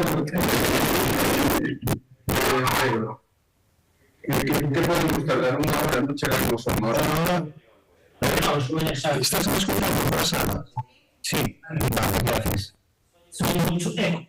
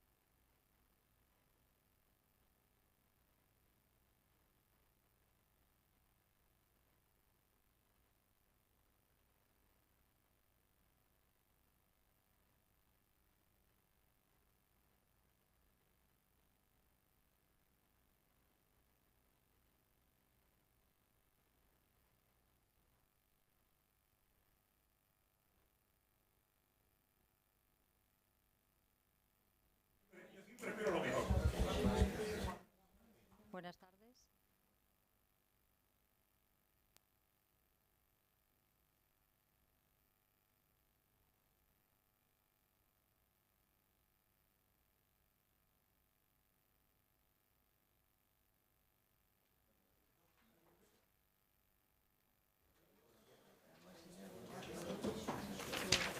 Sí, ¿dónde está esto? Ah, no, es esto. Bueno, buenas tardes. Vamos a dar comienzo a la tercera sesión científica. Estamos en la mesa, como podemos ver, yo, Rosa Meijide, y María Chiara Macarone, de momento. Entonces, vamos a dar comienzo. La primera, ya sin más dilación, que presenta, a ver si me lío yo aquí, bueno, Francisco Javier Soto Varela, una joven promesa, qué malo. gerente de Caldaria Hoteles, los balnearios de Caldaria, los balnearios de Ourense por excelencia. Tiene la palabra. Bueno, buenas tardes. Sé que es un momento de digestión. Vamos a ver si somos capaces de hacer las dos cosas a la vez, ¿no? Y simplemente, bueno, darle la bienvenida a Ourense. Es donde desarrolla toda su actividad Caldaria Termal. Es una empresa pequeñita, gestiona 3 establecimientos balnearios con sus hoteles correspondientes. Y de alguna manera yo voy a dar un poco cuál es la visión que nos motiva y las líneas de nuestro trabajo y el pensamiento que nos define en nuestra actividad, ¿no? Entonces, partimos de que nuestra visión como empresa y como actividad, nosotros entendemos que desarrollamos una actividad sanitaria, ¿no? Definimos el balneario como eso, un centro sanitario, ¿no? Y lo que se aplican son técnicas y terapias de hidrología médica, ¿no? Esto lo hacemos todos siendo consciente de que utilizamos un recurso natural que requiere una atención y que sobre todo lo que hace es nos vincula al territorio. No podemos llevarnos los balnearios a otro sitio más que donde está el acuífero, que es la parte esencial de todo nuestro trabajo, ¿no? No me voy a poner, no tenemos tiempo para pensar qué fue lo que ocurrió en los inicios de lo que es la industria balnearia. Yo voy a dar toda mi visión desde el ámbito empresarial, ¿no? Entonces, nosotros, ¿por qué funcionaban los balnearios en su día, en su época dorada? Inevitablemente porque eran eficientes, porque sí aportaban a un mercado una eficiencia, o sea, unos resultados, y esos resultados eran unos resultados sanitarios. Fue indudablemente, representaron todos los balnearios en su momento, esto es automático. Si tenemos una empresa que funciona en donde sea, lo primero que va a ocurrir va a ser la primera consecuencia, que va a desarrollar socioeconómicamente el entorno. En este caso vuelvo a repetir, empresas vinculadas literalmente al territorio por su materia prima, que es el agua minero-medicinal. Entonces, evidentemente, la dinamización socioeconómica la produce en un entorno geográfico. Realmente, si pensamos lo que significaba en los buenos momentos la actividad de los balnearios, pues tenemos que tener muy claro que representaban realmente la punta de la investigación de la ciencia. Tenemos que pensar qué quienes estaban desarrollando la actividad, no había otro tipo de medicina. Y ahí estaba lo que era la élite de la salud. Y solo tenemos que pensar en el cuerpo de Baños aquí en España y en cómo fue todo ese desarrollo. El declive. Podríamos empezar ahora aquí a contar durante 3 horas lo que ocurrió. Simple y llanamente que fue un producto que perdió su eficiencia.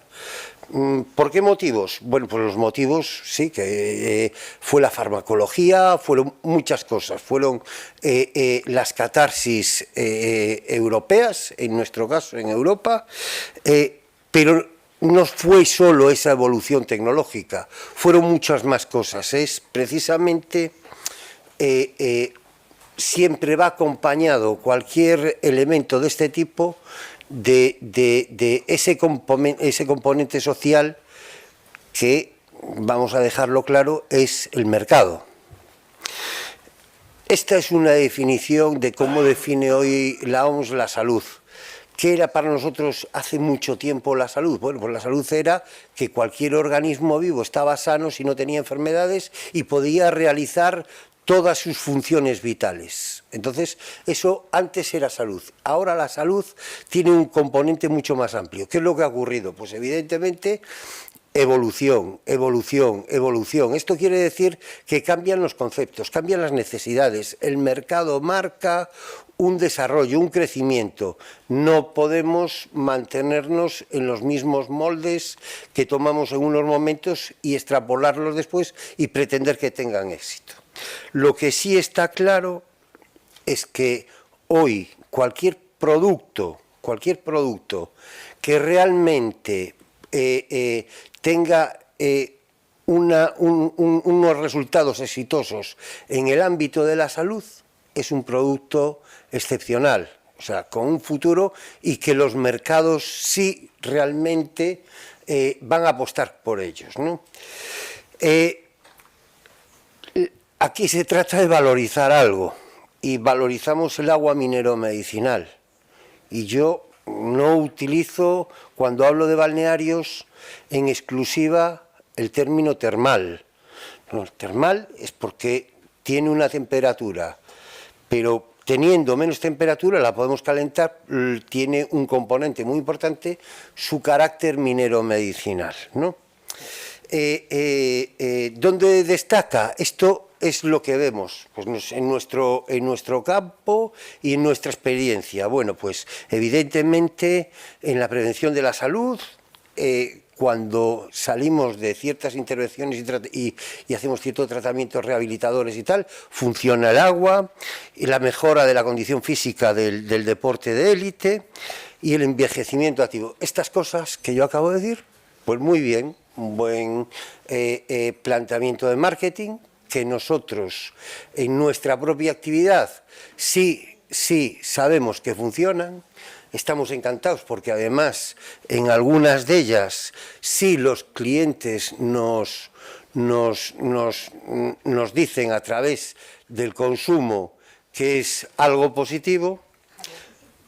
2 minutos. Espero que hayas hecho lo mismo en la mesa de la comida, ¿no? 2 minutos. Vamos a ver. No, estoy acabando ya. La valorización de un producto en el mercado se basa en que cumpla las expectativas que generamos cuando hacemos mercadotecnia, cuando hacemos marketing, ¿no?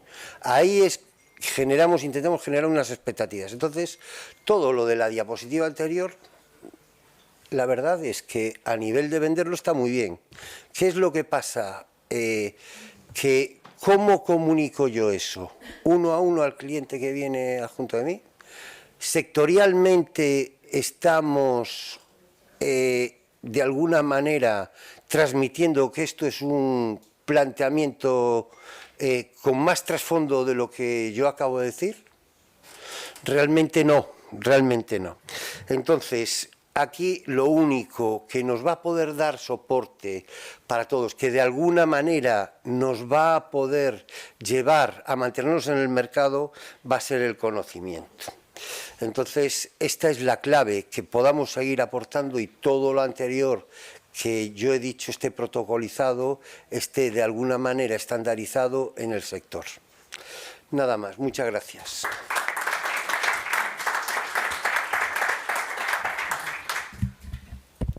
So thank you for your presentation. Now, good afternoon, everyone, and buenas tardes. Now we will listen to Dr. Freire Magarinos Antonio. He is a specialist in medical hydrology and medical director of the Iberic Hotels and Spas here in Spain. So, please. Sí, buenas tardes. Yo agradecería que no apagaran la luz para que así no se me duerma el público y porque necesito para ver la chuleta que traigo. Bueno, buenas tardes. Voy a hablar sobre el wellness y la medicina termal, cuáles son las posibilidades de trabajo en conjunto y qué es lo que estamos haciendo en nuestros balnearios al respecto.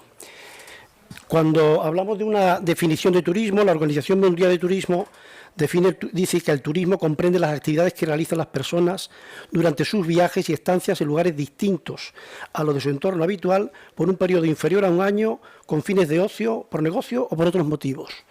Específicamente, el turismo de bienestar es el que ofrece a los viajeros una experiencia que mejora su calidad de vida, su condición física y emocional. Así dividimos lo que es el turismo de salud por la parte de turismo médico, que tiene una orientación más intervencionista, principalmente se movilizan hacen turismo por turismo quirúrgico, intervenciones quirúrgicas, y lo diferenciamos del turismo wellness, del turismo de bienestar, que tiene un efecto más preventivo. En lo que es la continuidad de la salud, tendríamos que hablar del paradigma médico, que el paciente se convierte en un sujeto pasivo, es el médico el que diagnostica y el que nos pone el tratamiento, diferenciándolo que sería una posición reactiva. Y el paradigma del wellness es al revés, es el paciente el que toma el protagonismo, el que tiene que mantener y que mejorar la salud, tiene un efecto preventivo y la responsabilidad recae sobre el propio individuo, que es el que promueve sus estilos de vida saludable y tiene una actitud proactiva. En ese sentido, el 63% de las muertes humanas anuales son atribuibles a enfermedades crónicas no transmisibles relacionadas con el estilo de vida, el 63%. Y el 80% de esas enfermedades crónicas no transmisibles podrían evitarse adoptando un estilo de vida saludable. Son cifras de la Organización Mundial de la Salud. El modelo de medicina tradicional, que se limita a un diagnóstico clínico y la prescripción de un tratamiento, con fármacos o con cirugía, puede complementarse con un modelo de atención de medicina del estilo de vida que complementa y mejora este modelo de la medicina tradicional. Surge en Estados Unidos el Colegio Americano de Medicina del Estilo de Vida, que la define como una medicina del estilo de vida, un enfoque basado en la evidencia que busca prevenir, tratar e incluso revertir enfermedades, reemplazando conductas no saludables por saludables. Y cita comer de forma saludable, cita estar físicamente activo, aliviar el estrés, evitar el abuso de sustancias peligrosas, dormir adecuadamente y tener un sistema sólido de apoyo emocional. Los centros de tratamiento de hidrología médica pues se antojan como un lugar ideal para trabajar con equipos multidisciplinares y luchar por recuperar la salud y bienestar perdidos. De hecho, en la FENTEC del año 2013, según recogemos en la página web nuestra de la Sociedad Española de Hidrología Médica, hay una declaración de San Petersburgo en el que definía la medicina termal como un sistema organizado de proporcionar beneficios para la salud en los balnearios mediante el uso de recursos terapéuticos principalmente naturales, las propiedades climáticas, la educación, el tratamiento de los pacientes y promover una vida sana, prevención y rehabilitación. Estamos complementando todos nuestros tratamientos que nosotros hacíamos con balneoterapia, con otros elementos como la climatoterapia y con otros profesionales que incorporamos en nuestros establecimientos para tratar de mejorar y de incluir estilos de vida saludables entre la población que se acerca hasta nuestro balneario. Nosotros tenemos un programa que es en Iberic, que es el Wellness Iberic Salud, en el que intentamos trabajar en esos 6 puntos de medicina de estilo de vida en cuanto a comer de forma saludable, la actividad física, controlar el estrés, suspender el abuso de sustancias peligrosas, el descanso y el sueño y las relaciones interpersonales. Si nos remontamos a 10 siglos atrás, había un autor árabe que se llamaba Ibn Butlan, que nació en el 1001, que ya había escrito el Taquinum Sanitatis y ya estaba dando una serie de instrucciones de cómo teníamos que hacer para tener una vida sana. Por lo tanto, ya vemos que esto no es algo nuevo, sino que hace 10 siglos estaba hablando de el fomento de cómo teníamos que comer y beber, el movimiento, que era al fin y al cabo nuestra actividad física, el sueño, la vigilia, la retención y expulsión de humores o los estados de ánimo básicos, que son muy parecidos a los 6 puntos que trabajamos en la medicina del estilo de vida y que hemos incorporado nosotros en nuestros programas. Nuestros programas tienen estos 10 objetivos en los que vamos trabajando y entonces incorporamos al médico especialista en hidrología, incorporamos al fisioterapeuta, incorporamos a un psicólogo, incorporamos a un monitor de actividad física, incorporamos a un nutricionista. Y sobre ahí entonces tratamos de trabajar sobre la salud física, la cardiovascular, la salud musculoesquelética, la salud nutricional y la salud emocional. Pero no olvidemos que en los balnearios el 80% según las encuestas, los que vienen a los balnearios en España es por motivos de relax, no es por motivos de salud. Solo un 15-20% de nuestros pacientes vienen por un motivo terapéutico. Y de los que vienen por un motivo terapéutico, que son los que trabajan en cabina, vemos que el 80-90% de nuestros usuarios están usando los circuitos y las piscinas termales, solo un 15-20% están usando la zona de cabinas, y si hacemos una encuesta de qué valoran nuestros clientes cuando vienen a nuestros balnearios, el aspecto que más valoran es la calidad del servicio, y el segundo lugar es la calidad de las instalaciones, por encima de las virtudes terapéuticas que pudieran tener nuestras aguas. Entonces, si lo que más valora nuestro cliente es la calidad, tenemos que darle calidad. Ya hemos hablado aquí antes de la implantación de certificaciones de calidad. La calidad se ha vuelto en una herramienta imprescindible en las empresas actuales, tanto por sus beneficios a nivel interno como sus beneficios a nivel externo. Y nosotros lo que estamos usando desde la ITB, de la Asociación Iberoamericana de Termalismo y Bienestar, incorporamos una norma de calidad que cumple con las normas ISO internacionales que ahora mismo están en vigor, la de Wellness Spa, la de Thalassotherapy, la de Medical Spa y la de Medical Tourism. La innovación que tiene esta norma es que lo que certificamos son las instalaciones y los servicios, independientemente que trabajen con agua mineromedicinal, que trabajen con agua termal, que trabajen con agua marina o que trabajen con agua común. Eso independientemente trabajamos, y lo que certificamos, se certifica también el tipo de agua que tienen, por supuesto, pero certificamos las instalaciones y los servicios de circuito, las instalaciones y los servicios que se hacen en cabina de la aplicación de técnicas hidrotermales. Si tienen personal sanitario, también se certifica en el Plus Salud para los que tienen actividades terapéuticas, y también hay otro que es un punto de desarrollo de un Plus medioambiental, para hacer una certificación medioambiental. En las auditorías auditamos 265 ítems en el total, en las auditorías completas, y si incorporamos el Plus Salud y el Plus medioambiental, llegamos a valorar en una auditoría 357 ítems.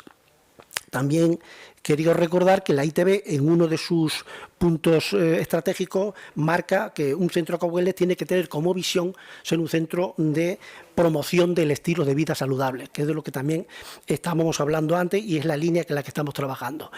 En los centros balnearios Iberic, pues una empresa que nació en el 21, tenemos 3 balnearios, y dentro de la línea estratégica de nuestra empresa se puso la obtención de certificaciones de calidad como estrategia básica y línea estratégica de la empresa. El segundo línea estratégica, que fue la digitalización de todas nuestras agendas y de todos nuestros procesos internos. Ya la hemos conseguido, a partir de ahora el 1 de octubre ya están todos los centros con sus agendas online y cualquiera desde su casa puede entrar y hacer una reserva de cualquier tipo de servicio que tenemos en el balneario. De hecho, en la experiencia que tenemos, la mayor parte reservan a partir de las 8 o 9 de la noche, que es cuando pues la gente está en su domicilio tranquilo y decide vamos a tal sitio y desde el móvil nos hacen la reserva. Y también otra de las líneas estratégicas era el desarrollo de productos wellness, que es lo que estamos trabajando. Tenemos el primer producto wellness ahora, servicio wellness ahora en noviembre en el balneario de Guitiriz.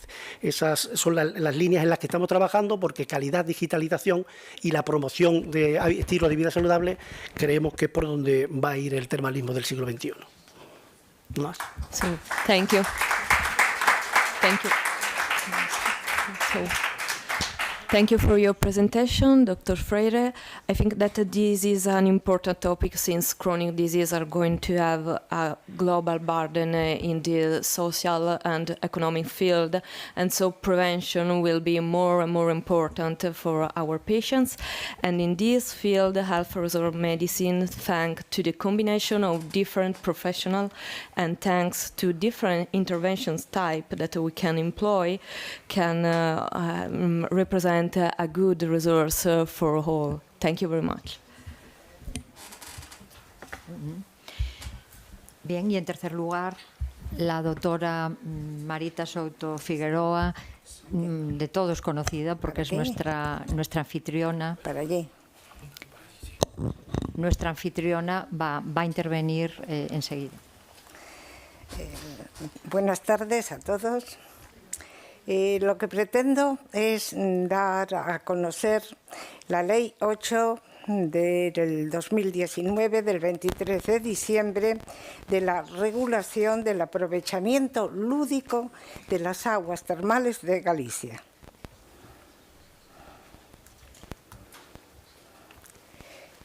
Probablemente la medicina sea la disciplina que aporte más luz sobre los comportamientos sociales y culturales de una época, a partir de la transmisión de sus conocimientos, y al mismo tiempo nos ofrece información sobre los hábitos alimenticios y sobre la higiene como prevención de la enfermedad.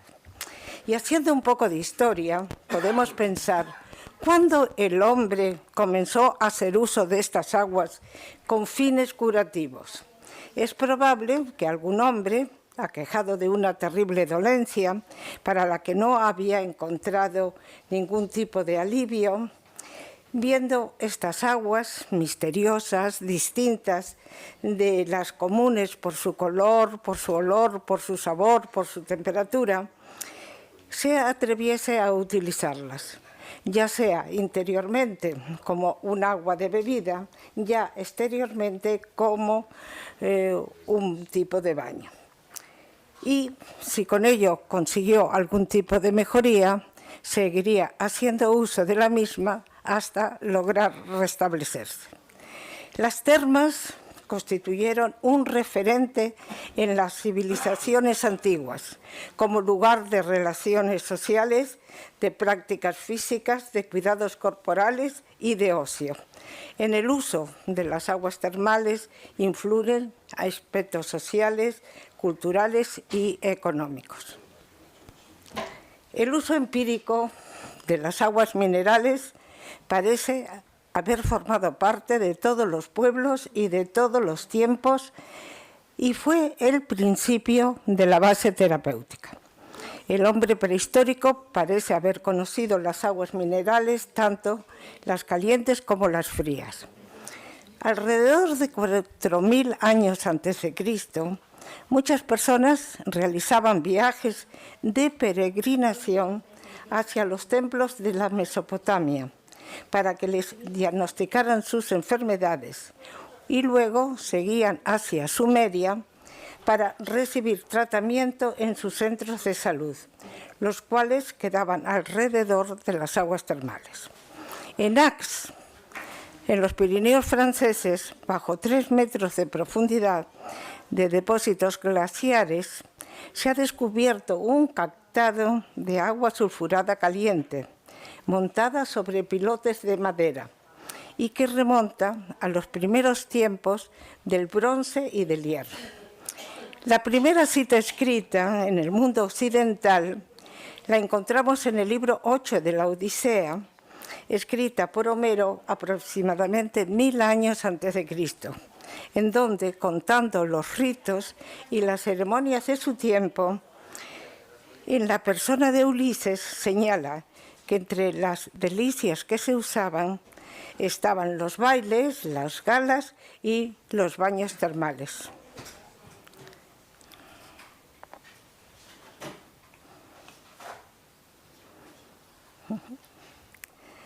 A ver. Tenemos ahora las aguas termales de Galicia, su regulación. Galicia es rica en aguas termales y su población la utiliza con fe en sus virtudes medicinales, siendo una práctica inmemorial. Debido a ello, la Xunta de Galicia ha llevado a cabo la regulación de estas aguas, que fija como condición previa que las aguas cuenten con la declaración de aguas termales. En la legislación española es aquella que sobrepasa en 4 grados centígrados la temperatura media del lugar.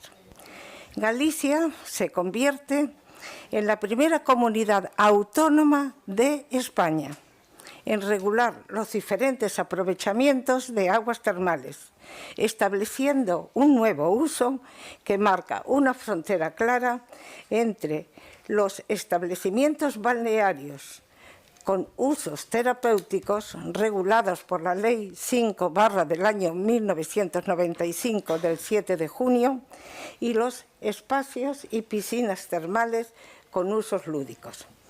De este modo, Galicia da respuesta a una realidad empresarial y a una demanda real de la sociedad actual, ofreciendo seguridad jurídica y garantías a proyectos turísticos que hasta la fecha no tenían ninguna reglamentación. Este sector también presenta otras potencialidades como a que están asociadas al estado de bienestar y ocio de las personas, asumiendo un papel fundamental en la industria del turismo.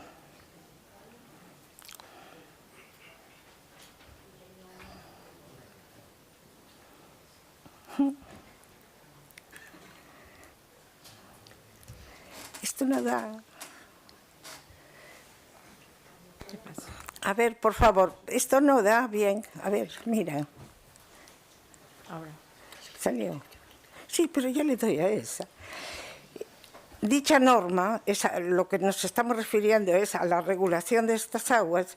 Dicha norma se dicta principalmente en base a la competencia exclusiva que en materia de aguas minerales y termales se reconoce a la Comunidad Autónoma de Galicia en el artículo 27.14 del Estatuto de Autonomía de Galicia, pero también en el ejercicio de las competencias exclusivas que le corresponden en materia de procedimientos administrativos que se deriven del específico derecho gallego, de promoción y ordenación del turismo, promoción de la adecuada utilización del ocio y medio ambiente y en ejercicio de las competencias de desarrollo legislativo y ejecución de la legislación del Estado en materia de concesiones administrativas y régimen minero, y en materia de sanidad, artículo 28, número 2 y 3, y el artículo 33 del Estatuto de Autonomía de Galicia.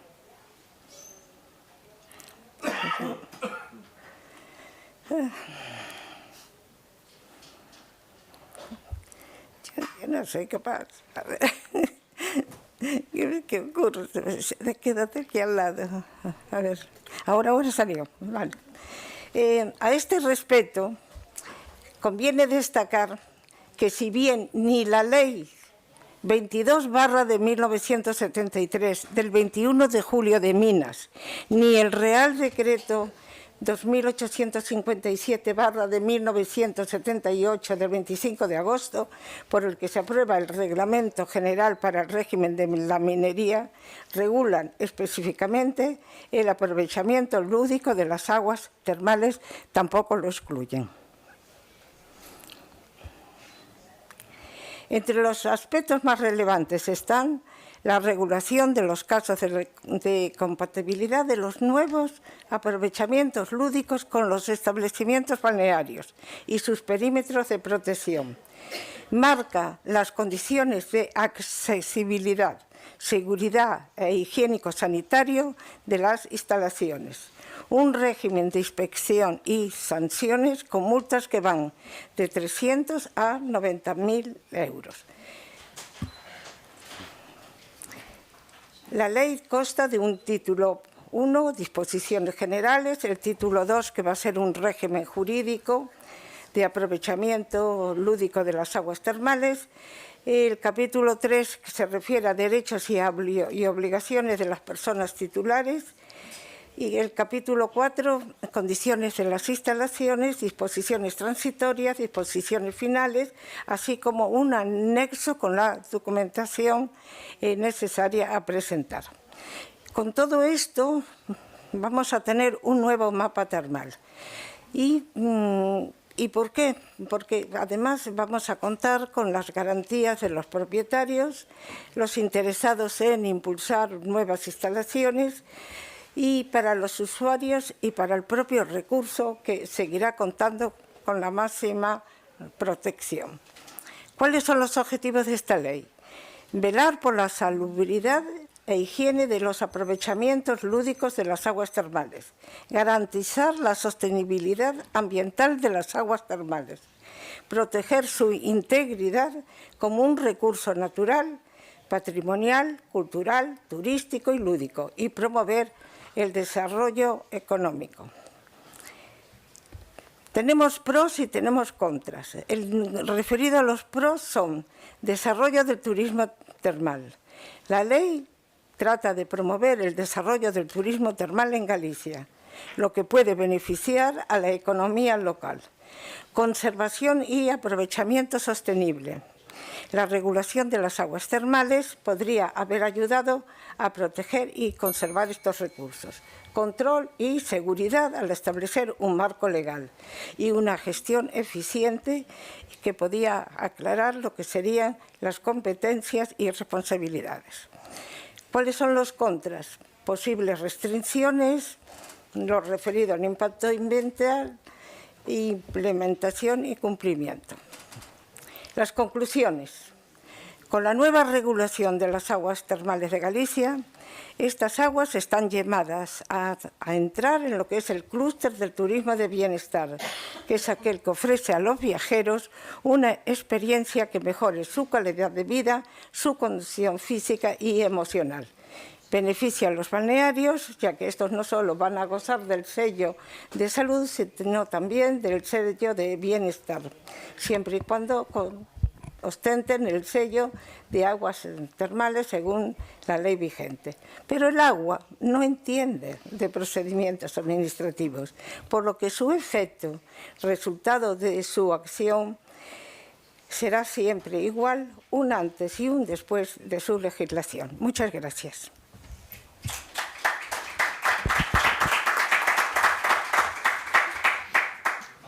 Muchas gracias, doctora Souto. Bueno, muy buena presentación en un tema, bueno, pues en lo que Galicia es pionera, ¿no? Como es la regulación lúdica del uso de las aguas termales, ¿no?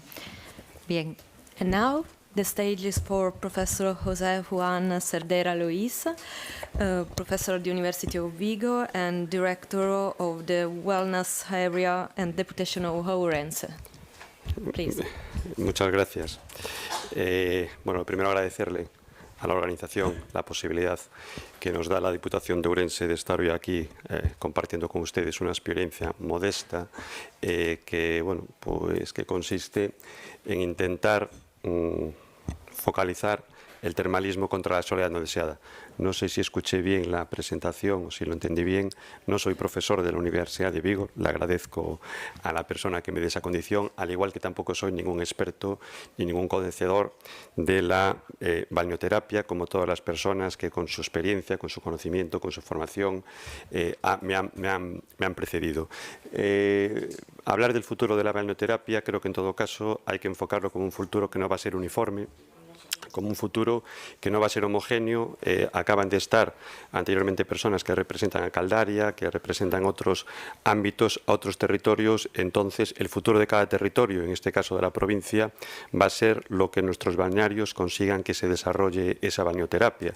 Y la suma de todos los territorios será un poco pues, el futuro de la balneoterapia o del sector en general, ¿no? Yo voy a un poco a enfocarlo desde cuál puede ser la contribución desde una administración pública provincial para, desarrollando unas políticas públicas en este ámbito, poder tener una incidencia en el futuro de la balneoterapia.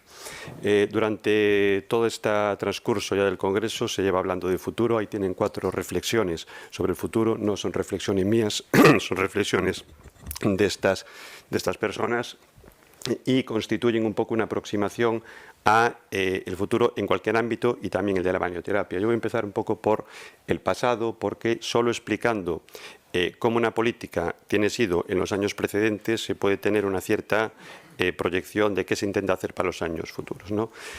Hace más de 10 años, 11 en concreto, que la Diputación Provincial de Ourense comenzó un proyecto de política pública provincial de impulso del termalismo a través de ese programa de termalismo social. Básicamente lo que hace 11 años los balnearios de la provincia, la totalidad de los balnearios de la provincia, en aquel momento eran 5, hoy son 7, nos pidieron un esquema que respondiera a que ellos iban a diseñar un programa de termalismo con diferentes modalidades, diferentes días de estancias, diferentes modalidades de tratamientos y que la administración pública lo subvencionara en una parte. Nuestro papel era el de poner dinero público para poder facilitar que las personas fueran a los balnearios. Este programa tiene especialmente 3 ejes claros de desarrollo. El primero, la sostenibilidad. No la sostenibilidad medioambiental, sino la sostenibilidad económica. Desde el primer año, 2013, tuvimos claro que lo que podíamos y debíamos era poner un porcentaje muy bajo de subvención para cada plaza, porque solo de esta manera tendríamos una capacidad presupuestaria de subvencionarle al sector provincial todas aquellas plazas que entendiera oportuno volcar en este programa. Otra característica es la movilidad. Durante el transcurso de la mañana ya se lleva hablado de que el perfil de personas usuarias de los balnearios suelen ser de una edad avanzada. Si este programa quería facilitar que personas de fuera de la provincia viniesen a nuestros balnearios, teníamos que integrar la movilidad y en este sentido se integró la movilidad en tren. Por primera vez en la historia, desde hace pocos meses, estamos a 2 horas y 10 de un espacio de más de 6 millones de habitantes como es la Comunidad de Madrid. Este fue un aspecto que facilitó mucho el que personas pudieran venir. Y sobre todo, también se lleva hecho varios comentarios, el tema de la digitalización.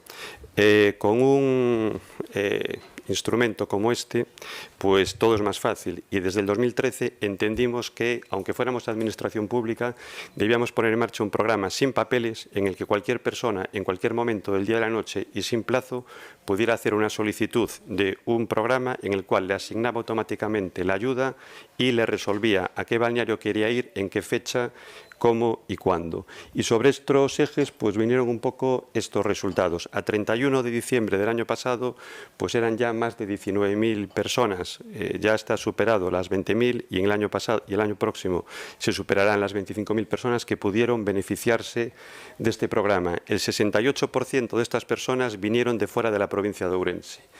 Esto significó rozar los 70.000, que también este año ya se superaron, se alcanzarán una cifra próxima a las 75.000 pernoctaciones y casi 1 de cada 3 personas a este programa viene en tren desde fuera de la provincia. Esto significó más de 200.000 técnicas termales administradas y lo que también tiene su peso como política pública es que significó para el sector más de 6 millones de euros. 6 millones de euros son 1.000 millones de las antiguas pesetas. Bueno, este es un poco el valor que esta política pública y lo que permite en muchas ocasiones mantener abiertos balnearios por más meses que el año anterior. Sobre este contexto, pues que es un poco la realidad que hasta hoy hemos desarrollado, este año nos planteamos una nueva idea, que era utilizar el termalismo contra la soledad no deseada. La idea era pasar de una política fundamentalmente de envejecimiento activo a una política que tuviera en cuenta el parámetro de la salud mental. Como ustedes saben, la Organización Mundial de la Salud ya ha declarado la soledad no deseada como un problema de salud pública. En Reino Unido tienen una Secretaría de Estado contra la soledad no deseada, Japón también tienen, pues con rango de ministerio, una política pública importante, y esto es un desafío que está para quedarse, porque nuestras sociedades envejecen y es una realidad en una provincia dispersa y envejecida como es la provincia de Ourense, que un porcentaje muy importante de personas son mayores y viven solas. ¿Cuál fue la idea? Bueno, pues intentar que 2 balnearios de la provincia, Cortegada y Partovia, lo utilizáramos como un recurso sociosanitario contra la soledad no deseada. ¿Quiénes serían las personas beneficiarias? Bueno, pues sería un programa público en balneario de acceso preferente a personas mayores que viven solas. ¿Cuál sería la forma de organizarlo? Pues sería entre turnos de entre una sobre media de 1 hora y media en función de la configuración de cada balneario y que fuesen a la vez entre 15 y 20 personas. ¿Cuál es la primera diferencia sobre todas las modalidades de programas que habíamos hecho en la última década? Bueno, pues lo primero es que son terapias grupales. Pasábamos de concebir el balneario como un ámbito en el que una persona, una pareja, hacía una solicitud de un programa de estancias durante 6 días, de tratamientos respiratorios o de que cada modalidad fuera, a tener un concepto grupal, en un espacio en el que, aparte de las terapias, aprovechando las propiedades terapéuticas del agua medicinal, va a haber una relación entre unas personas pues, que viven solas. Y una segunda diferencia, una diferencia fundamental, el profesor Bonsignori, creo que a la mañana, pues, nos mostraba una foto de unos elementos en unas islas de Japón que pueden ir al balneario todos los días. Nosotros no es tanto como todos los días, pero sí que un elemento diferenciador frente a los programas que teníamos es que se contempla que las personas vayan todas las semanas al balneario. Una vez a la semana, estas personas tendrán el balneario como un espacio no solo de reunión, sino también de recepción de diferentes programas. Y el balneario decide entre un mínimo de 6 meses y un máximo de 10. ¿Cómo lo canalizamos? Pues el acceso al programa es a través de los servicios sociales municipales. Creemos que es muy importante la coordinación en el ámbito médico y el ámbito social. Las personas que dan prioridad a quienes pueden acceder por estar en situación de soledad no deseada son los trabajadores sociales de los municipios o si esas personas son usuarias del Servicio Provincial de Teleasistencia, que es un sistema a través del cual una persona tiene la posibilidad 24 horas al día de darle a una pulsera y tener pues, un servicio a su disposición. Eso nos permite también conocer la realidad de esas más de 2.000 personas que son usuarias de este servicio. Futuro. Bueno, pues este año fueron 2 balnearios. Una vez vista la experiencia, nos planteamos que el próximo año sean más de 4, es decir, un mínimo de 5, y que en 2027 lleguemos a 10. Optimistas, sí, pero creemos que es un optimismo informado. Me quedan 2 minutos. Apuro. Este año fueron 77 las personas beneficiarias. Para el año que viene se multiplicará por 2 y nuestra intención es tener una política pública en el 2027 que atienda a 500 personas que vayan todas las semanas al balneario, con lo cual entendemos que sí que vamos a poder en ese año tener pues, una política provincial de impacto y que la podamos medir. ¿Qué otras ideas un poco tenemos? Bueno, que queremos evolucionar, perfeccionar y personalizar los programas y los turnos, sobre todo de la mano de personas y de colectivos que nos puedan dar orientaciones de cómo este planteamiento lo podemos, desde un ámbito médico, desde un ámbito psicológico, mejorar. Queremos una orientación al dato, vamos a medir, vamos a estudiar y vamos sobre todo también al campus del agua, pues incorporarlo para todo esto y sobre todo también se habló mucho de la evolución de la digitalización.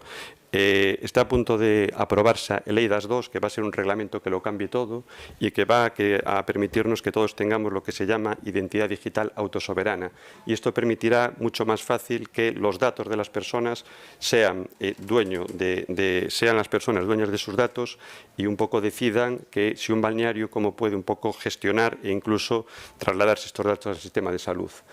Termino con esta frase, que ya no es una frase de una persona pues, conocida, sino que esta frase es una señora que se llama Cristina Liep y la pronunció pues, la semana pasada en el balneario de Partovia, y así la recogían los medios de comunicación y decía que pues una persona que hace unos años perdió a su marido y que la mejor decisión que había tomado era la de solicitar y formar parte de este grupo de termalismo contra la soledad no deseada. Desde el ámbito público creo que es un poco en donde tenemos que poner la responsabilidad y el empeño de generar programas que puedan significar para estas personas pues este tipo de expresión sobre los mismos. Muchas gracias, estoy a su disposición, ahí tiene mi correo electrónico para cualquier cosa que necesite. Gracias. Thank you. So, evidence in literature has demonstrated how the thermal setting can contribute to reduce cognitive impairment thanks to socialization and also to improve mood and quality of life. So I think that your experience or your proposal can be extended also to other reality. Thank you very much. Interviene a continuación el doctor Miguel Ángel Fernández Torán, director médico y gerente del balneario de Cofrentes y seguramente más balnearios, por lo menos a mí me suena de que era gerente de muchos balnearios, ahora mismo de Cofrentes, y nos va a dar una visión también muy acorde con el resto de los temas, ¿no? De acuerdo con el envejecimiento. Muy bien, bueno, pues buenas tardes, gracias a la organización por invitarme a estos minutitos. Y también mis mejores recuerdos para el profesor Solimene. Desde luego que es una pena que nos haya abandonado, pero en fin, esto vamos a pasar todos por ahí. Y gran persona e importante persona en el termalismo, difícil de sustituir. Bueno, yo quiero contar una experiencia nuestra personal sobre lo que es una escuela de longevidad.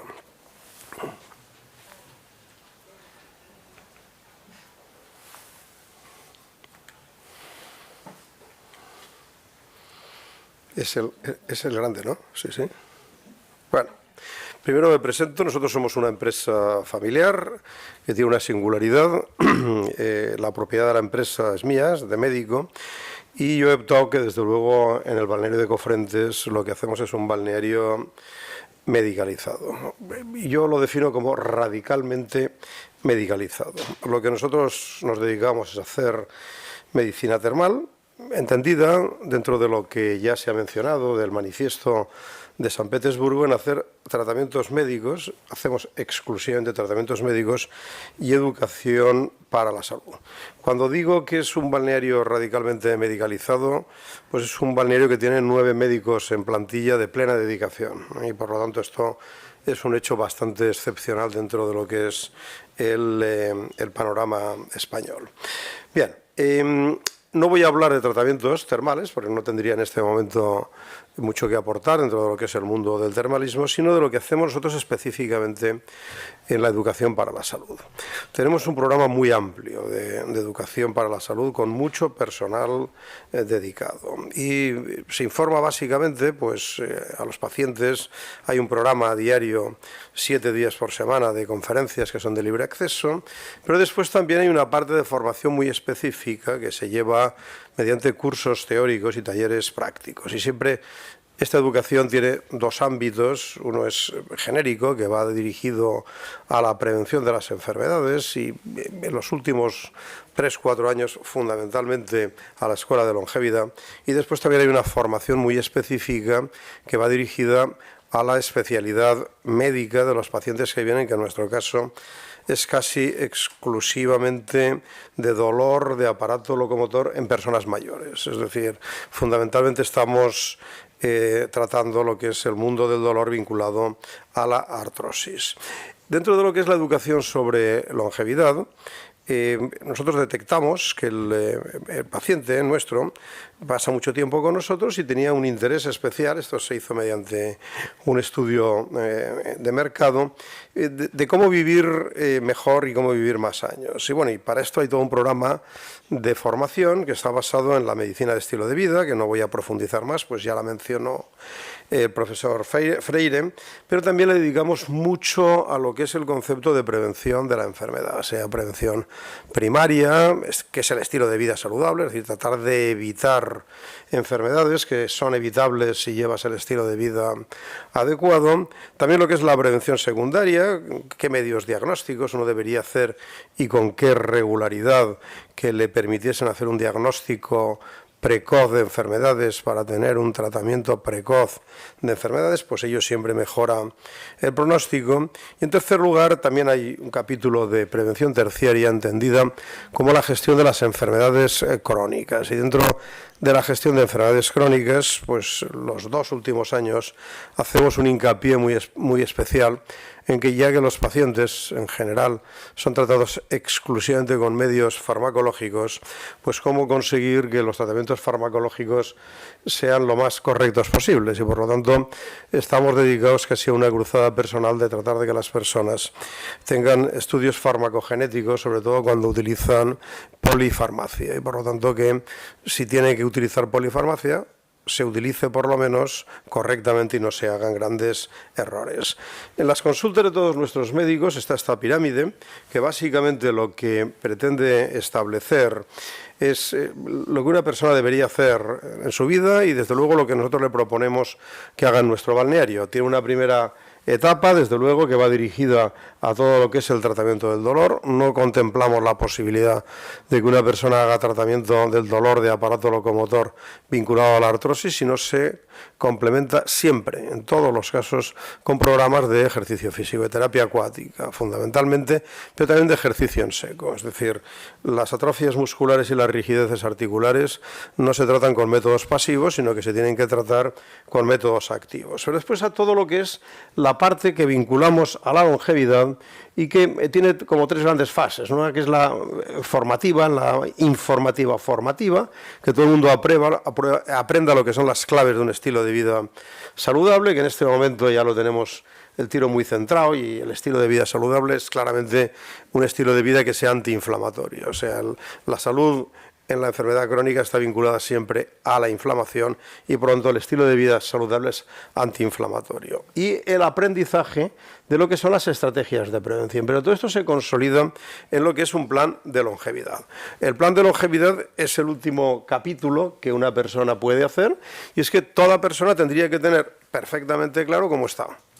Y también tendría que tener claro cómo debería estar. Y a partir de ahí debería definir con sus médicos, con sus especialistas y, por supuesto, con nosotros, la estrategia que le permita ir desde donde está a donde debería estar. Bueno, pues esta estrategia es a lo que nosotros le llamamos un plan de longevidad que tiene 4 grandes apartados. El principio es la información y diría también la motivación, porque no todas las personas tienen la conciencia suficiente de hacer el esfuerzo, de tener la conciencia de que el esfuerzo lo van a tener que hacer ellos. Es decir, nosotros les vamos a poder ayudar, pero que nunca vamos a poder sustituir lo que es su voluntad.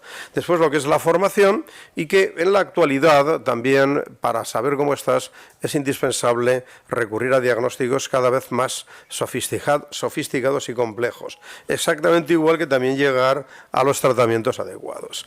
Bueno, siempre que hay un plan de longevidad, efectivamente el paciente lo que acaba teniendo es una historia clínica determinada, siempre se hace el estudio de interacciones farmacológicas y farmacogenéticas y después hay una serie de pruebas que no las voy a definir con detalle, pero sepamos que esto no es una enumeración exhaustiva y además que seguramente el año que viene habrá más, quiero decir, todo lo que permita fijar el punto de partida con parámetros objetivos va a ser muy importante para poder medir posteriormente los resultados de los tratamientos que se planteen, los tratamientos que se vayan a hacer.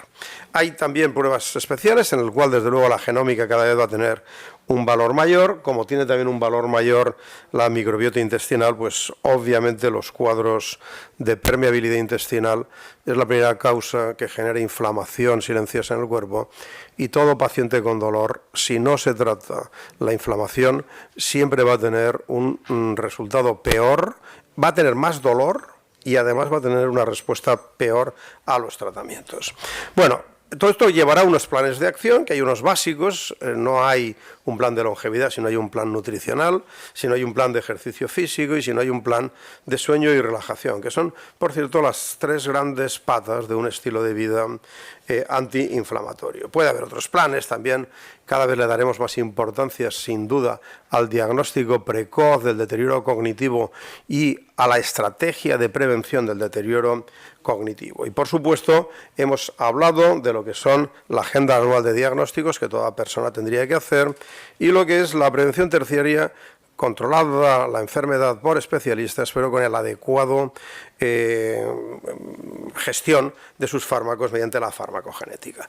Finalmente, tenemos claro que en los balnearios los pacientes pasan un periodo de tiempo limitado de su vida y por eso hemos desarrollado lo que es el plan de seguimiento mediante telemedicina, que en un momento determinado nos permita el poder entrar en sus casas, el poder continuar los consejos y el seguimiento de los controles mediante las consultas de telemedicina, porque nuestros pacientes no viven en nuestro entorno, sino que viven muy lejos de nuestro entorno y es la única forma que hay.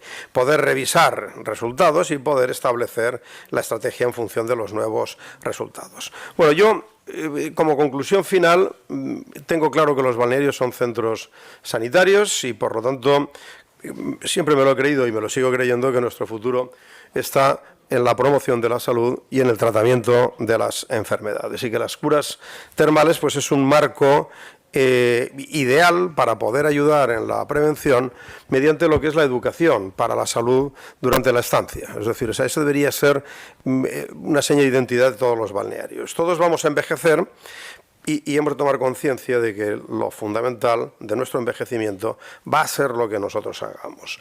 Los médicos creo que en los balnearios deberían aprender medicina de estilo de vida y además la deberían aplicar a sí mismos y por supuesto también a los pacientes. Y que el futuro depende de nosotros y no tiene excusas. Bueno, nuestro balneario es un balneario que está en el monte, perdido, estamos en un sitio muy alejado, pero no obstante creo que el año que viene llegaremos a tener ya las 180.000 pernoctaciones. Quiero decir, es dentro de lo que es nuestra provincia, vamos a doblar al siguiente hotel en número de pernoctaciones, pese a que solo estamos abiertos 9 meses. Y para acabar, anunciar también que todo lo que es nuestro plan de longevidad lo sacamos en un libro que está previsto que esté en la calle el día 16 de noviembre. Esto ya está en preventa en todas las librerías online y que en la práctica lo que pretendemos es que esto sea como una agenda para cada paciente para que tenga claro qué es lo que debe hacer. Y muchas gracias por su atención.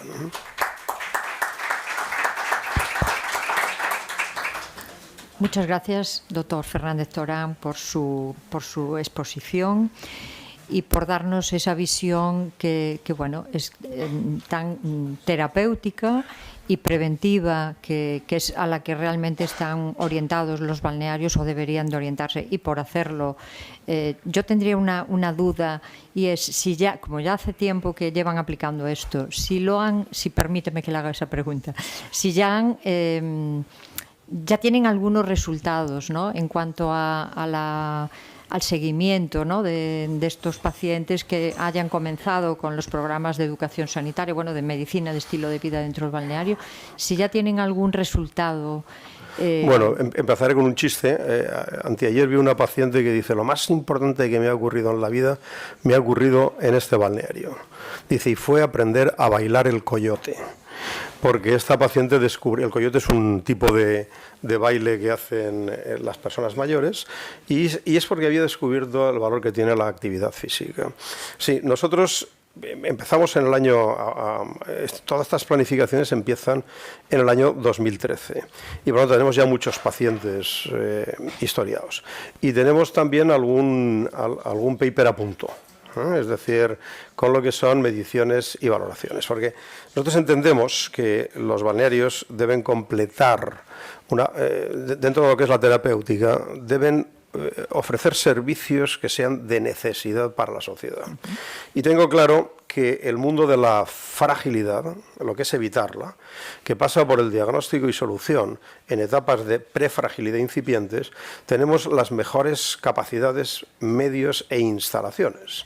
Y en este ámbito es absolutamente fundamental empoderar al paciente con la información y con la formación antes de que entre el bloqueo mental en el que ya tira la toalla y dice que no merece la pena. Y esto creo que es un campo en el que vamos a dedicarnos en los próximos años. Sí, pero resultados todavía no hay recogidos. ¿Te refieres resultados a qué? Del número de pacientes, de resultados de detección de prefragilidad o de fragilidad. Sí.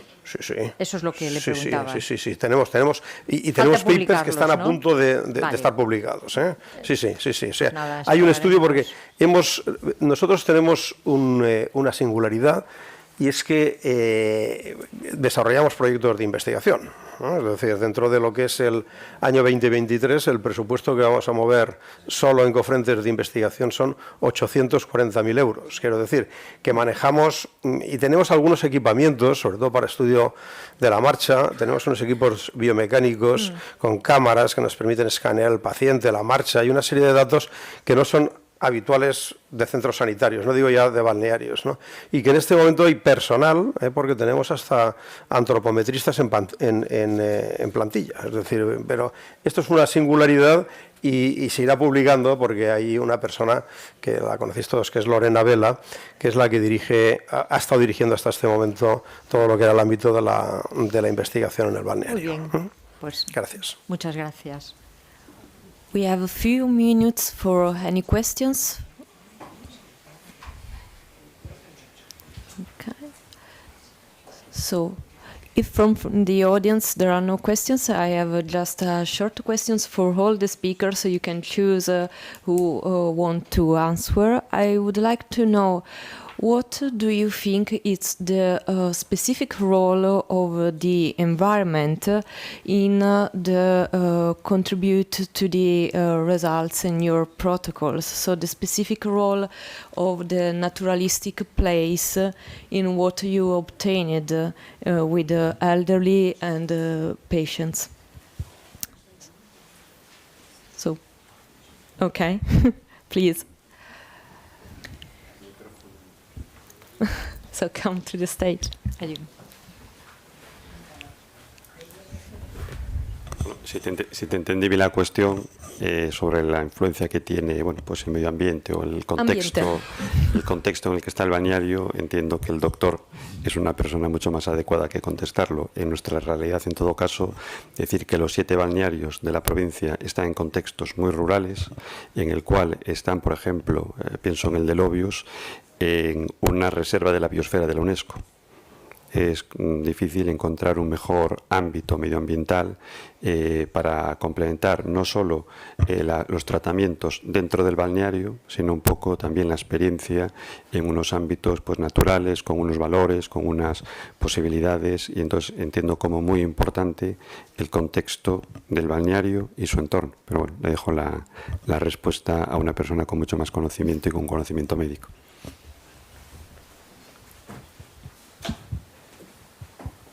Bueno, está claro que el entorno en el que estamos los balnearios juega a nuestro favor y es algo que no podemos desdeñar.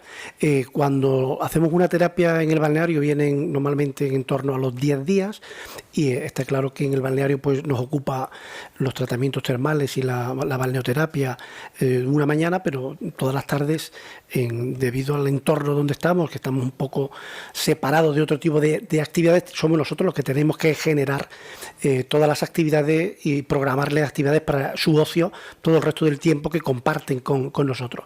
Nosotros nosotros el protocolo nuestro está en que tienen que compartir mesa, con lo cual se inician una serie de actividades sociales y entre ellos que se conozcan y para que generar esos encuentros sociales entre ellos mismos y obviamente todo tipo de actividades dentro de poner en valor los entornos en los balnearios en que nosotros estamos.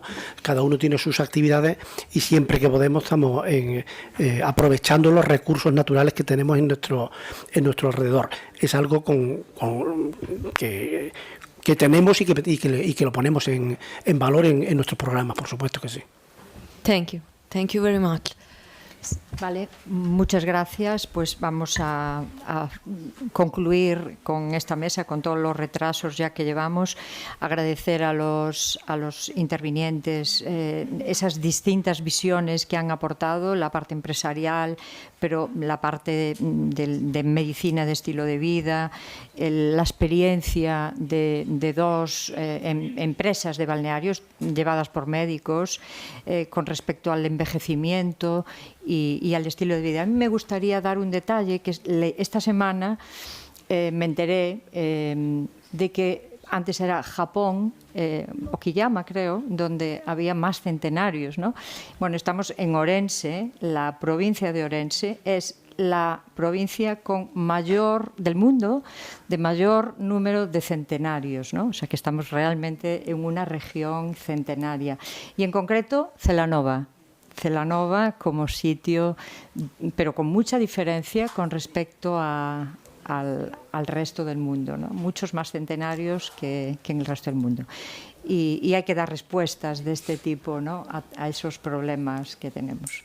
Muchas gracias por su atención.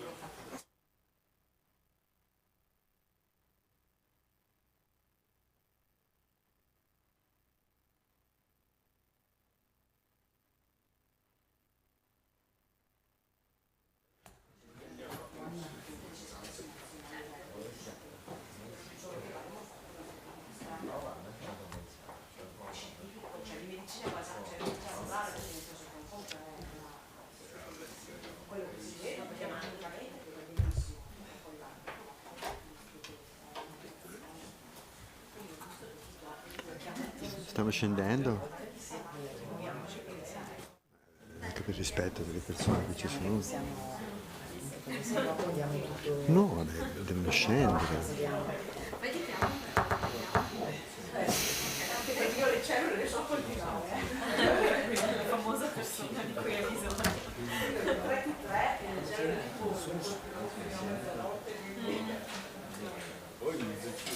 Dicevo che coltivi le cellule di pose ma se c'è ricordi di vita. Ma noi siamo un ottimo blocco di cultura. Non hanno bisogno di me.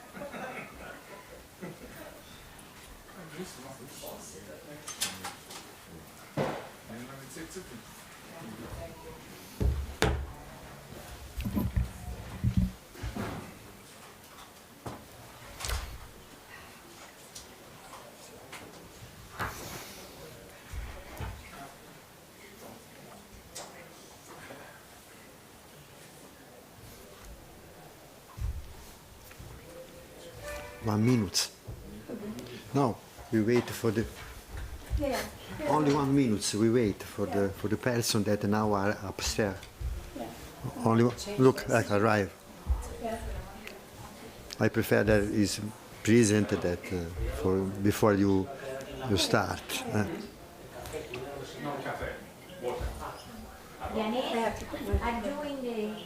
No, lei deve parlare.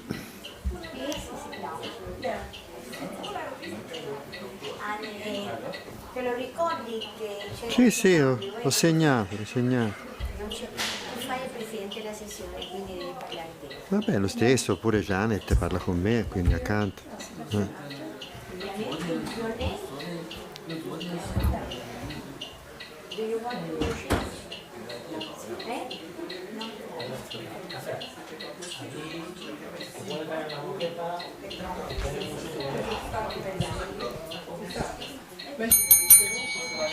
Okay, I think that it's possible to start the last session of this day, of this afternoon. Please sit down, and we start with the first presentation. First presentation by Janet Abbott. Janet Abbott is the president of Balneology Association of North America, and the title of his report is the Balneology in United States. Please, Janet. I have to wait for them to change this. Change? That's not my. Is it not the same? You know, That's not my presentation. Is it not the? I told them. I don't know. Change the slide, please. Is the first slide of the last session. Is not correct now.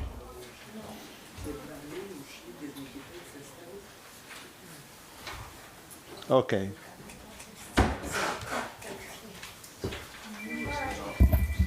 Now it's correct. Okay.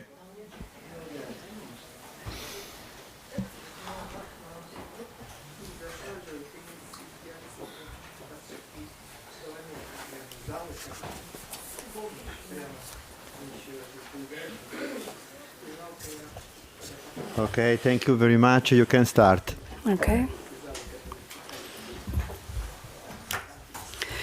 So we are honored to be joining you here at FemTech 74th Congress, and we'll address progressing balneology, tradition through research, information and education in the U.S.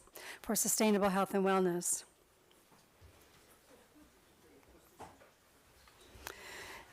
BANA, the Balneology Association of North America, is committed to all things related to health, research, information, and education of natural mineral waters.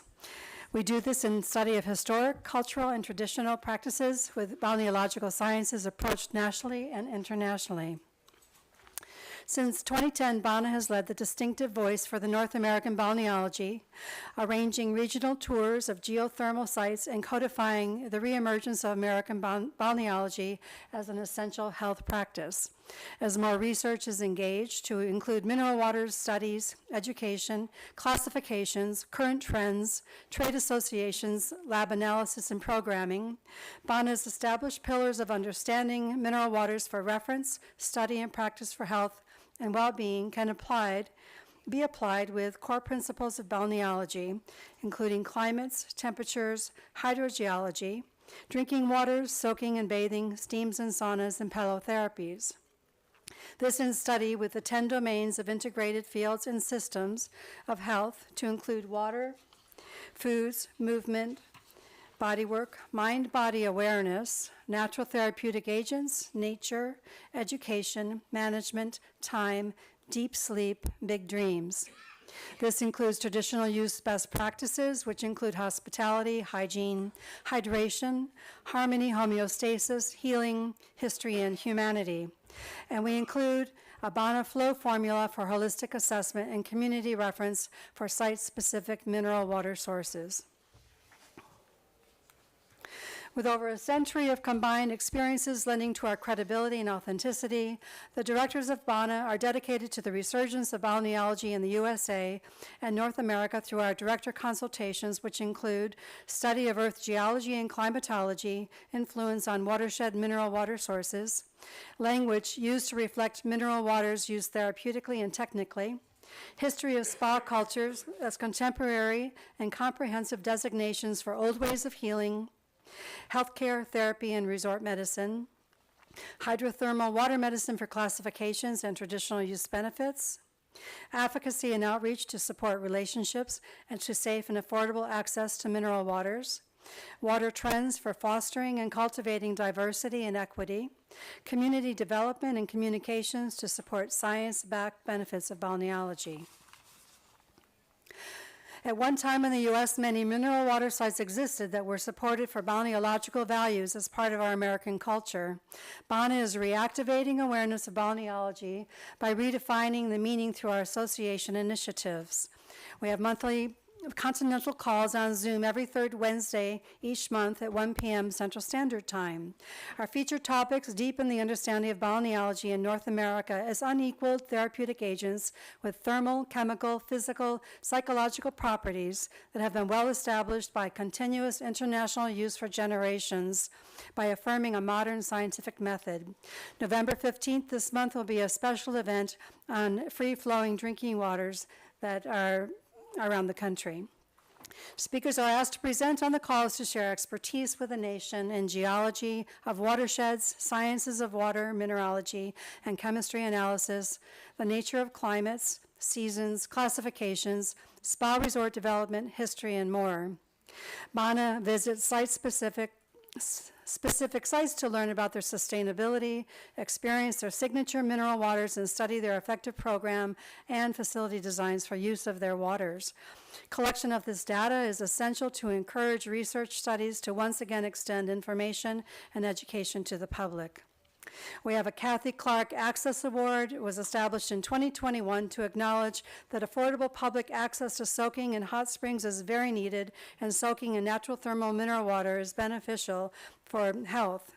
In 2023, we'll have our third year to award a site, and this will be to the Camas tribe in Hot Springs, Montana. Traditional Use Recognition Program is a water analysis submission which is issued into a process report to educate an owner about what their water is good for and informs them how to best use the water on site by direction for best practices of therapeutic bathing for a deeper understanding. BANA instigated the first national registry for therapeutic mineral waters to address the growing popularity of mineral spring bathing, hygiene issues, regulation, and access to mineral water springs, which have become more prevalent. With every state having its own set of guidelines and federal guidelines yet to be set around many of these issues, BANA sees a need to be proactive in protecting the autonomy of these waters and ensuring the integrity of their therapeutic value. We have mineral water classifications. It's our mission to update the North American Balneology Database and codify the North American watershed landscape by collecting source site-specific data from springs around the country. Submissions of recent analysis of mineral waters will be evaluated based on how waters of similar character have been used traditionally throughout time. And we have a balneology balneotherapy course designed to educate site owners and staff to offer knowledgeable best practices to guests for their mineral water programs. A certificate is offered at completion of the course. Featured are 2 health spa resort communities active for over 150 years with different climates and mineral waters from each coast of America. Their quality waters with historic structures and cultural heritage represent sustainability and balneological clusters since the mid-1800s. On the West Coast, it's a warm climate in Calistoga, California, the Napa Valley wine region. Calistoga Hot Springs as a resort town was founded in 1868. There are 13 mineral spas offering mud treatments, mineral pools, steam, saunas, massage, and rejuvenation. The geology known as the geysers is the world's largest energy-producing geothermal field. The resorts are situated over a constant stream of superheated subterranean thermal mineral water. The vein of volcanic ash is the source of the 100% pure ash used in the mud baths, which is a rarity among spas. Dr. Wilkinson's Backyard Resort in Mineral Springs is part of BANA's traditional use classification program with over 62 years of service with distinctive mineral waters and volcanic ash, highlighting the health advantages of hot mineral springs and mud treatments with 3 hot spring-fed swimming pools. Calistoga brand is there still in sparkling mineral water that is sold locally. The East Coast, we have a cold climate, Saratoga Springs, New York, known as Queen of the Spas, with a rich heritage as a health resort since the 1800s. Became a state park in 1962. Mineral water for drinking and bathing was the impetus for the explosive development of the city. Mohawk and Iroquois people drank and bathed in these waters and celebrated the healing powers of the mineral springs. Dr. Sebastian Kneipp treatments contributed a strong influence during the 19th century, and spa resorts in the midst of the wilderness were built as bathhouses and bathing in the mineral waters. Over 3,000 baths a day were offered at one time. Strict guidelines were set by personal physicians claiming that drinking and bathing in the spring water could cure all sorts of ailments, including diabetes, rheumatism, cancer, malaria, and more. Walking rituals for breathing the fresh air and taking the waters were the best practice. President Franklin Roosevelt upgraded the buildings in the 1930s to its current use. Some of the only naturally carbonated springs in the U.S. at Saratoga are the result of a geological fault that allows water trapped in layers of shale underground to surface, giving every one of the springs in Saratoga a slightly different mineral content, giving healing properties. There are 17 springs flowing in Saratoga today that bring hundreds of thousands of people annually for on-site drinking, public collection, and for drinking and the mineral baths at the Roosevelt Bathhouse for Health. Saratoga mineral water was bottled for sale in 1872 and is still available as a sweet water in a blue bottle internationally. BANA promotes the integrity of over 250 U.S. site-specific thermal sources for scientific and cultural examination, as government support is currently being extended to mineral water sites in many countries to revive health and wellness programs through research. We intend to direct our focus on the sustainable resources we have in the U.S. with review of efforts and long-term goals for international research collaboration. We ask how we can creatively solicit funding for our current needs to support research in the USA to progress and to problem solve the lack of research we currently experience. How can we bring the impact sources together to advance the narrative of natural medicine for health and wellness and mineral waters for well-being in the USA and internationally? And these FemTech congresses are perfect for us to find collaboration with everyone's scientific research they bring forward. We are grateful to Umberto Solimen for his fellowship and leadership to build the ongoing relationship established in 2020 between Femtech and BANA. We acknowledge the agreements made by Solimen and will continue to participate in relationship with Femtech to work on international projects and collaborations. Umberto encouraged cross-participation in events and supported continued collegial collaboration on long-term goals internationally that BANA attended. Last year at the 2022 Congress in Bologna, Italy, I received the Femtech Recognition Certificate for BANA. As president of BANA, our association participated in the inauguration of the International Chair Health, Thermalism and Wellness Tourism in Havana in March 2023. At this time, BANA and I will be part of the teaching staff of the chair. Thank you for your participation. Direct any inquiries to these addresses. And here's a list of our directorships. Thank you very much. Thank you, Janet, for the report. Thank you for the time. You are correct. Thank you for the report. Thank you for the fine. For the question, I think that is better at the end of the session. Okay. Now we go on. The next speaker is Chair Davidson from Australia, co-founder of Peninsula Hot Spring Group and Vice President of Femtech. Thank you, Charles. Thank you very much for the opportunity to speak today. I do first of all want to pay my respects to Umberto and the great work that he did. I've worked with him for many years, the last 5 or 6 years since he was president, and I've really enjoyed his company and mourn his passing. So, but we will honour the legacy that he created and the people before him created in the Femtech organisation.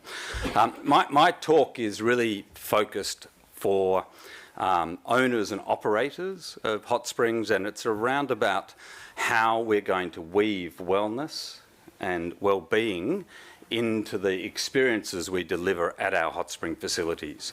Now, for me, wellness is a feeling of wholeness and happiness. So it's all about the feeling that people feel and the happiness that that gives them. And I want to see that in hot springs. Next. So just being together with people creates that feeling of wholeness and happiness. But at the very basis of wellness, we need to, and at the hot springs, we need to be able to offer the fundamentals of wellness. And I say the fundamentals of wellness are air, good clean air, clean water and clean food. Without that, all the work that we do, doesn't matter how good you are at your medical practice, if you don't breathe good air, if you don't drink good water, and if you don't eat nutritious food, you are starting from a very difficult place. So, so I believe that hot spring facilities can take on the roles of being able to monitor the air and be able to improve and lobby for good quality air. So we install air meters to be able to tell people how good the quality of the air is at our properties. We can provide water filters. At our facility, we have multiple water filters around our whole facility with free drinking, good quality drinking water for the people who come and visit our facilities. And, oh, that was one too many. And food.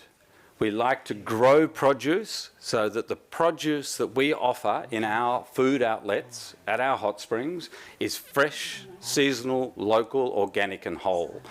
So it is very good food produce, and so people are getting the mentality of good health. We have 7 pillars, what we call 7 pillars of wellness.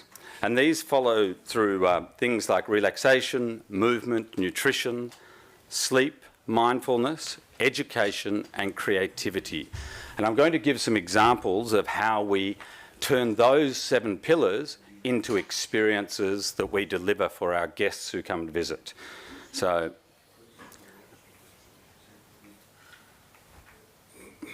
there we are. Oh, golly.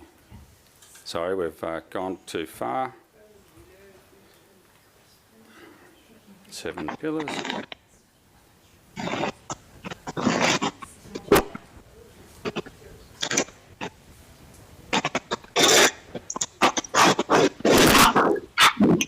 Sorry, I'm not sure what's happening here. There's meant to be pictures for each one. I'm not sure why they're not coming up. So, yeah, something weird is happening here. That's not my presentation. It was right a moment ago. Anyway, the seven pillars. It's important to see the pictures. Hello? Please. Sorry, but the pictures are... Attention, it's possible to correct.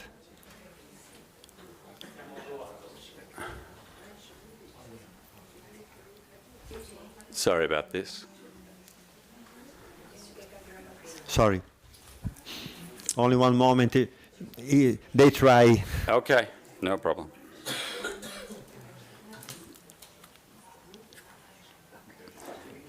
Yeah, my presentation is very strongly pictures. I'd like to show the experiences. No, with pictures is much better. Yeah. No problem. Yeah. Sure. They may have to start it again. Maybe it's the battery. In here? Maybe, I don't know. I don't know. Are they working on it? I don't know if it's the battery inside. No, it's not the battery. Not the battery? No. They say me it's not the battery. No. Oh, here we go. Okay, let's quickly. Yeah, I think so. All right. So yeah, you've got the 7 pillars of wellness. I'll try and make this very quick. This is where relaxation is so important, and I think that's probably the number one thing that Wellness Hot Springs can deliver, is a place of relaxation, a connection to nature. We offer that in various ways, relaxation, where we have spa centres, we offer massage, laying in pools and being out in nature.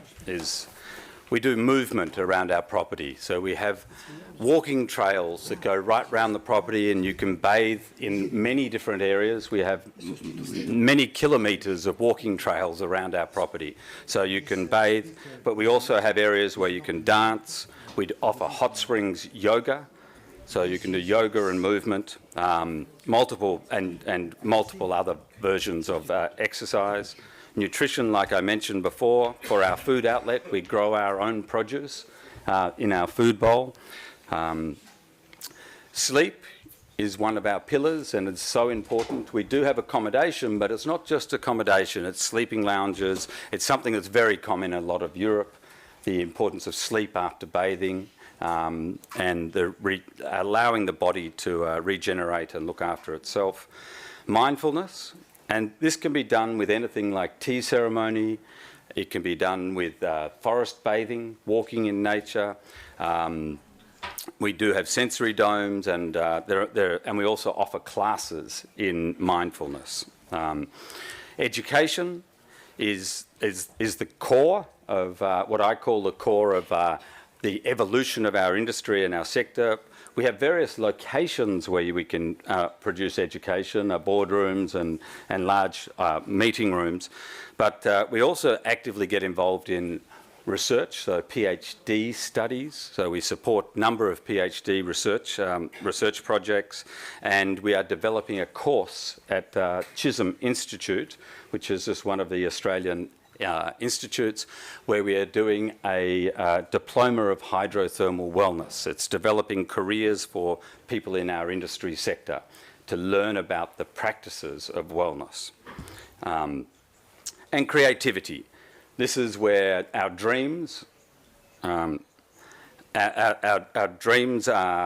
created. It's the ability to bring music in. We have ballet, for example, which we have at our place. We have outdoor movies. We do all sorts of activities. There's also many other wellness practices that we do. We produce up here, you've got oil distillation, so we use the local trees and we create our own hydrosols and oils, and we make our own bath salts and bath bombs. So we're using an ability to use our local flora to create oils to connect people with the local environment through their aromas and through the experience of bathing. We also make paper, we do massage classes, we have we have clays from around our areas, and so people can paint their bodies with clays. So there's multiple ways that we allow people to engage with the wellness experience. I'd like to finish off just with 2 examples of how we can amplify wellness communities just beyond the facility itself, but developing it as a promotional way to create the culture of wellness. One is through these things we're calling hot springs trails, and that's connecting and creating trails. Right here and all throughout Spain, so we have the Camino de Santiago, for example, but this is the hot springs Camino. It's the hot spring trail around the country. There's one in Colorado. We have them in our state of Victoria in Australia. We're developing one right through Australia, from hot springs in the south right up 2,500 kilometres of trails with hot springs all along the way, where we're trying to work as a community, encouraging people to visit the next town, to visit more places and build community. But they also exist in other places, the Grand Tour Deluxe in Switzerland, for example. But the more that we can work together, the better we'll be able to create communities. And events, we like to celebrate individual cultures. We celebrate the Australian Aboriginal culture. Once a year we do a major event. We also celebrate Diwali, which is an Indian culture, and that's happening next month. But every year we celebrate the Indian culture. We celebrate Chinese culture. Chinese New Year is celebrated in our hot spring every year. I'm going to Greece after this. Tomorrow I fly to Greece, and we're spending a week in Greece, and then when we come back, we will start to celebrate Greek culture in Melbourne, in Australia. Outside of Athens, Melbourne is the second largest city of Greek people in the world. So we will be celebrating Greek culture after I return, and we will be doing that every year. So we want to celebrate more and more cultures in hot springs. And finally, we do events, and there are other really good ways to bring people into the story of wellness. This is one that we started this year called the Awaken Festival on the 26th of March, and I finish off with a 1-minute video, and that is of the Awaken Festival, just to show you the mood and the feeling of 1,000 people who came to our property to celebrate coming together around wellness and wellness in the hot spring environment. So hopefully, sound? Maybe that was sound. There's meant to be sound. They said there was, but anyway, you'll see it. There's really nice music with this. There is a future in the air between us, between us. I look at you and I believe it. I believe it. I believe it. There is a future in the air between us, between us. I look at you and I look at you and there is a future in the air between us. There is a future in the air between us and between us. I look at you and I believe it. I believe it. Beautiful. Thank you very much. Thank you, Charles, and sorry for the technical problem. And please.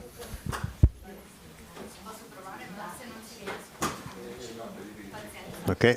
Now is in program online collegamento. Non c'è?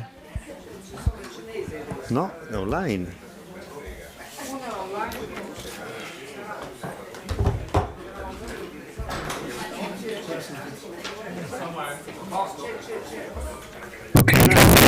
Present.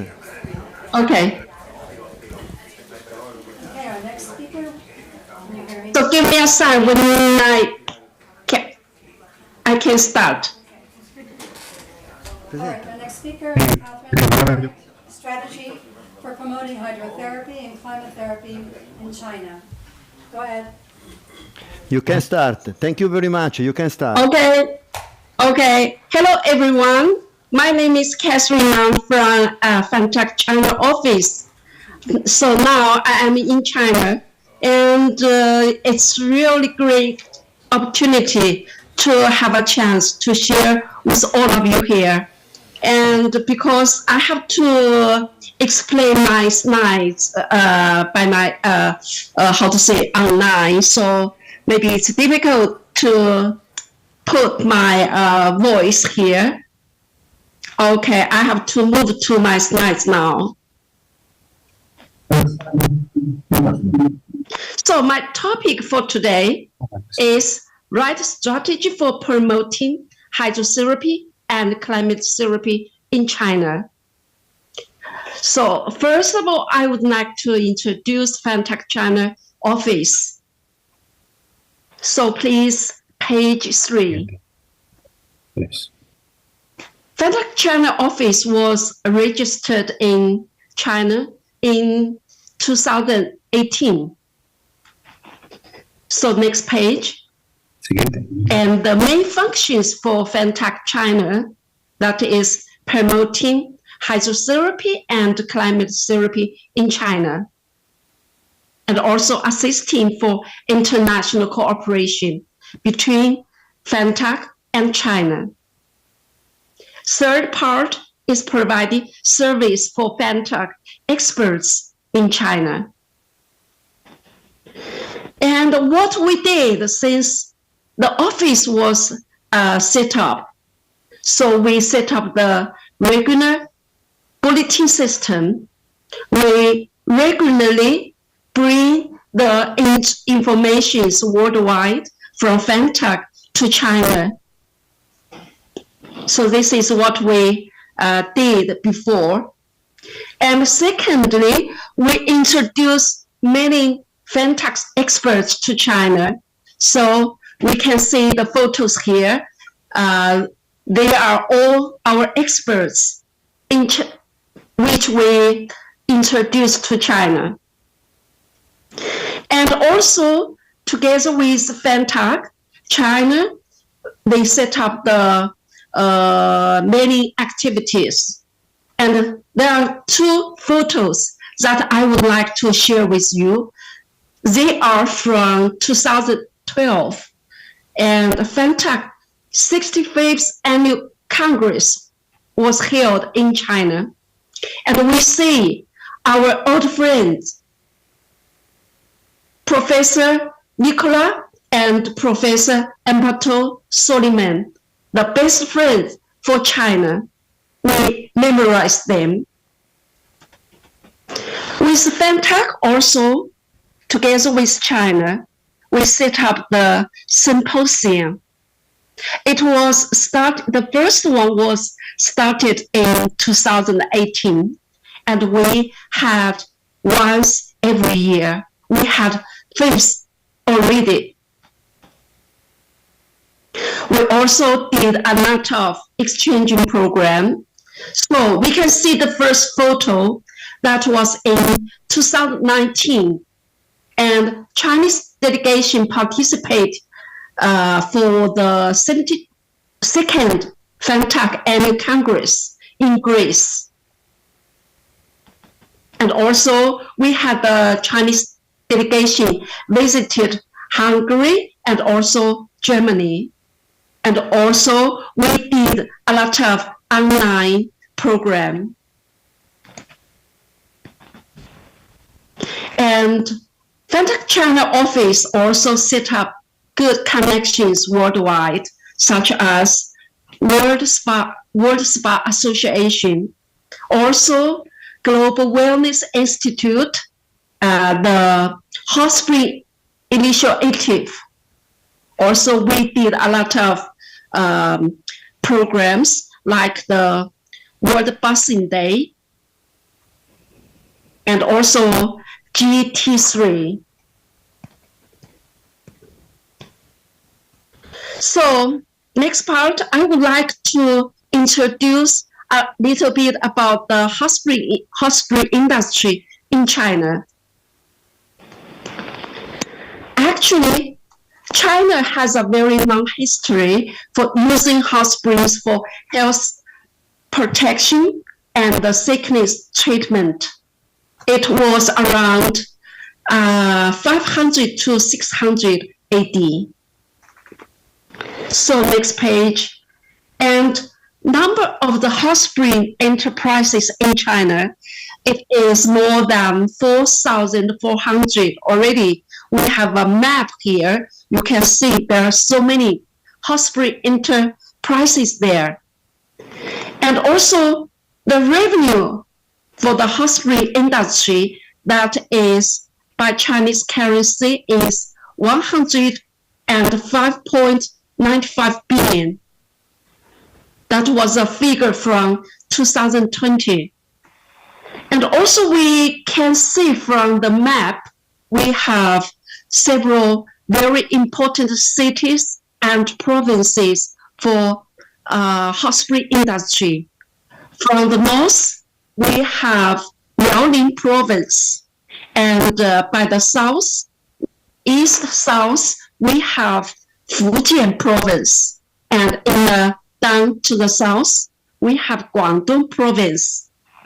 And we come to the southwest of China, Chongqing city, and also Yunnan province. So they are the most important province and cities for hot spring industry. The characters for hot spring industry in China, we have a map here.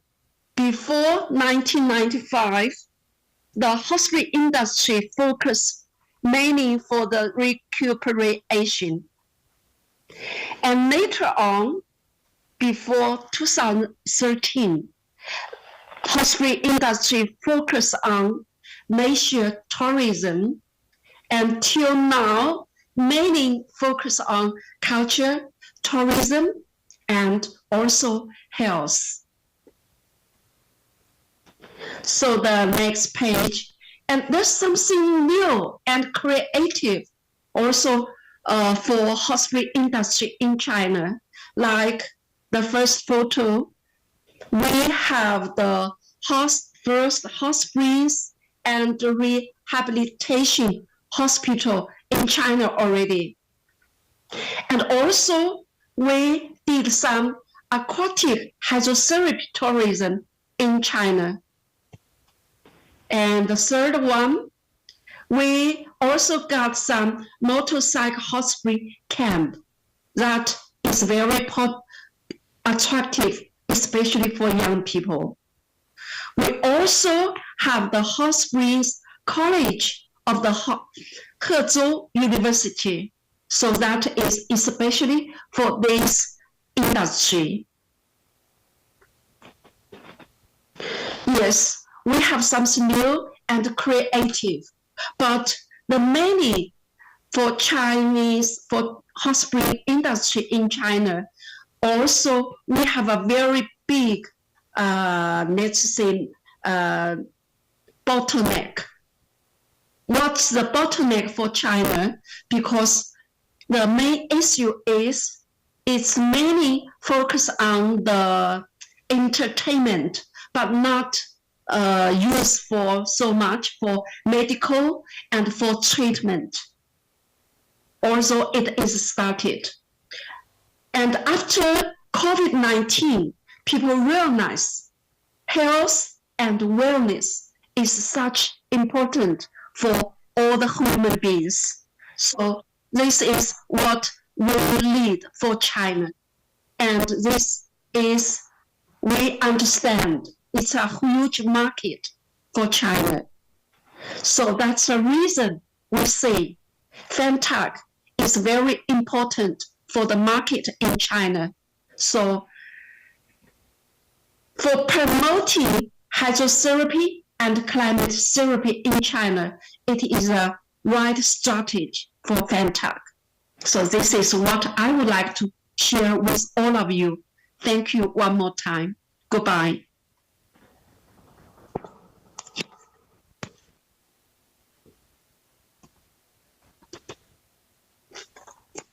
Hello? My speech fit. Thank you very much for your report. Thank you. Thank you, Caterina. Thank you. Goodbye. Thank you. Bye-bye. And we must go on. Please, the next. Speaker is online also is Zhang Yu, the development trend of hot spring tourism in China after the COVID-19 pandemic.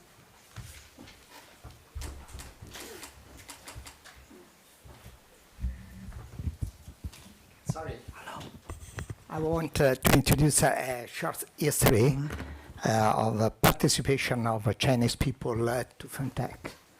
And the history started in 2018 during the Congress in Guangzhou with more than 1,000 delegates from international different countries. And after only 1 month, the people call us, me and Umberto, to implement the cooperation and collaboration. And the partnership of this time during the,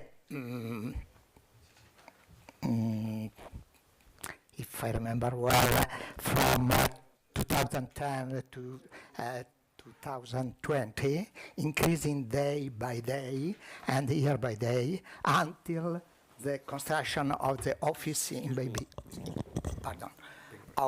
Beibei in Chongqing district. And now the partnership is coming to begin friendship.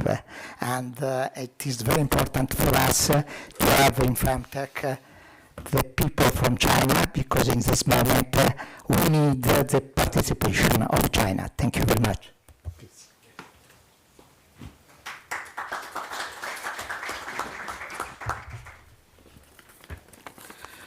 尊敬的石文莲各位领导，尊敬的各国温泉界朋友，大家下午好。Dear leaders of the FEMTAC and friends from hot spring and spa industry of various countries, good afternoon. 中国地域广阔，有5000多处温泉资源点。截至2019年10月，全国共有温泉经营企业3795家。主要类型包括温泉度假区、温泉酒店、温泉疗养院、温泉小镇、温泉乐园、温泉 SPA 等业态。全国温泉旅游产业已形成温泉产业集群，在全国旅游业中占据重要地位。China has a vast territory and over 5,000 hot spring resources. As of October 2019, there were 3,795 hot spring operation enterprises in China, many including hot spring resorts, hot spring hotels, hot spring sanitaries, hot spring towns, hot spring parks, hot spring spas, and other forms. The national hot spring tourist industry has formed a hot spring industry cluster and occupy an important position in the national tourist industry. 2020年，全国接待客人3.88亿人次，实现经营收入1059.5亿元。In 2020, the number of the hot spring enterprises approximately 400 with 3,088 million person times of guests welcomed and a total operating income of almost 1,106 billion yuan. 2020年，新冠疫情在全世界范围内引发了全球性的经济危机，中国的旅游业也受到了前所未有的冲击和挑战。2022年底，中国有序放宽疫情管控，温泉旅游表现出了较好的复苏弹性。In 2020, the COVID-19 pandemic triggered a global economic crisis worldwide, and the tourist industry has impacts and challenges. and the end of the 2022, China gradually eased its pandemic control measures, and hot spring tourists showed good resilience in recovery. 首先，2023年上半年，中国温泉旅游接待人次基本上恢复到了疫情前的水平。 Firstly, in the first half of the 2023, the number of Chinese hot spring tourists has basically recovered to pre-pandemic levels. 其次，温泉的人均消费水平较疫情前出现下滑，部分温泉企业的游客接待量已经恢复，甚至超过了疫情前的同期水平。但是，温泉企业的客房、景区等销售价格出现下调，人均消费也出现了下降的情况。 Secondly, the per capita competition level of the hot spring has shown a slight decline compared to pre-pandemic levels. Although some hot spring enterprises have recovered or even exceeded the same period level of tourist arrivals as before the pandemic, their room and snack area sales prices have been reduced, leading to a decrease in per capita consumption. 第三，温泉亲子度假类产品广受欢迎，与其他温泉业态相比，适合家庭出游的温泉酒店和度假区产品明显受到市场追捧。暑假及黄金周出现了市场火爆的局面。Thirdly, hot spring parent-child vacation products are widely welcomed compared with another hot spring forms. Hot spring hotels and resort products that are suitable for family travel have clearly been sought after by the market, with market upsurge appearing during summer vacation and the National Day holiday period. 为了更好地引导疫情之后行业复苏、转型升级和高质量发展，中国温泉旅游协会积极整合跨行业资源，在人才培养、产业博览会、康养产品升级和康养客人输送方面搭建平台，提供服务。 To better guide the recovering, transformation, and high-quality development of the industry after the pandemic, the China Hot Spring Tourist Association has actively integrated cross-industry resources, built platforms, and provided service in talent, competition, industrial exhibitions, health and wellness product upgrades, and the delivery of health and wellness customers. 一、人才培养。中国温泉旅游协会和大学合作，开办了中国第一家温泉管理学院，于2023年9月开学，将为中国温泉旅游行业培养本科学历人才。 The first, talent development. The China Hot Spring Tourist Association has partnered with universities to establish China's first hot spring management institute, which will open in September 2023 and competitive undergraduate talent for the Chinese hot spring tourist industry. 二、举办中国温泉产业及文化旅游博览会。2024年，中国温泉旅游协会将举办第一届中国温泉产业及文化旅游博览会。 Second, hosting the China hot spring industry and culture tourist exposition in 2024, the China Hot Spring Tourist Association will host the first hot spring industry and culture tourist exposition, CHSCT. 三、拓展温泉康养客源渠道。中国温泉旅游协会和保险公司、疗养机构对接，在全国选择合适的温泉酒店作为康养旅居地，由专业平台向酒店在淡季定期输送客源。 Expanding hot spring health and wellness guest sales channels. The China Hot Spring Tourist Association has cooperated with insurance companies and recuperation institutions to select suitable hot spring hotels throughout the country as health and wellness tourist bases. The hotels receive guest arrivals during the off-season through a professional platform. 未来中国温泉旅游协会将继续积极推进中国温泉行业健康有序发展，让温泉行业成为国家健康产业发展的重要一环，让大家都爱上温泉，让温泉成为国人的一种生活方式。谢谢大家。In the future, the China Hot Spring Tourist Association will continue to actively promote the health and orderly development of the Chinese hot spring industry, making the hot spring industry an important part of the country's health industry development, so that everyone can fall in love with hot springs and make them a way of life for Chinese people. Thank you all. Thank you very much.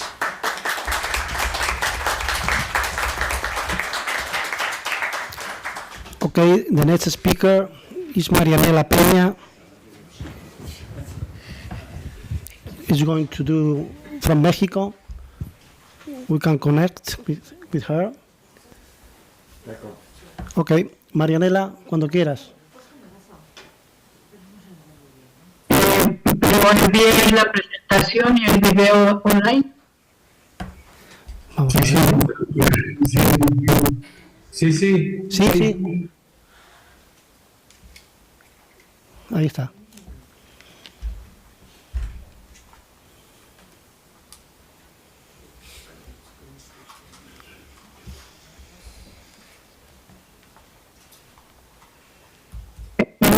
Envié uno primero, tiene una PowerPoint. Cerca de... Ese es el video, el segundo video.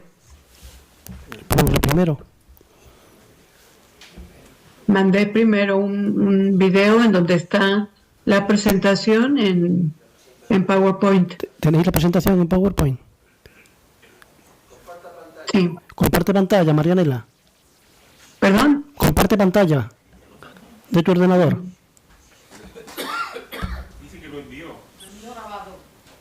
Ah, que lo enviaste grabado.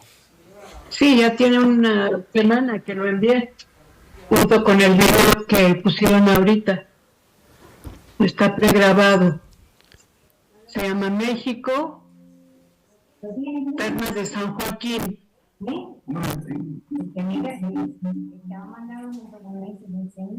Si lo tienes estupendo, si no podemos pasar al siguiente ponente. Y después esperamos a ver si lo localizan. Espera.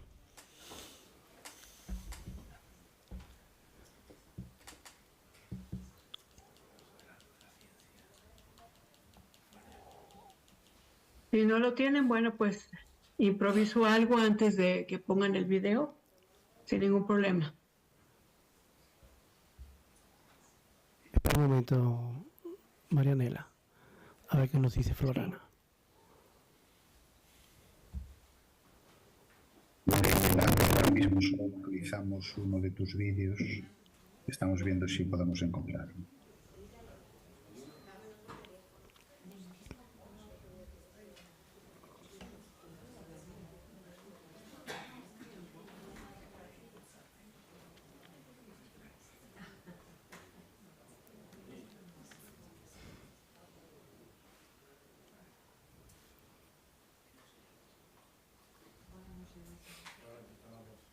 Porque el video lo tienen ya desde hace varios días. Pero bueno. Lo están buscando, Me da mucho gusto saludarles. Muy honrada de la invitación a participar en este importante evento. La idea es mostrar un destino turístico termal que existe en el norte de la República Mexicana, en un lugar muy particular que es el desierto. Increíblemente tenemos una gran cantidad, cientos, podría decir miles de balnearios, de manantiales con aguas termales que tienen diferentes temperaturas, pero están muy ubicados hacia el centro de la República Mexicana. Aquí lo extraño es que siendo aún el desierto, encontramos un manantial que tiene muchísimos cientos de años y que todavía tendrá vida para otros tantos más, y que se encuentra de manera subterránea. Hay que bajar cerca de 6 metros en esta región que se llama La Azufrosa, en Ramos Arizpe, en Coahuila. La idea de presentar este producto, este destino, es que, dado que se encuentra muy retirado de las grandes ciudades, pues tenemos la oportunidad de tener a los huéspedes, a los turistas, en aislamiento, prácticamente en aislamiento total. De esta forma logramos que los huéspedes puedan concentrarse, participar y llegar a tener una verdadera experiencia de wellness, de bienestar, absolutamente. ¿Y qué se ha hecho? Porque si bien es cierto que el producto más importante son las aguas termales de este lugar, pues sí tenía que ver la posibilidad de tener de manera conjunta la oferta integrada a otros servicios, porque pues estamos a 50 minutos del poblado más cercano, sí que podrían en determinado momento pues aburrirse solamente de tomar circuitos de hidroterapia con las aguas termales.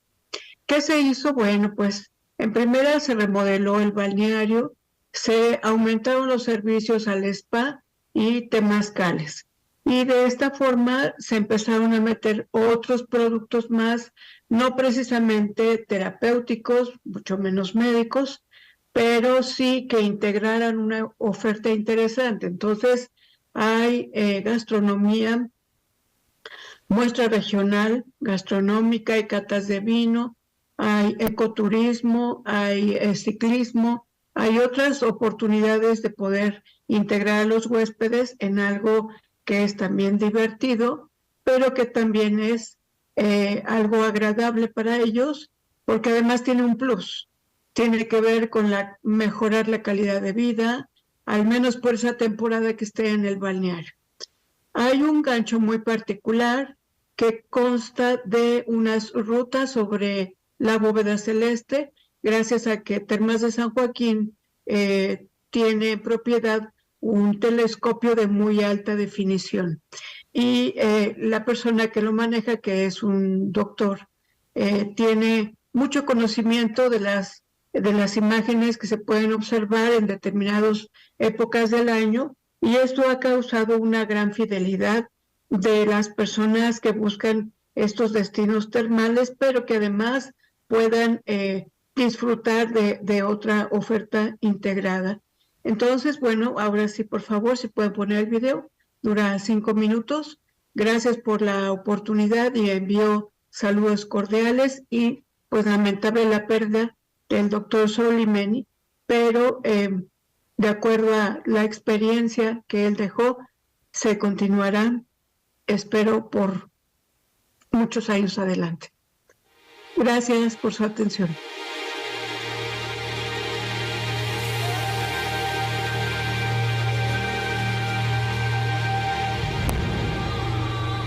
Termas de San Joaquín, ubicado en el semidesierto mexicano, en el municipio de Ramos Arizpe, muy cerca de Saltillo, es una distancia manejando no superior a los 50 minutos, de Monterrey de la misma manera, 50 minutos. Y bien, tenemos la gran virtud de que este producto está totalmente aislado. A pesar de que es un producto rural, llevémoslo de esa manera, es un hotel categoría especial. Es decir, nos hemos dado la tarea de reunir todas las características y todos los servicios necesarios para dar el máximo de satisfacción a nuestros huéspedes. Termas de San Joaquín, como bien lo dice el nombre, el producto principal, el ancla, es el termalismo que tenemos. Contamos con manantiales 100% naturales, con temperaturas cercanas a los 44 grados. Son aguas tipo azufroso, cuyo contenido físico-químico supera los 110 minerales en el contenido de estas aguas y que proporciona múltiples beneficios a la salud, principalmente para temas de relajación, circulación, articulaciones y últimamente el sistema inmunológico. Es el producto ancla, el producto principal, pero alrededor de él hemos desarrollado un hotel categoría especial con todos sus servicios de gastronomía, de hospedaje naturalmente. También tenemos productos para grupos y convenciones, con salones con facilidades audiovisuales, veladas astronómicas, contamos con un observatorio en el cual se dan a nuestros huéspedes recorridos muy padres a través de todo lo que es la bóveda celeste, albercas, biblioteca. Contamos con un spa. Después de haber tenido una inmersión en las aguas termales, lo culminas con determinado servicio del spa, vas a obtener el objetivo de bienestar de manera integral. La conjunción de todos estos servicios y estas características únicas hacen que nuestros visitantes tengan una experiencia memorable realmente. Termas de San Joaquín recientemente cumplió 13 años. Aperturamos en julio del 2007. Nuestra cercanía a Saltillo y a Monterrey son parte de nuestros principales clientes. También tenemos la fortuna de contar con visitantes de todo el noreste del país, del sur de Estados Unidos, y también con una pequeña participación que tenemos de segmento europeo y asiático. La población principal cercana a nosotros es Paredón, que es una población de tipo rural, con una fuerte carga histórica y específicamente de la época de la Revolución. La famosa cantina El Siete Leguas, que también es una cantina museo, alberga artículos muy antiguos también de índole revolucionario. Termas de San Joaquín es de toda esta zona la única fuente de empleo formal con que los pobladores tanto de Paredón como de los ejidos de la Sufrosa y de las Cuatas, que son aledaños a nosotros, tienen. Llevamos a cabo una labor con responsabilidad social importante para la zona. No es nada más emplearlos, sino hay todo un proceso desde el reclutamiento, la formación, la capacitación, enseñarles realmente una función que llevar a cabo, y afortunadamente lo hacemos con gran calidad. Hablamos hace rato de un salón de usos múltiples con todas las necesidades audiovisuales ahí instaladas, y adicionalmente anexamos lo que nosotros denominamos el Centro de Desarrollo Empresarial, que no es más que un circuito que se compone de 7 actividades tipo outdoor para objetivos de trabajo en equipo. Es el segmento empresarial, y existe también el social. De pronto tenemos una familia que decide un punto de reunión, o tenemos algún tipo religioso que quieren venir a hacerlo aquí, o simplemente un grupo de amigos.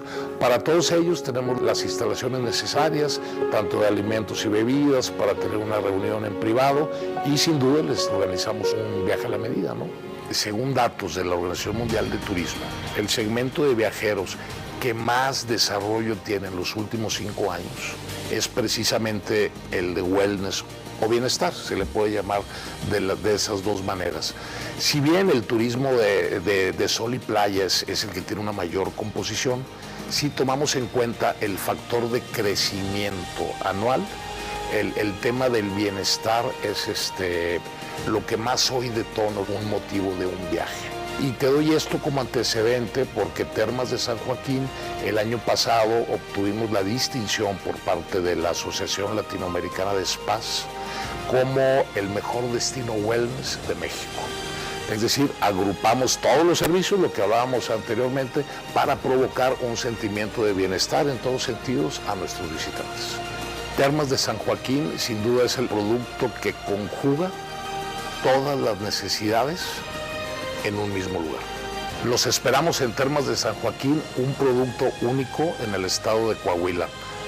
Nos pueden encontrar tanto en nuestra web, termasdesanjoaquin.com.mx, o bien en todas las redes sociales como Termas de San Joaquín, donde podrán ver todas nuestras promociones, servicios, y estamos a la orden para esperarlos.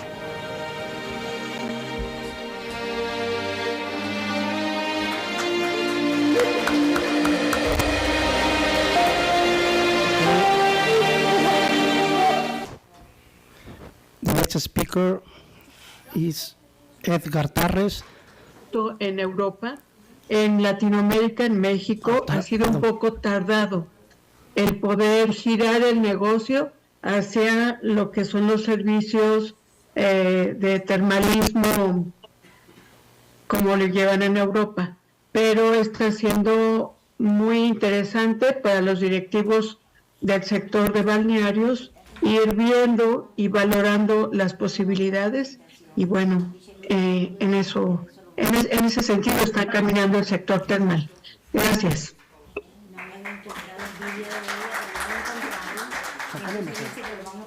Sí, ok. Ok. Vamos a ver el último vídeo, Marianela, que apareció. Marianela. Bueno, sí es prácticamente lo mismo que había dicho. No sé si quieren verlo o si quieren alguna pregunta, no sé. Pues si tienen alguna pregunta, porque como vamos un poquito apurado de tiempo. Nada más. Marianela, muchas gracias. Gusto en saludarles. Gracias. Agradezco enormemente la oportunidad de poder... Ok. El siguiente momento que no se puede acompañar, por lo tanto ha habido un cambio y el que va a hacer la presentación va a ser Edgar Tarres, que creo que está aquí con nosotros. Aquí está. La presentación es sobre bienestar regenerativo. La tenemos, ¿verdad?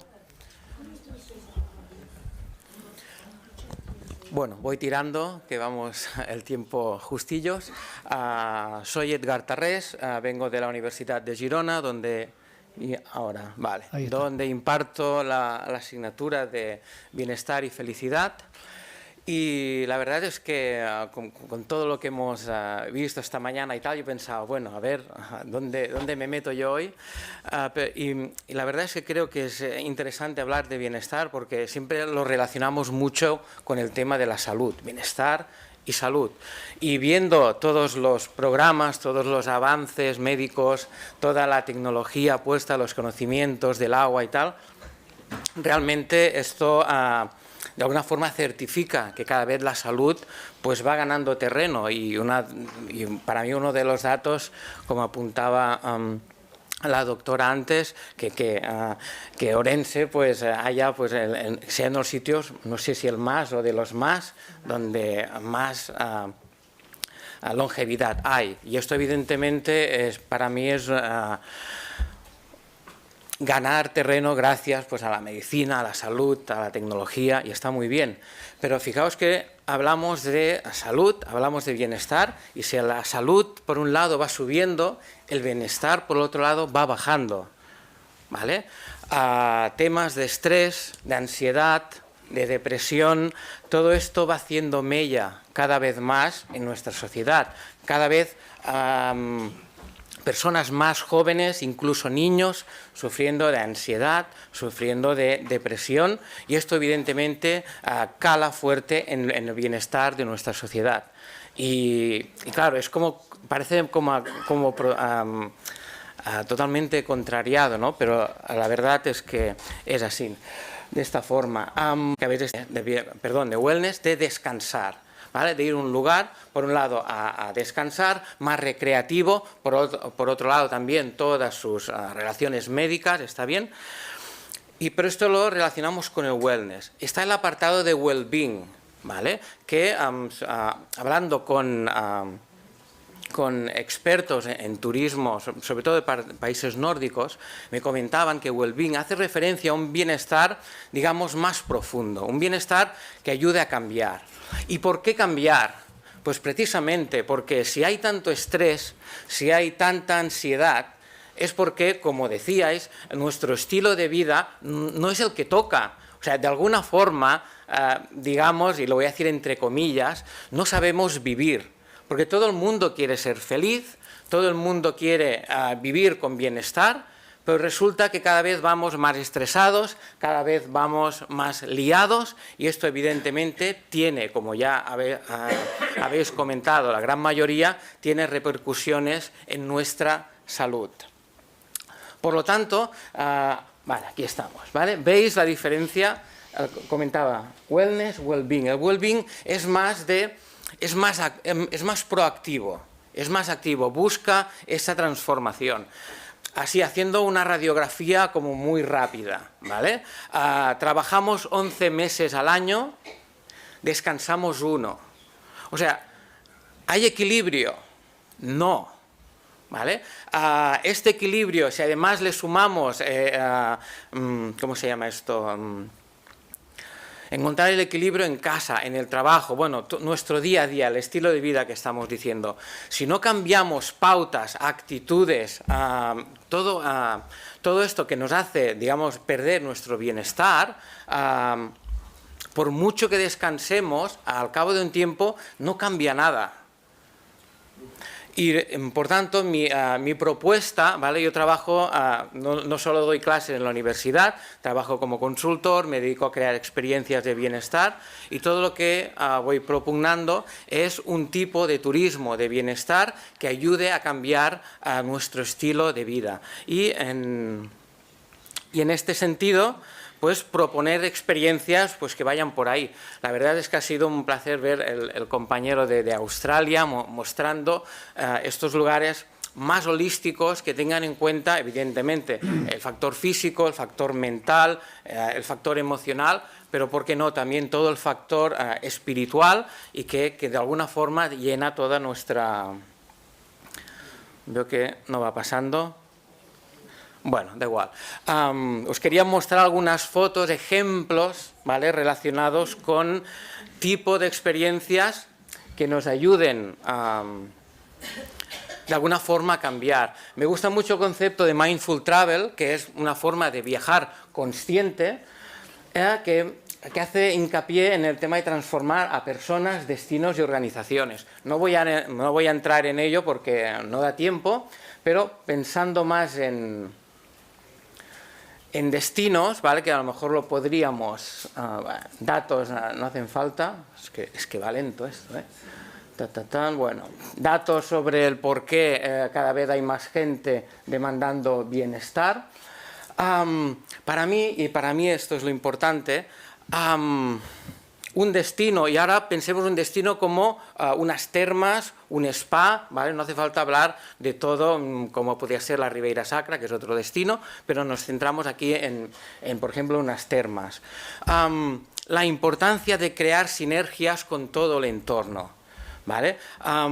Yo que trabajo con diferentes destinos, mi propuesta siempre es, bueno, vamos a buscar esto, a terapeutas, artistas, asociaciones locales, emprendedores, evidentemente empresarios turísticos, pequeños productores, y a partir de ahí empezar a crear sinergias para que la gente que venga a este destino, que sea, se encuentre cosas realmente auténticas, se encuentre cosas que no pueda encontrar en ningún otro sitio.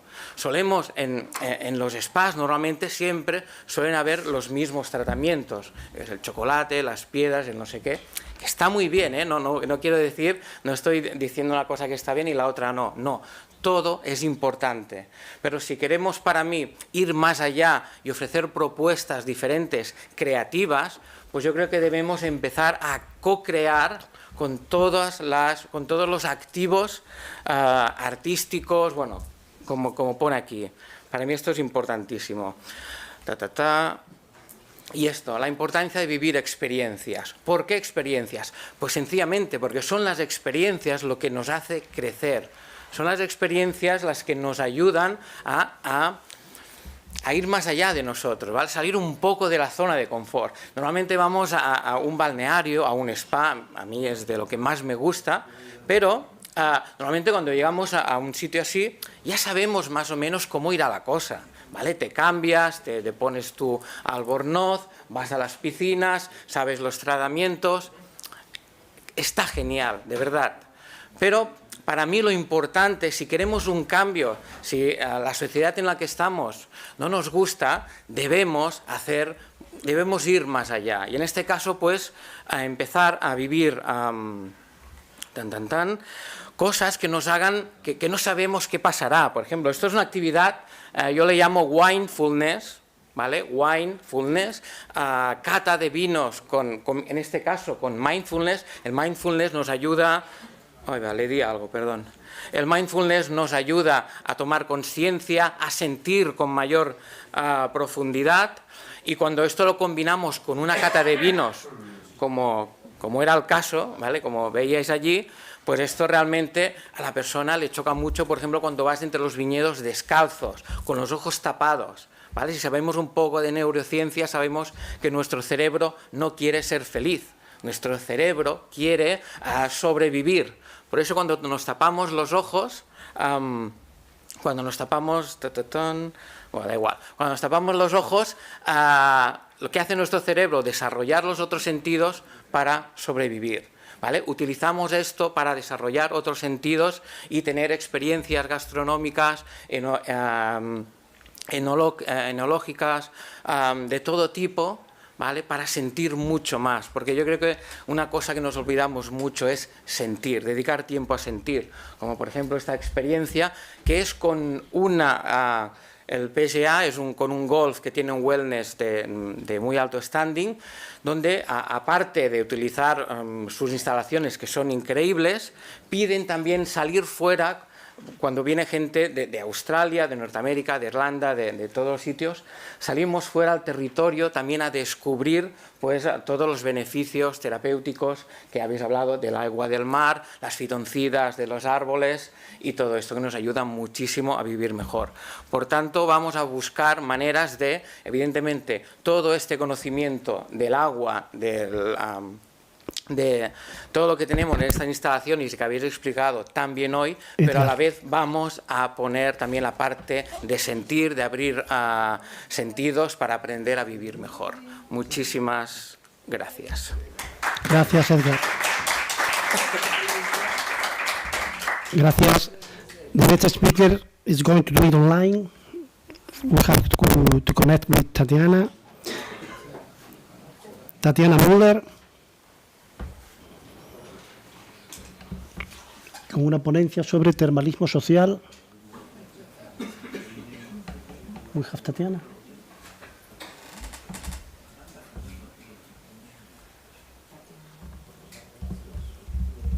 We are searching for Tatiana.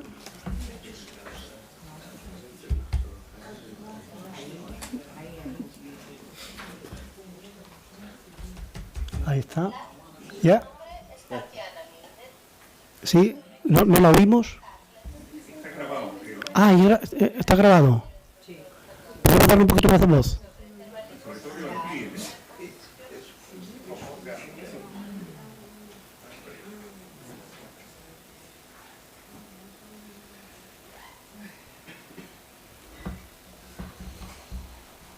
Ahí está.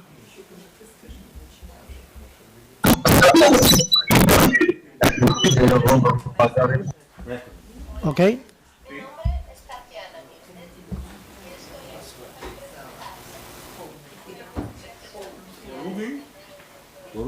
Volumen, por favor. Devi fermarsi. Stop, questa piano.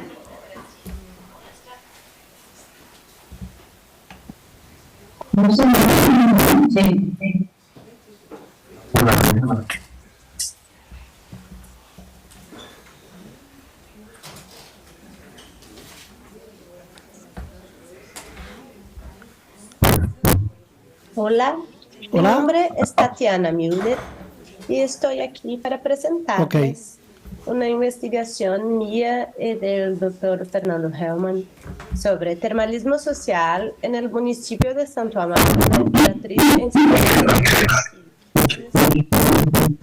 Deve alzare il volume lei. Ah, Tatiana. Alza il volume tu. You have to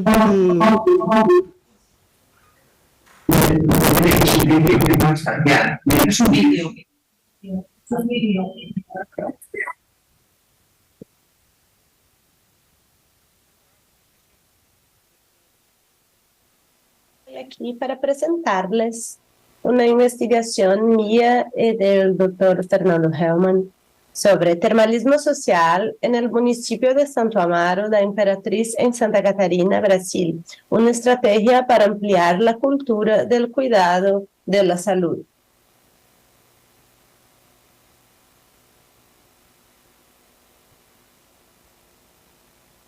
Las prácticas integrativas y complementarias, como son llamadas aquí en Brasil, y nosotros llamamos por PICs, son formas de atención que utilizan las prácticas tradicionales como herramientas para el cuidado y el tratamiento de la salud.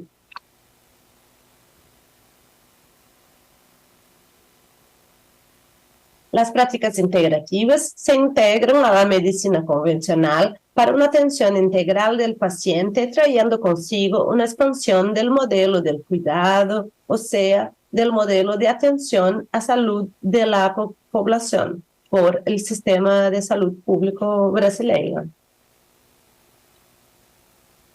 Entre estas práticas, destacamos el termalismo social. Santo Amaro da Imperatriz es un municipio que posee fuentes termales y el termalismo social es muy conocido en la región. Este trabajo hace parte de una investigación más grande que tiene como objetivo general comprender cómo los profesionales de salud entienden la formación en termalismo social para el Sistema Único de Salud, SUS, específicamente para nuestro sistema público de salud. La metodología que utilicé es la perspectiva constructivista de la teoría fundamentada, la Ground Theory. La teoría fundamentada es una metodología estructurada pero flexible. Esta metodología es apropiada cuando se sabe poco sobre un fenómeno. El objetivo es producir o construir una teoría explicativa que descubra un proceso inherente al área sustantiva de investigación.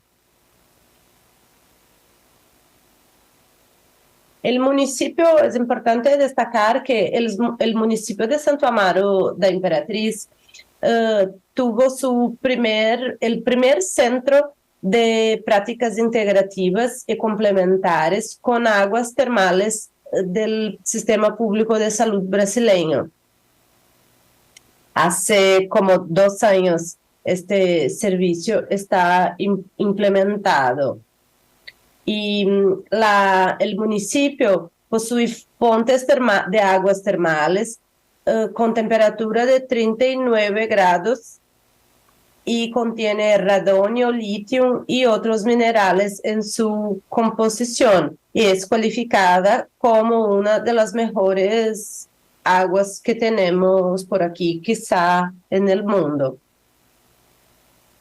El municipio de Santo Amaro ofrece, por tanto, gratuitamente el servicio de termalismo social a través del SUS. El servicio tiene una gran demanda, ya que las aguas termales del municipio son muy conocidas. Entonces, el municipio organizó una estructura para atendimiento donde las búsquedas por termalismo terminan siendo la puerta de entrada a otros servicios en las prácticas integrativas vía nuestro sistema de regulación, que es un sistema de información del SUS. Este es el Centro de Prácticas Integrativas y Complementarias. Y en este centro, además de la práctica de termalismo, tiene también la aromaterapia, la musicoterapia, arteterapia, la meditación, tai chi chuan, la medicina tradicional china como la acupuntura. También tiene yoga, reiki, osteopata, quiropraxia, ayurveda, danzas circulares, plantas medicinales y la fitoterapia y también la reflexoterapia.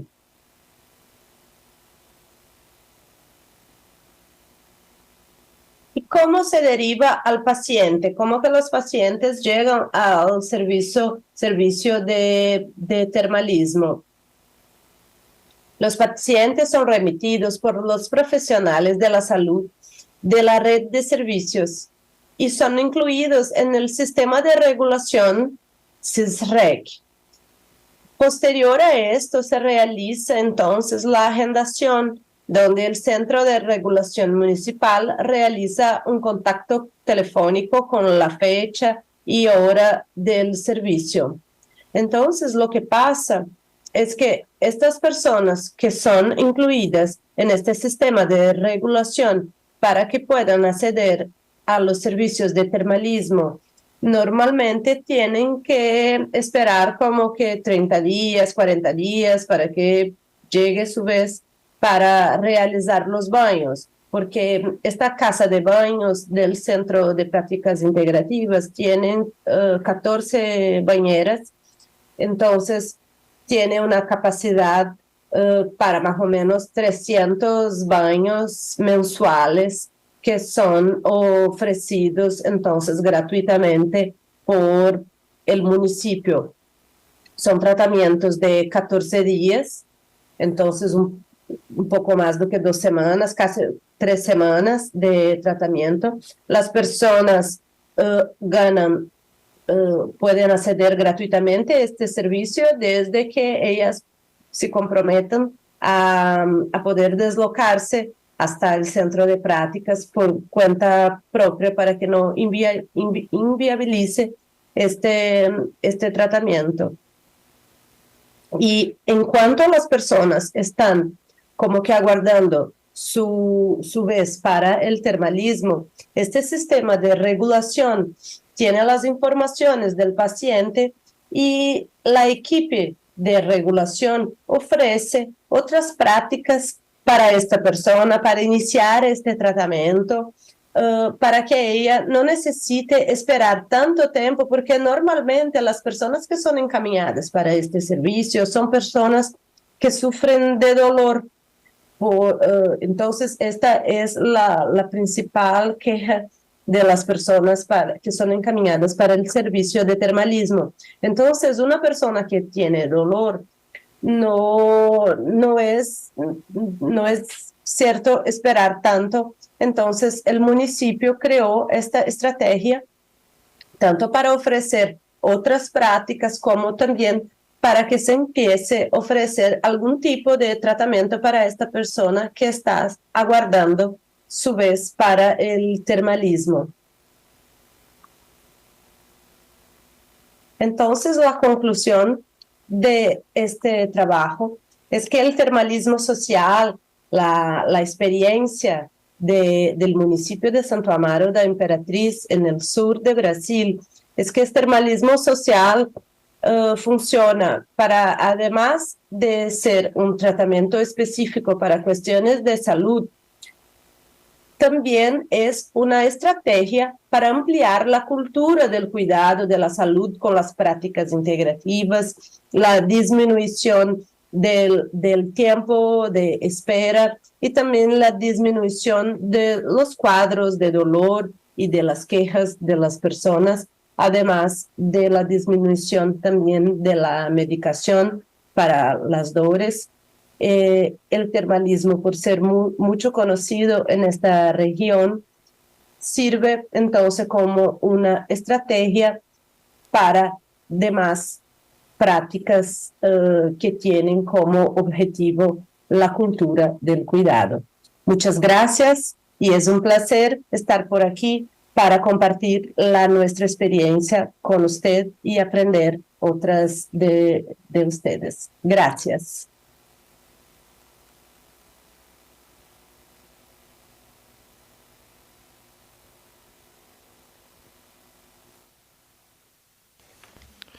And now the last report of this session and the last report of the day.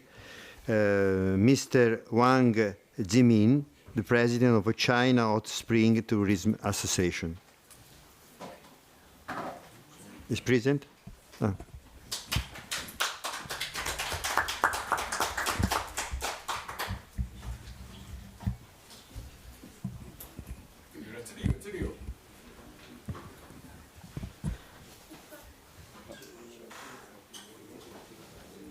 Okay.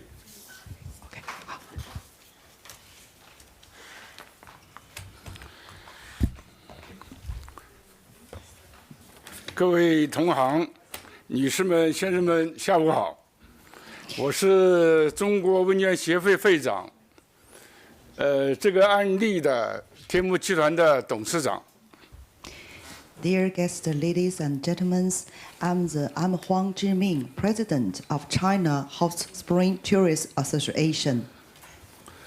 非常荣幸能够出席本次大会，便与大家分享我在温泉文旅行业过去20年里关于创新的思考。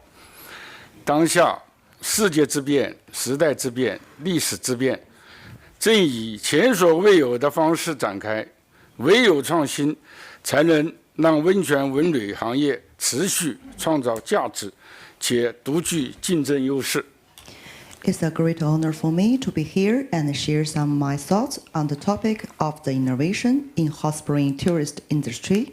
I have been in this business for 20 years. Right now, changes of the world, of our times of history are unfolding in ways like never before. Only by innovation can we consistently create value and competitive advantage, which is one of a kind. 我们为什么要创新？创新的根本目的是为了创造价值。在温泉文旅行业，我们致力于为顾客提供卓越的体验，以温泉沐浴为起点，构建出丰富、愉悦、多元的度假生活方式。创新于我们而言是一种使命，一种对社会和顾客的承诺。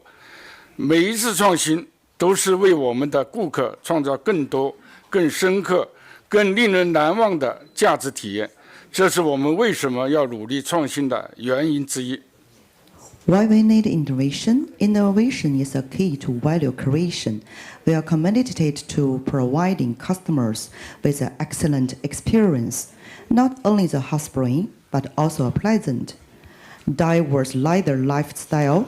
Innovation is our mission and a commitment to society and customers. Customers will benefit in innovation both society. They will enjoy more and more unforgettable experience. This is one of the reasons why we strive to innovate. 我们要拥抱变化，迭代自我，才能赢得未来。创新是我们打造独特的市场竞争的护城河，它体现在多个方面，包括独特的温泉资源、特色的度假体验、创新的商业模式。这些护城河不仅保护企业免受竞争的冲击，还能够随着时间的推移不断的加深，使企业更具有可持续性和竞争力。Embrace these changes, take on new challenges, and adapt to changing situation. If we don't upgrade ourselves, it's no doubt that we can't win in the future. Innovation is our mode. It includes unique hot spring resources, exclusive customer experience, and evolving business model. In the face of the fierce market competition, whether your company in an inevitable position or not, it directly depends on its innovation capability. 你把这一段都念完了，这里念完了没？第4段呢？算了，这一段省着。接下来，我想分享一下天目温泉的创新历程。我们的创新历程可以分3个时代。1.0 时代，从2022年到2029年，我们处于温泉文旅开发的初级阶段。这个时期，我们致力于推出创新的温泉产品和服务。庐山天目温泉便是这一时代最佳的代表性项目。2022年，天目集团在原功能疗养院的基础上，融合庐山在地资源以及现代理疗保健资源，将疗养院重新设计、开发和升级，打造出天目第1代温泉度假产品，开启着中国温泉度假的新时代。Now I want to share with you the innovation progress of Tianmu Hot Spring. Our journey can be divided into 3 years. In the first year from the 2002 till 2008, we were in the early stage. During this period, our focus is on innovate hot spring products and service. Lushan Tianmu Hot Spring is the most project of this period. And this is the first scale snake garden style hot spring in China, which is 21 years ago. In that year, we began to combine modern physical therapy and healthcare results to make a worker's sanitary upgrade into a whole new product by redesign and redeveloped. It truly opened a new era of hot spring industry in China. 2.0 时代，从2009年我们开始布局复合型的文旅开发，也就是商业模式创新的阶段。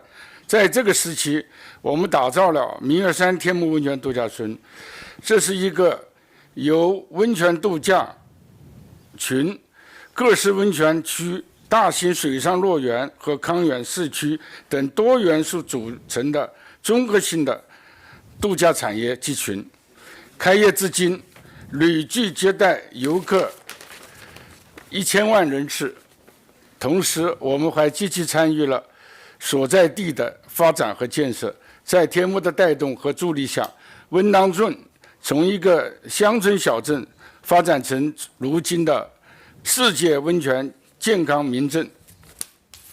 In the second era from 2008 to the 2017, we started to arrange integrating culture and tourism development. Our goal is to create original leisure resort industry cluster area. Mingyueshan Tianmu Hot Spring Hotel is our typical project. It contains resort hotels, various hot spring areas, large water parks, and health care complex. Since its opening, it has received over 10 million tourists in total. At the same time, we actively participate in the infrastructure construction of this town so that can promote local economic development. It has changed from a rural town to a world-renowned urban hot spring destination. 而如今，我们正处于3.0时代。从2018年至今，天目一直在积极地探索文旅生态的研发，这是一个需要前瞻性的思维时期。我们将创新提升到更高的层次，采用了 O+EPC 模式，致力于以营运为导向，全生命周期的开发，强调营运的前瞻性，以经营结果为导向，注重运营的全过程管理，精细化到每一个节点和模块。这一个时期的创新更加具有前瞻，加大了优质文旅产品的供给力度，打造更加丰富的产品和服务供给矩阵，专注于构建温泉度假生态系统，以满足市场的动态需求。At the moment, we are in the 3 year from 2018 till now. We strive to explore the evolution of culture, tourism, technology. This is the time that needs forward-looking power. We have elevated innovation to a higher level, adopting O&EPC model, operation, engineering, procurement, construction, and committing to operation-oriented project life cycle development.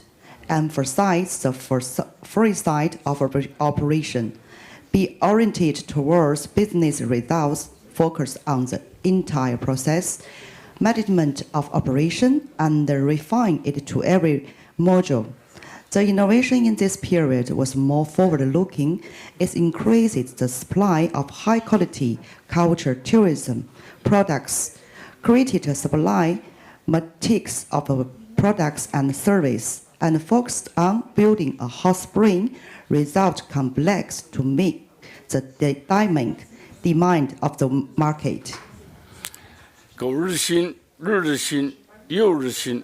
我们必须坚持创新，因为它不仅是一种手段，更是一种理念，往往需要历经考验才能变得更加坚定。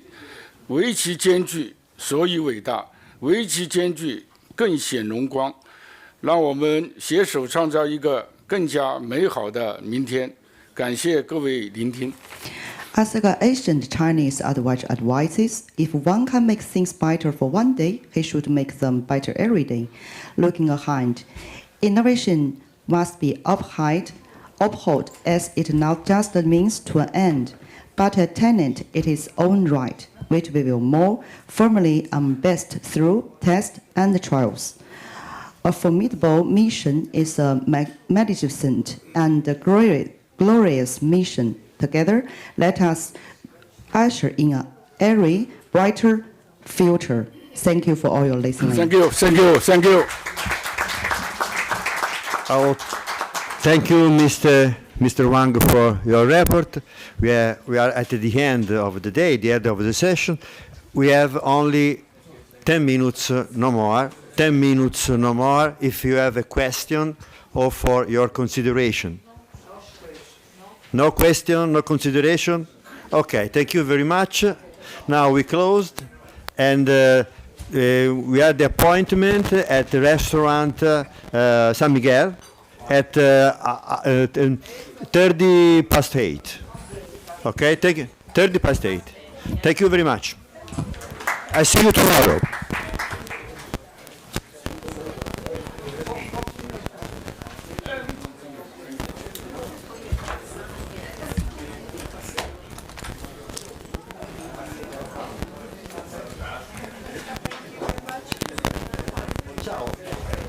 Excuse me.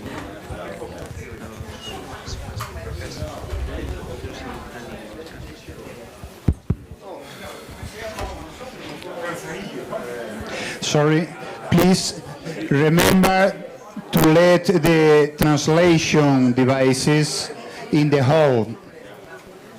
Okay? So that headphones and the receivers, please let them in the hall.